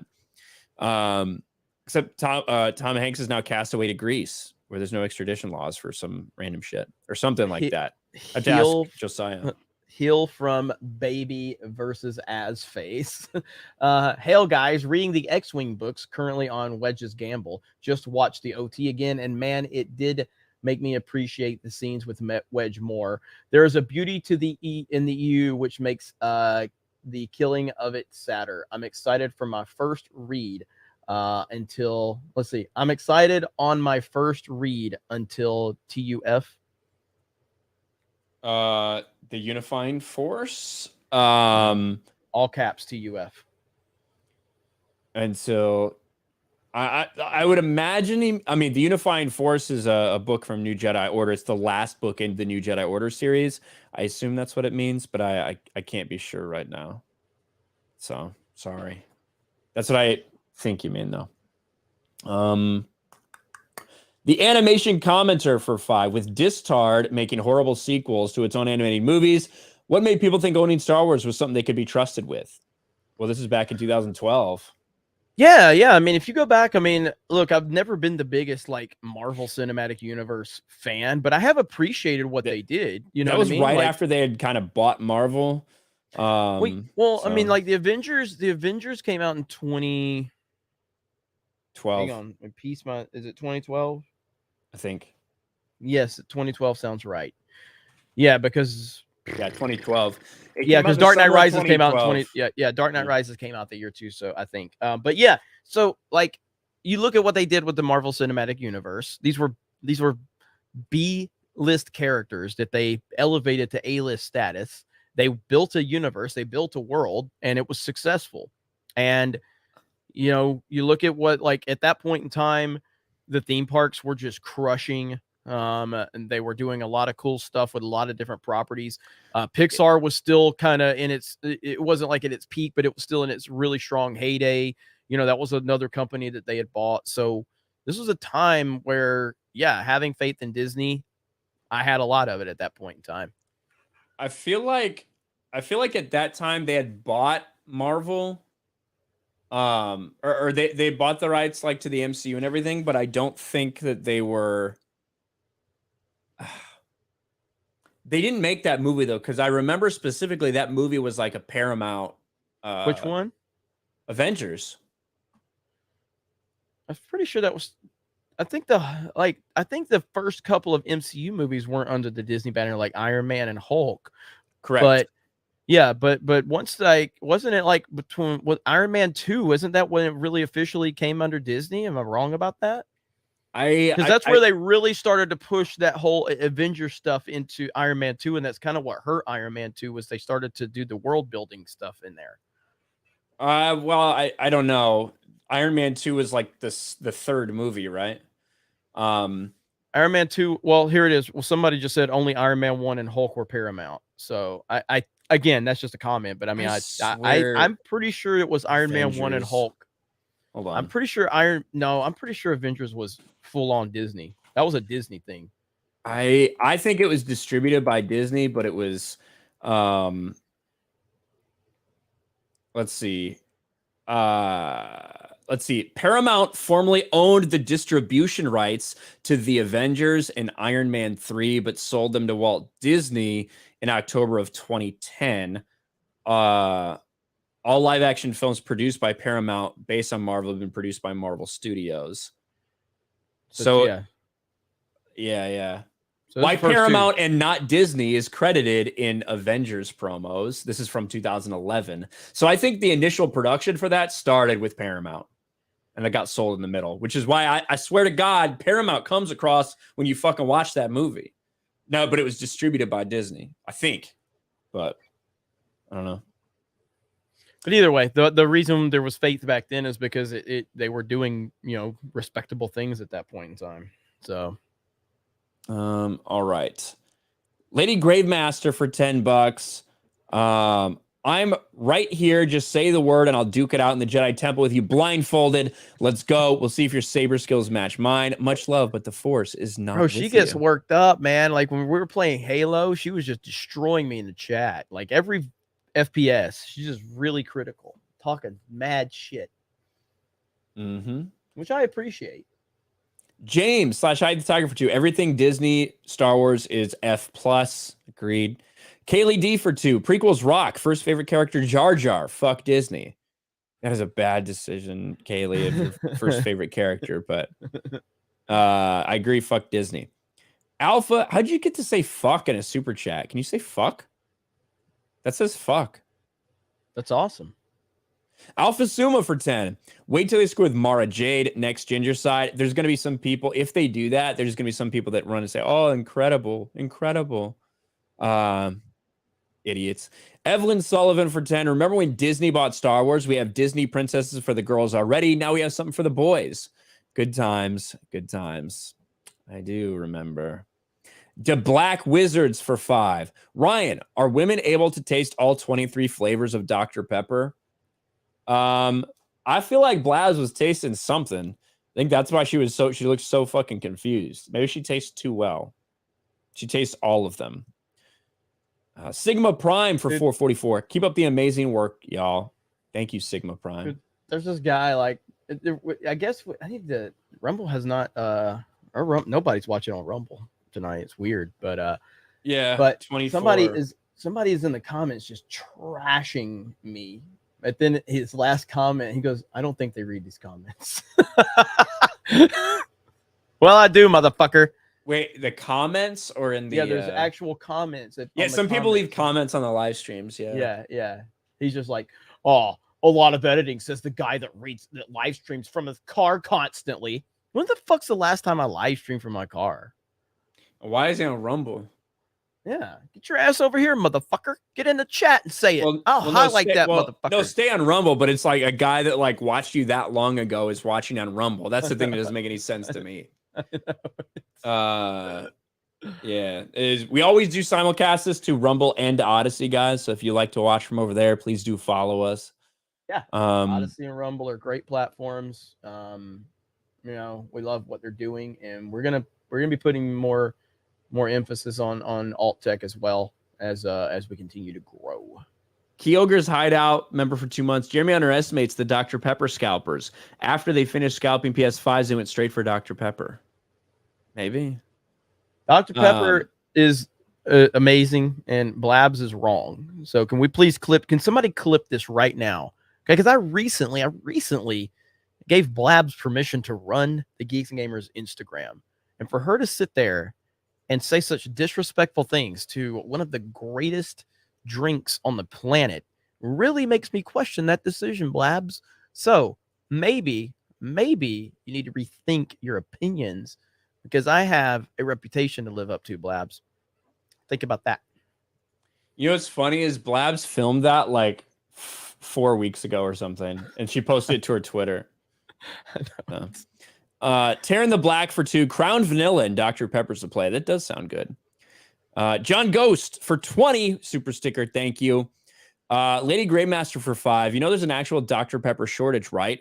One of the 23 flavors is apparently at risk of going extinct. I don't give a fuck. Mountain Dew supremacy. What do I care if there's a Dr. Pepper genocide? Now, Dr. Pepper, what is it? Root beer is amazing. Fuck.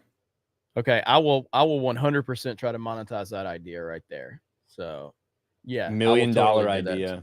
I will totally do that. That's done.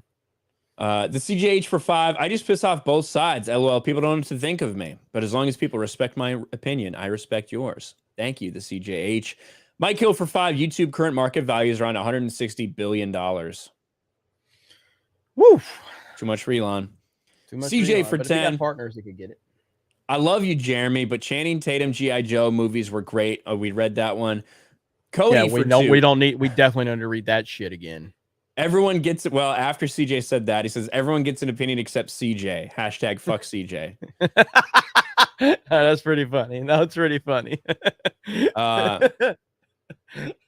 Oh my gosh, this name's great. I was actually going to try to figure out how to pronounce this.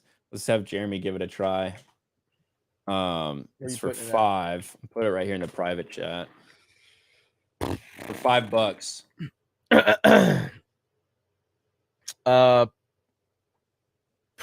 Putmia Kockner. Try it again. Putmia Kockner. I'm saying it very slow. So yeah, just so you guys can see. I'll put it in the chat right there so everyone can see. I believe it's pronounced Putmai Kockner. Putmai Kockner. He says, hey guys, for $5. Thank you, Putmai Kockner. Gerald Armstrong for 10. You thought what they did at Cobra Commando in the live action G.I. Joe is bad. You should see what they did in the animated movie. Oh yeah, well, so and that's a big problem for a lot of Joe fans. So, and I maybe it's just because of the time when I watched it. You know, I love G.I. Joe the movie 1987, but I know that's a very divisive G.I. Joe movie for longtime Joe fans. I have a ton of nostalgia for that because that was such a big thing for all of us as kids and Joe collectors. But yeah, that movie's very divisive, and I don't like what they did to Cobra Commander either. So, but I was emotionally drawn to it when I was a kid because I didn't know the other lore involved. Now once I learned of it, then I'm like, okay, I totally understand that. So Jamie's like, we got to get these super chats going. I'm ready to go to sleep or play Fortnite when they're just fucking going on a soliloquy about G.I. fucking Shut Joe. The fuck up. Lady Gravemaster for 5. Jeremy mentions anime. Me, here are 3 anime you gents should go check out. 1, Gundam Wing. 2, Trigun. 3, Rurouni Kenshin. Also, hi boss man, LOL. What up? Distorted for 5. Fun fact, G.I. Joe Resolute, written by Warren Ellis. Yeah, Resolute's great. And by the way, that was for Gary when she said that. So, Serenity for 5. I absolutely despise Kenobi. I think everybody does, even himself. DL Ritter for 2. This is why I'm writing my own stories. Absolutely. That's awesome.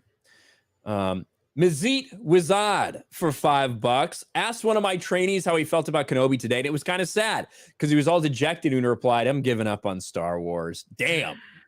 That's brutal. John, That's brutal. it's on YouTube. You can find the whole thing is on YouTube. So there's a high definition version of it. Brett Tesdale for 5. Ryan, check out these anime: Ghost in a Shell, Standalone Complex, Overlord, Gurren Lagann, Mob Psycho 100, and RE0. You guys are always fucking giving me so many animes to check out. Every stream, can you just give Ryan recommendations of like if any super chats to end us, can we just have like you just naming off recommendations for Ryan to read for animes? That would make me really happy to hear that. Someone said Ryan should try Cowboy Bebop. I saw the Netflix one. It was awesome. Orange for $10 as a 2-parter. Part 1, Ryder didn't know Vader was Anakin. Then we get Star Wars YouTubers / Twitter stands putting in more thought into trying to make sense of what Disney's doing. Don't write the story for them. Disney's ruining what we love. Those filling in the blanks are just abused girlfriends making excuses. Star Wars is dead. It's been dead. This isn't Star Wars. This is Disney. There's a difference. I agree. Carnal for 10. Hail G&G Rippin' Nerdrotic. Now that we've seen y'all sit while cringing at the Prey trailer, got to see Jeremy and Ripper reaction to the atrocious Netflix trailer that is Resident Evil. That one came out a while ago, I think, right? Yeah, that one came out a while back. Yeah. Yeah. That was rough. Russian Bob for 10. Message retracted. Thank you, Russian Bob. Don't know what was said, but Orange for 5. Disney Stars means less than fan films on YouTube because Disney aren't fans. They're just a heartless corporation pimping out the name Star Wars. I agree. Matthew Hammond for 5. Gary and Jeremy, go to Fuel City Tacos while in Dallas. The tacos are good. Their elotes, corn in a cup, is amazing. Steph, what are our elotes good? She says yes. All right. Bruh for $5 says, bruh. Thank you, bruh. The Common Nerd for 5. 150K subs from a shout out from Jeremy. I just need 2 to make it to 200. Keep it up, guys. Great work and always an inspiration. Common Nerd's doing great work over there. Follow Common Nerd. 009 for 7. You forgot Gary as Master Rochi back there. Is that in the Dragon Ball Z or something? Maybe. I don't know.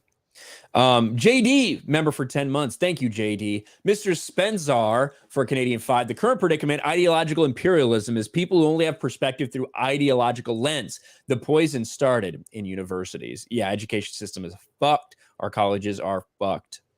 Mr. Grant Gregory for 400 somethings.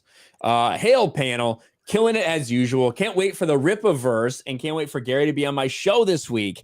Hail G&G, Nerdrotic, and Hung Rippa 69. Thank you, Mr. Grant Gregory.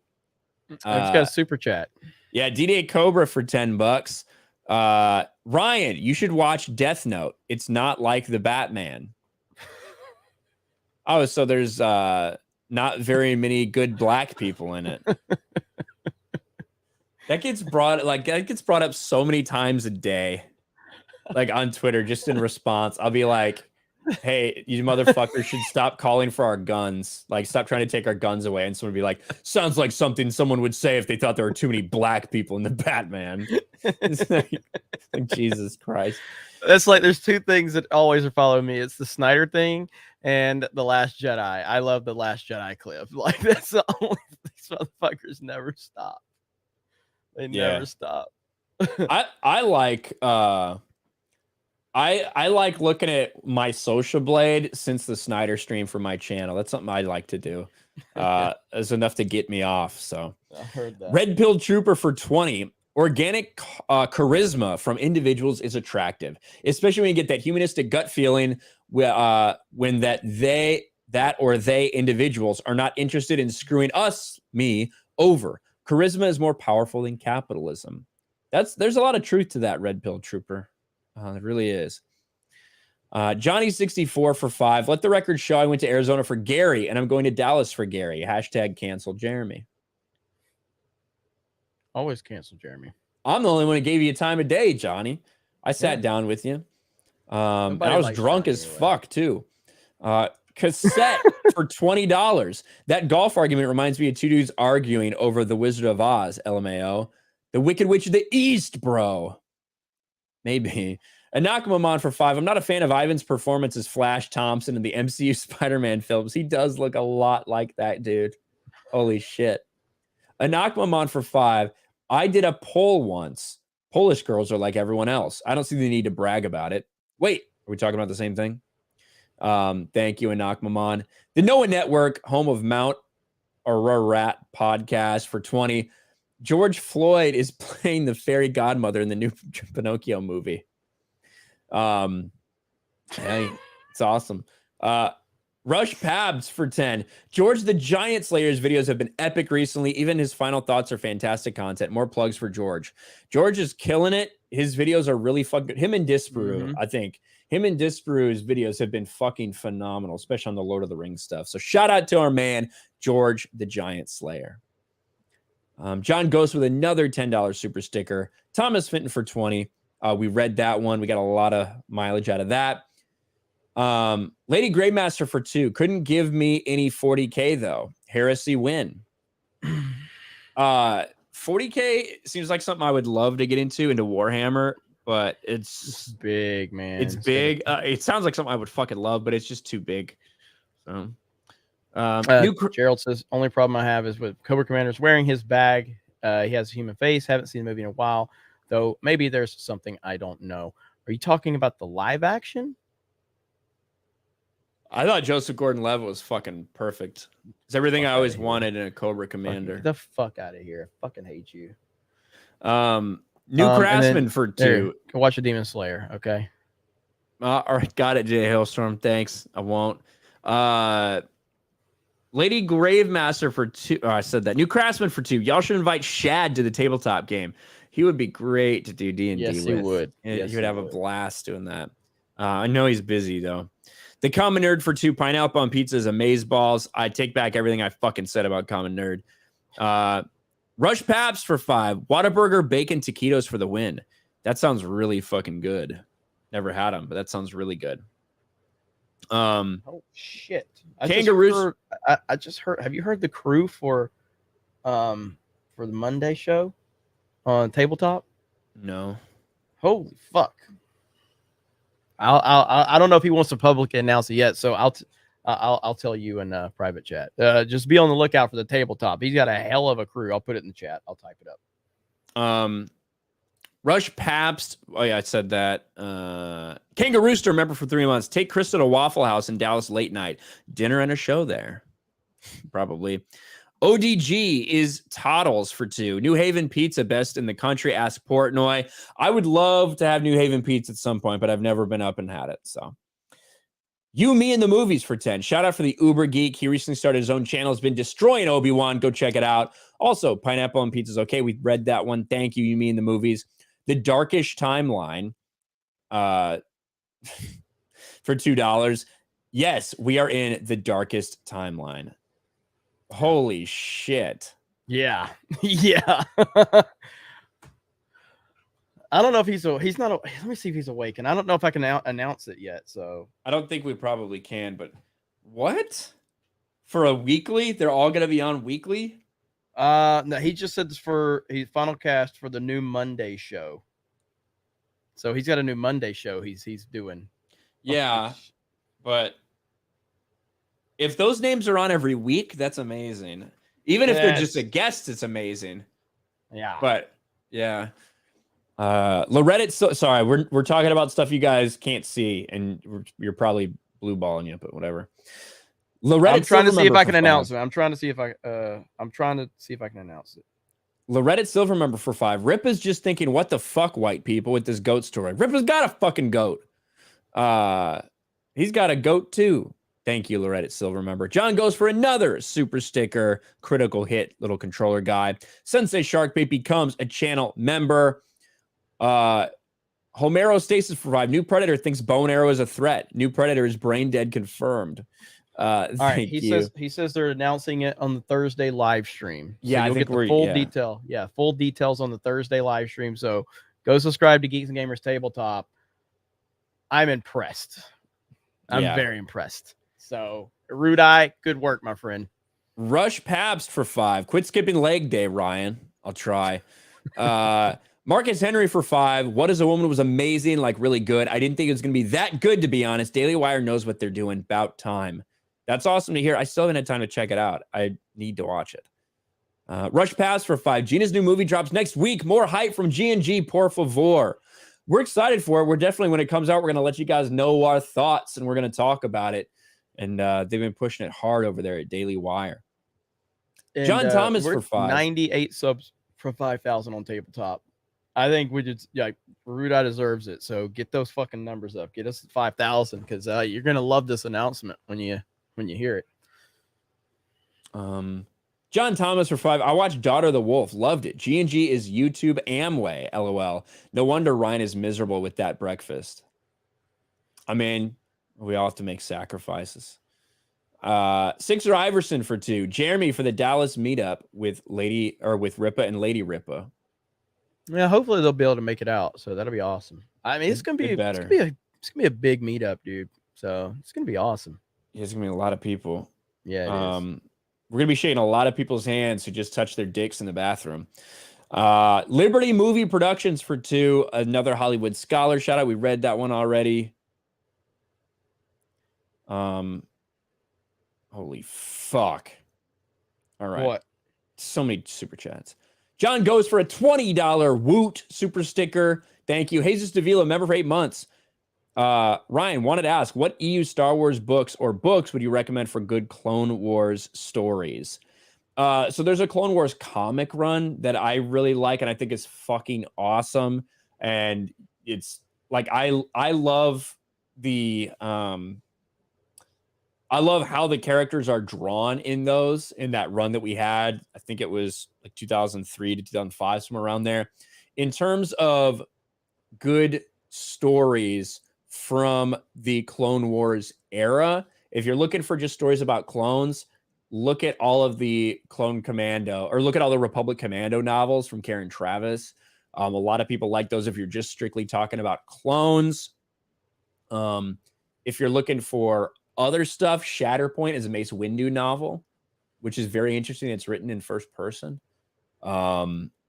Well, it's like, I don't know if it's written in first person. It's written from Mace's perspective 100%.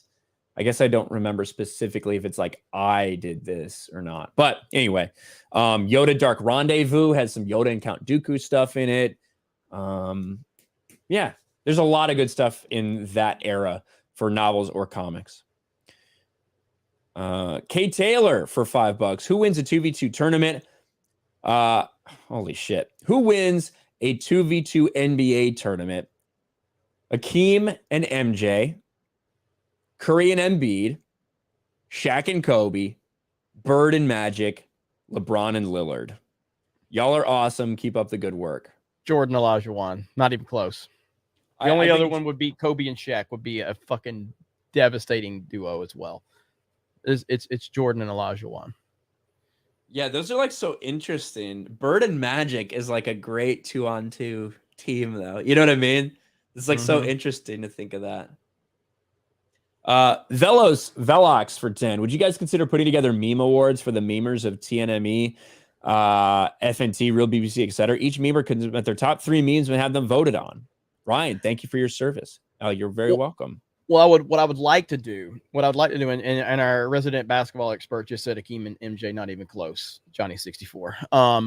Yeah, that's something that I want to do more of. I want to be able to create more of a community hub on the website, which actively working on. So, like for instance, we're working on like some stuff that kind of connects more to what we're doing and what we've done in the past, and I want to be writing about more stuff that happens like on Twitter and social media, and kind of just archiving that. So if we could have some type of system like that, that's, it takes money to run this stuff. It takes money to run this website. It takes money to, build this stuff up and all of that. But like, I hope we can get to that point, and that's obviously part of the, goal. So that would be cool. Yeah. I think that would be really fucking cool. Bert for 2. O'Shea Jackson Jr. is already playing Quinlan Voss. Has that been confirmed? That's what I was going to say. I didn't want to say that on stream, but is that confirmed that that's happening? He just seemed to be hinting towards playing a character, and that's who I thought he was going to play. But is that confirmed? And just so everybody's aware, I am setting up to stream tonight. So we are me, Johnny, probably Rolo, J Hellstorm, Beardo. We're all going to be over there. So fucking goddamn it. God, you guys are fucking crazy. Yeah, we are. I mean, a lot of people are just still speculating. I assume he is, but Ryan, I didn't start making videos till I started playing Fortnite. Okay, so no. You didn't start making videos till you stopped playing Fortnite so much. Lonesome Phoenix for 2. Heck yeah, I love the Hollywood Scholar. Y'all so doing now. How do you got so many fucking fans in here? You got 200 subs. What the fuck? It's like just alt accounts for fucking Jed over there. He's just fucking. Hey, I appreciate it. He's like, he probably he had a few people like on a stream or something or a video. He's like, yo, go tell Jeremy I'm doing a great job. And you know what? I like it. All right, hurry the fuck up, Ryan. I gotta play fucking video games. I'm reading these for you because you're too fucking stupid. Gerald Armstrong for 5. Jurassic Park is turning into a Fast and Furious series. Yeah, it kind of is.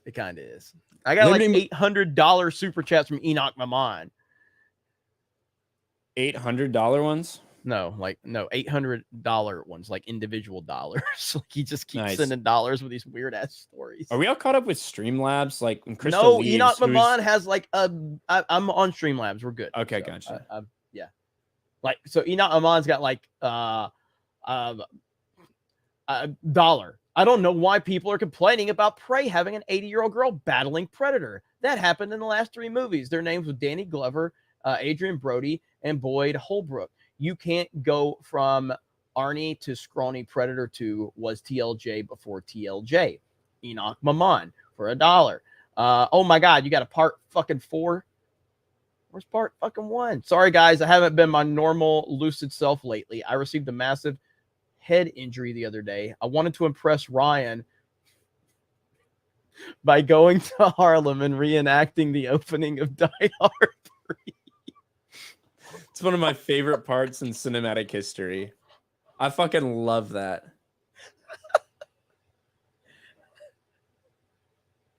I don't know why that got me. That was good. Die Hard 3 is it's such a good movie. Like, since Sam Jackson wasn't there to rescue me, so things didn't end well. Sorry, knock them on. The part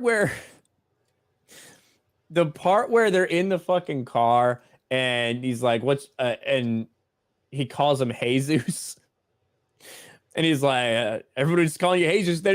No, motherfucker, they were saying, "Hey, Zeus," as in Greek god of lightning, throw thunderbolts up your ass. Like, I fucking laugh so hard at that shit. That's a good one. Better than the second one.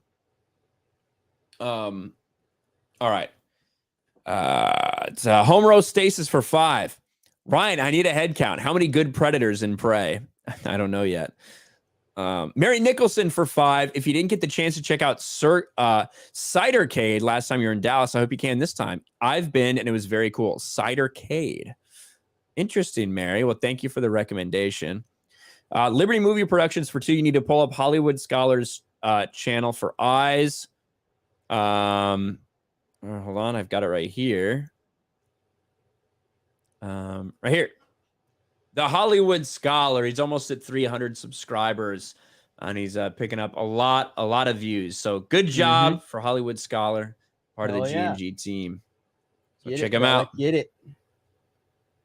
Happy for him, man. Star Wars Mansplained for $10. 1 hour till Disney shits all over Star Wars. 30 minutes now. Cassetto for 5. Tom Hanks' character Pinocchio will be named Geppetto. I agree. I saw a lot of comments. Tom Hanks really putting the pedo in Geppetto. Mike Rosen for 5. How many games will Deshaun Cosby get suspended for? New York Times reported he went through 66 massage therapists in 17 months. Man, that's almost as impressive as 40 pizzas in 30 days. But I don't know. Not as many as we think. I don't think it'll be the whole season. Nate Hoosman for 5. My channel's small. My only commenter is an obnoxious troll I used to work with. Damn. That's rough. Keep grinding, man. Gerald Armstrong for 2. Dr. Thunder is superior. I liked Mountain Lightning myself. Back in my poor days, I had Mountain Lightning. 2 liters of Mountain Lightning. Mose Melendez for 5. Just realized where the meetup is not too far from where the protest happened at that drag show. I hope we run into some of those fools. That would be great. Good content. Spider Claw for 5. Blabs is right, Jeremy. Dr. Pepper's carbonated prune juice. Blabs is an idiot. And that's why she's never getting my friend request accepted on Nintendo Switch. C. Jenkins for 2. We're not trying hard enough to win the culture war. I mean, depends on your perspective. Let's see. Gerald Armstrong for 2 just says cartoon. That's his anime recommendation. Taco Bell for 5. What's your opinion on the Crow remake? Personally, I hate the thought. I love the original. I have no idea how that's happening or whatever. Yeah, I'm not. I never really was big into the Crow or whatever. So I don't really. It's nothing I really followed. Shellbag TJC for 5. If all goes well, I'll get to meet y'all in October. Do we have confirmed dates? If so, do tell. Also, Go Team Pineapple Pizza and Go Team Candy Corn. God, your fucking taste buds are fucked. We don't have confirmed dates yet, Shellback. I mean, like I said, it's going to be late October, very late October, and I'm hoping to get that to you soon. Looking at like the very last part of October, as last as it can get. Home row stasis for 2 says never done. Well, we are now. Real quick, for 25 library coin from LBRT, what is the worst wokeified movie yet? Ghostbusters 2016 is probably the worst, but the one that did the most damage is The Last Jedi. Well, yeah, I mean, The Last Jedi isn't like. Which again, to be fair, I haven't seen Ghostbusters 2016. I never will. I've seen enough of it, and just the fact that what's her fucking name that was in it? Leslie Jones. No, well, her, but the other one, the Melissa fat white McCarthy. one. Yeah, like the fact that she was casting a Ghostbusters movie. Good God. The worst.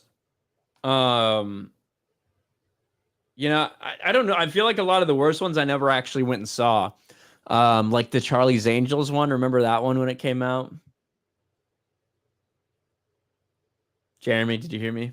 No, I didn't. What? The Charlie's Angels one with the one that where they were like this movie wasn't made for white males, and then nobody was like, why aren't white males going to see this? Exactly. That was bad. I mean, I didn't see it, but I'm saying the reaction to it. So there's so many bad ones, dude. So it's hard to it's really hard to figure out. Jess says Ryan, Chicago deep dish or Chicago thin square cut?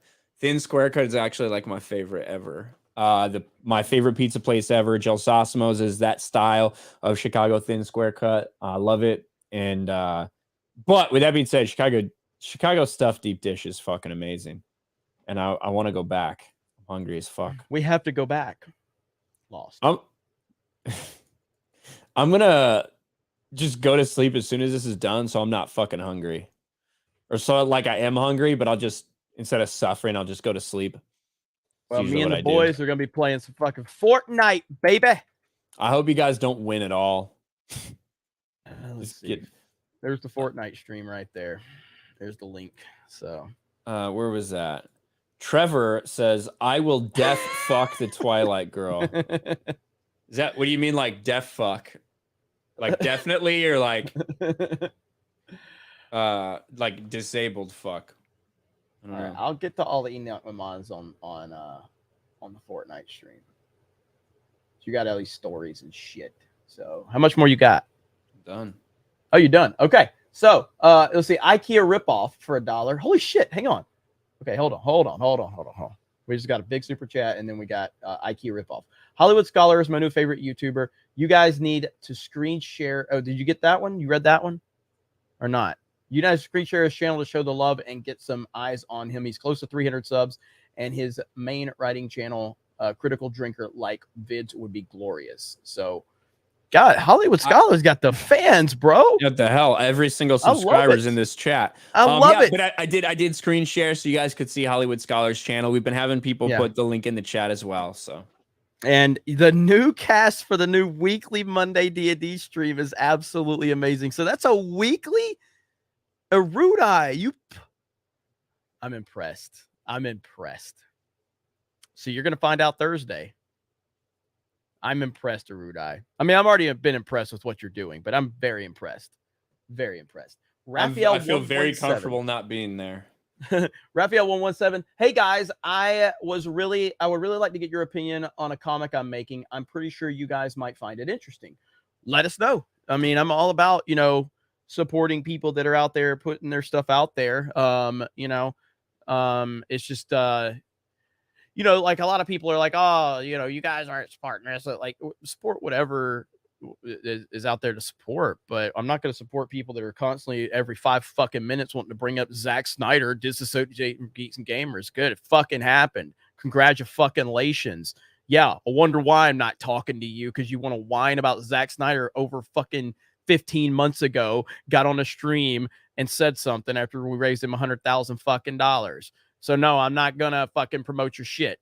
Go fuck yourselves. But if you actually got a comic out there, if you got a product out there, if you're doing a movie, if you're doing this, if you're doing that, and you're actually just trying to work things out and get your name out there, of course, like, why wouldn't I want to support that? My job as the person that owns Geeks and Gamers is to be a voice for the people out there that listen to IGN and listen to Kotaku, the normies out there. I'm trying to get across to them, because if all you have is IGN and Kotaku telling the normies that Kenobi's the greatest fucking thing in the world, well, guess what?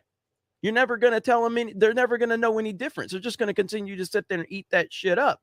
You know, there's a reason this channel went from 0 subscribers to where it's at, and now we have a fucking network of fucking channels, because we're actually telling people what's going on, and they like that. You know, I watched Collider for a long time. I watched IGN for a long time. I watched the Schmoes Know for a long time. And guess what? Those places aren't really around anymore. Well, IGN is, but people like getting an honest opinion about what's going on. And the more people cry and whine about my success, the more I will continue to do exactly what I've done. Why would I change what I've done that's gotten me to this place? Because people are jealous that, you know, quite simply, we're just bigger and better than they are. You know, shout out to 146,000 subscribers, Ryan. Oh, I hit 147 tonight. 147,000 subscribers, Ryan. Boom. There you go. You just got to grind. That's it. Hollywood Scholar just said, I just hit 300 subscribers. Thanks for the love. 60 in a day. Well, you've got a hell of a fan base, man. And I'm impressed with it. So, again, man, I love everything you guys are doing. And I also love the fact of, oh, Geeks and Gamers just nothing but bitch and complain about Hollywood. They don't create anything. Well, now what is your definition of creation? I would like to know that. Is it creating a video game like the one we've created? Or is it developing the next video game like the one we're creating? Or is it creating, you know, short stories like the ones we're creating? Or is it, you know, all of the other things like that we're in discussions on? I mean, what is the definition of creating? Is creating something only you think is good? Because creating a video game is not easy, and it's been done, and it's being done again by us. Also, bigger projects on the horizon. Can't name yet. Can't announce it yet. But either way, Ryan, what do you got going on? Well, I got a new PC. It's because I'm working with Meta PCs. So that's what I have to promote is I'm working with Meta PCs. Awesome dudes over there. They reached out to me. They're not people that are going to shy away from fucking controversy. By controversy, I just mean fucking normal people giving their opinions on shit. They're funny. They get the internet. They stand by their creators. They're veteran owned.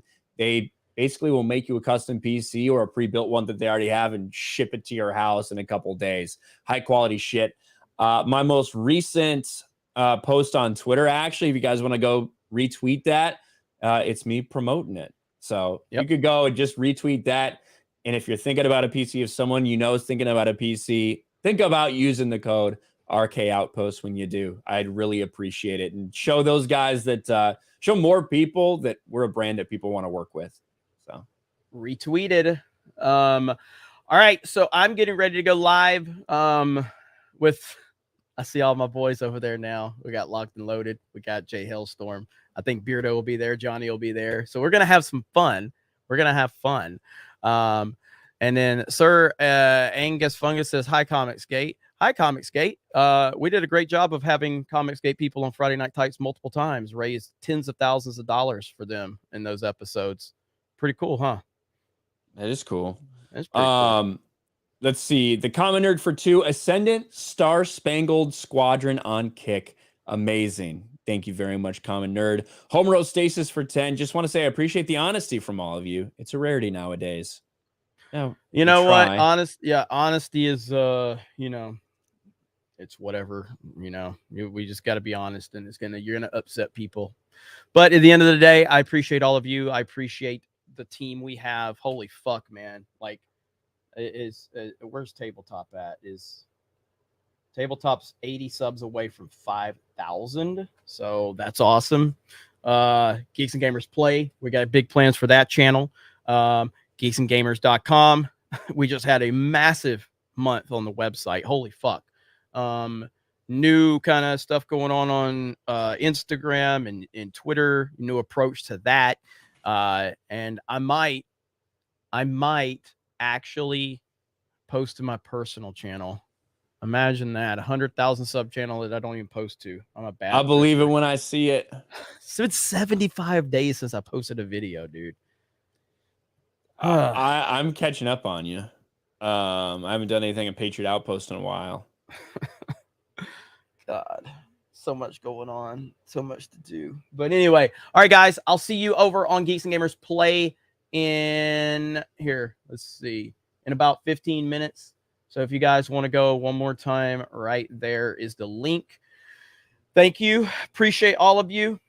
I'll see you playing some Fortnite with my boys. Ryan's going to go to sleep like the sweet little child that he is. And you know, wake up early and go to the gym. Park Hoppin's got 15,000 subscribers as well. Holy fuck, man. But anyway, have a great night, and we will talk to you later. Bye, everyone.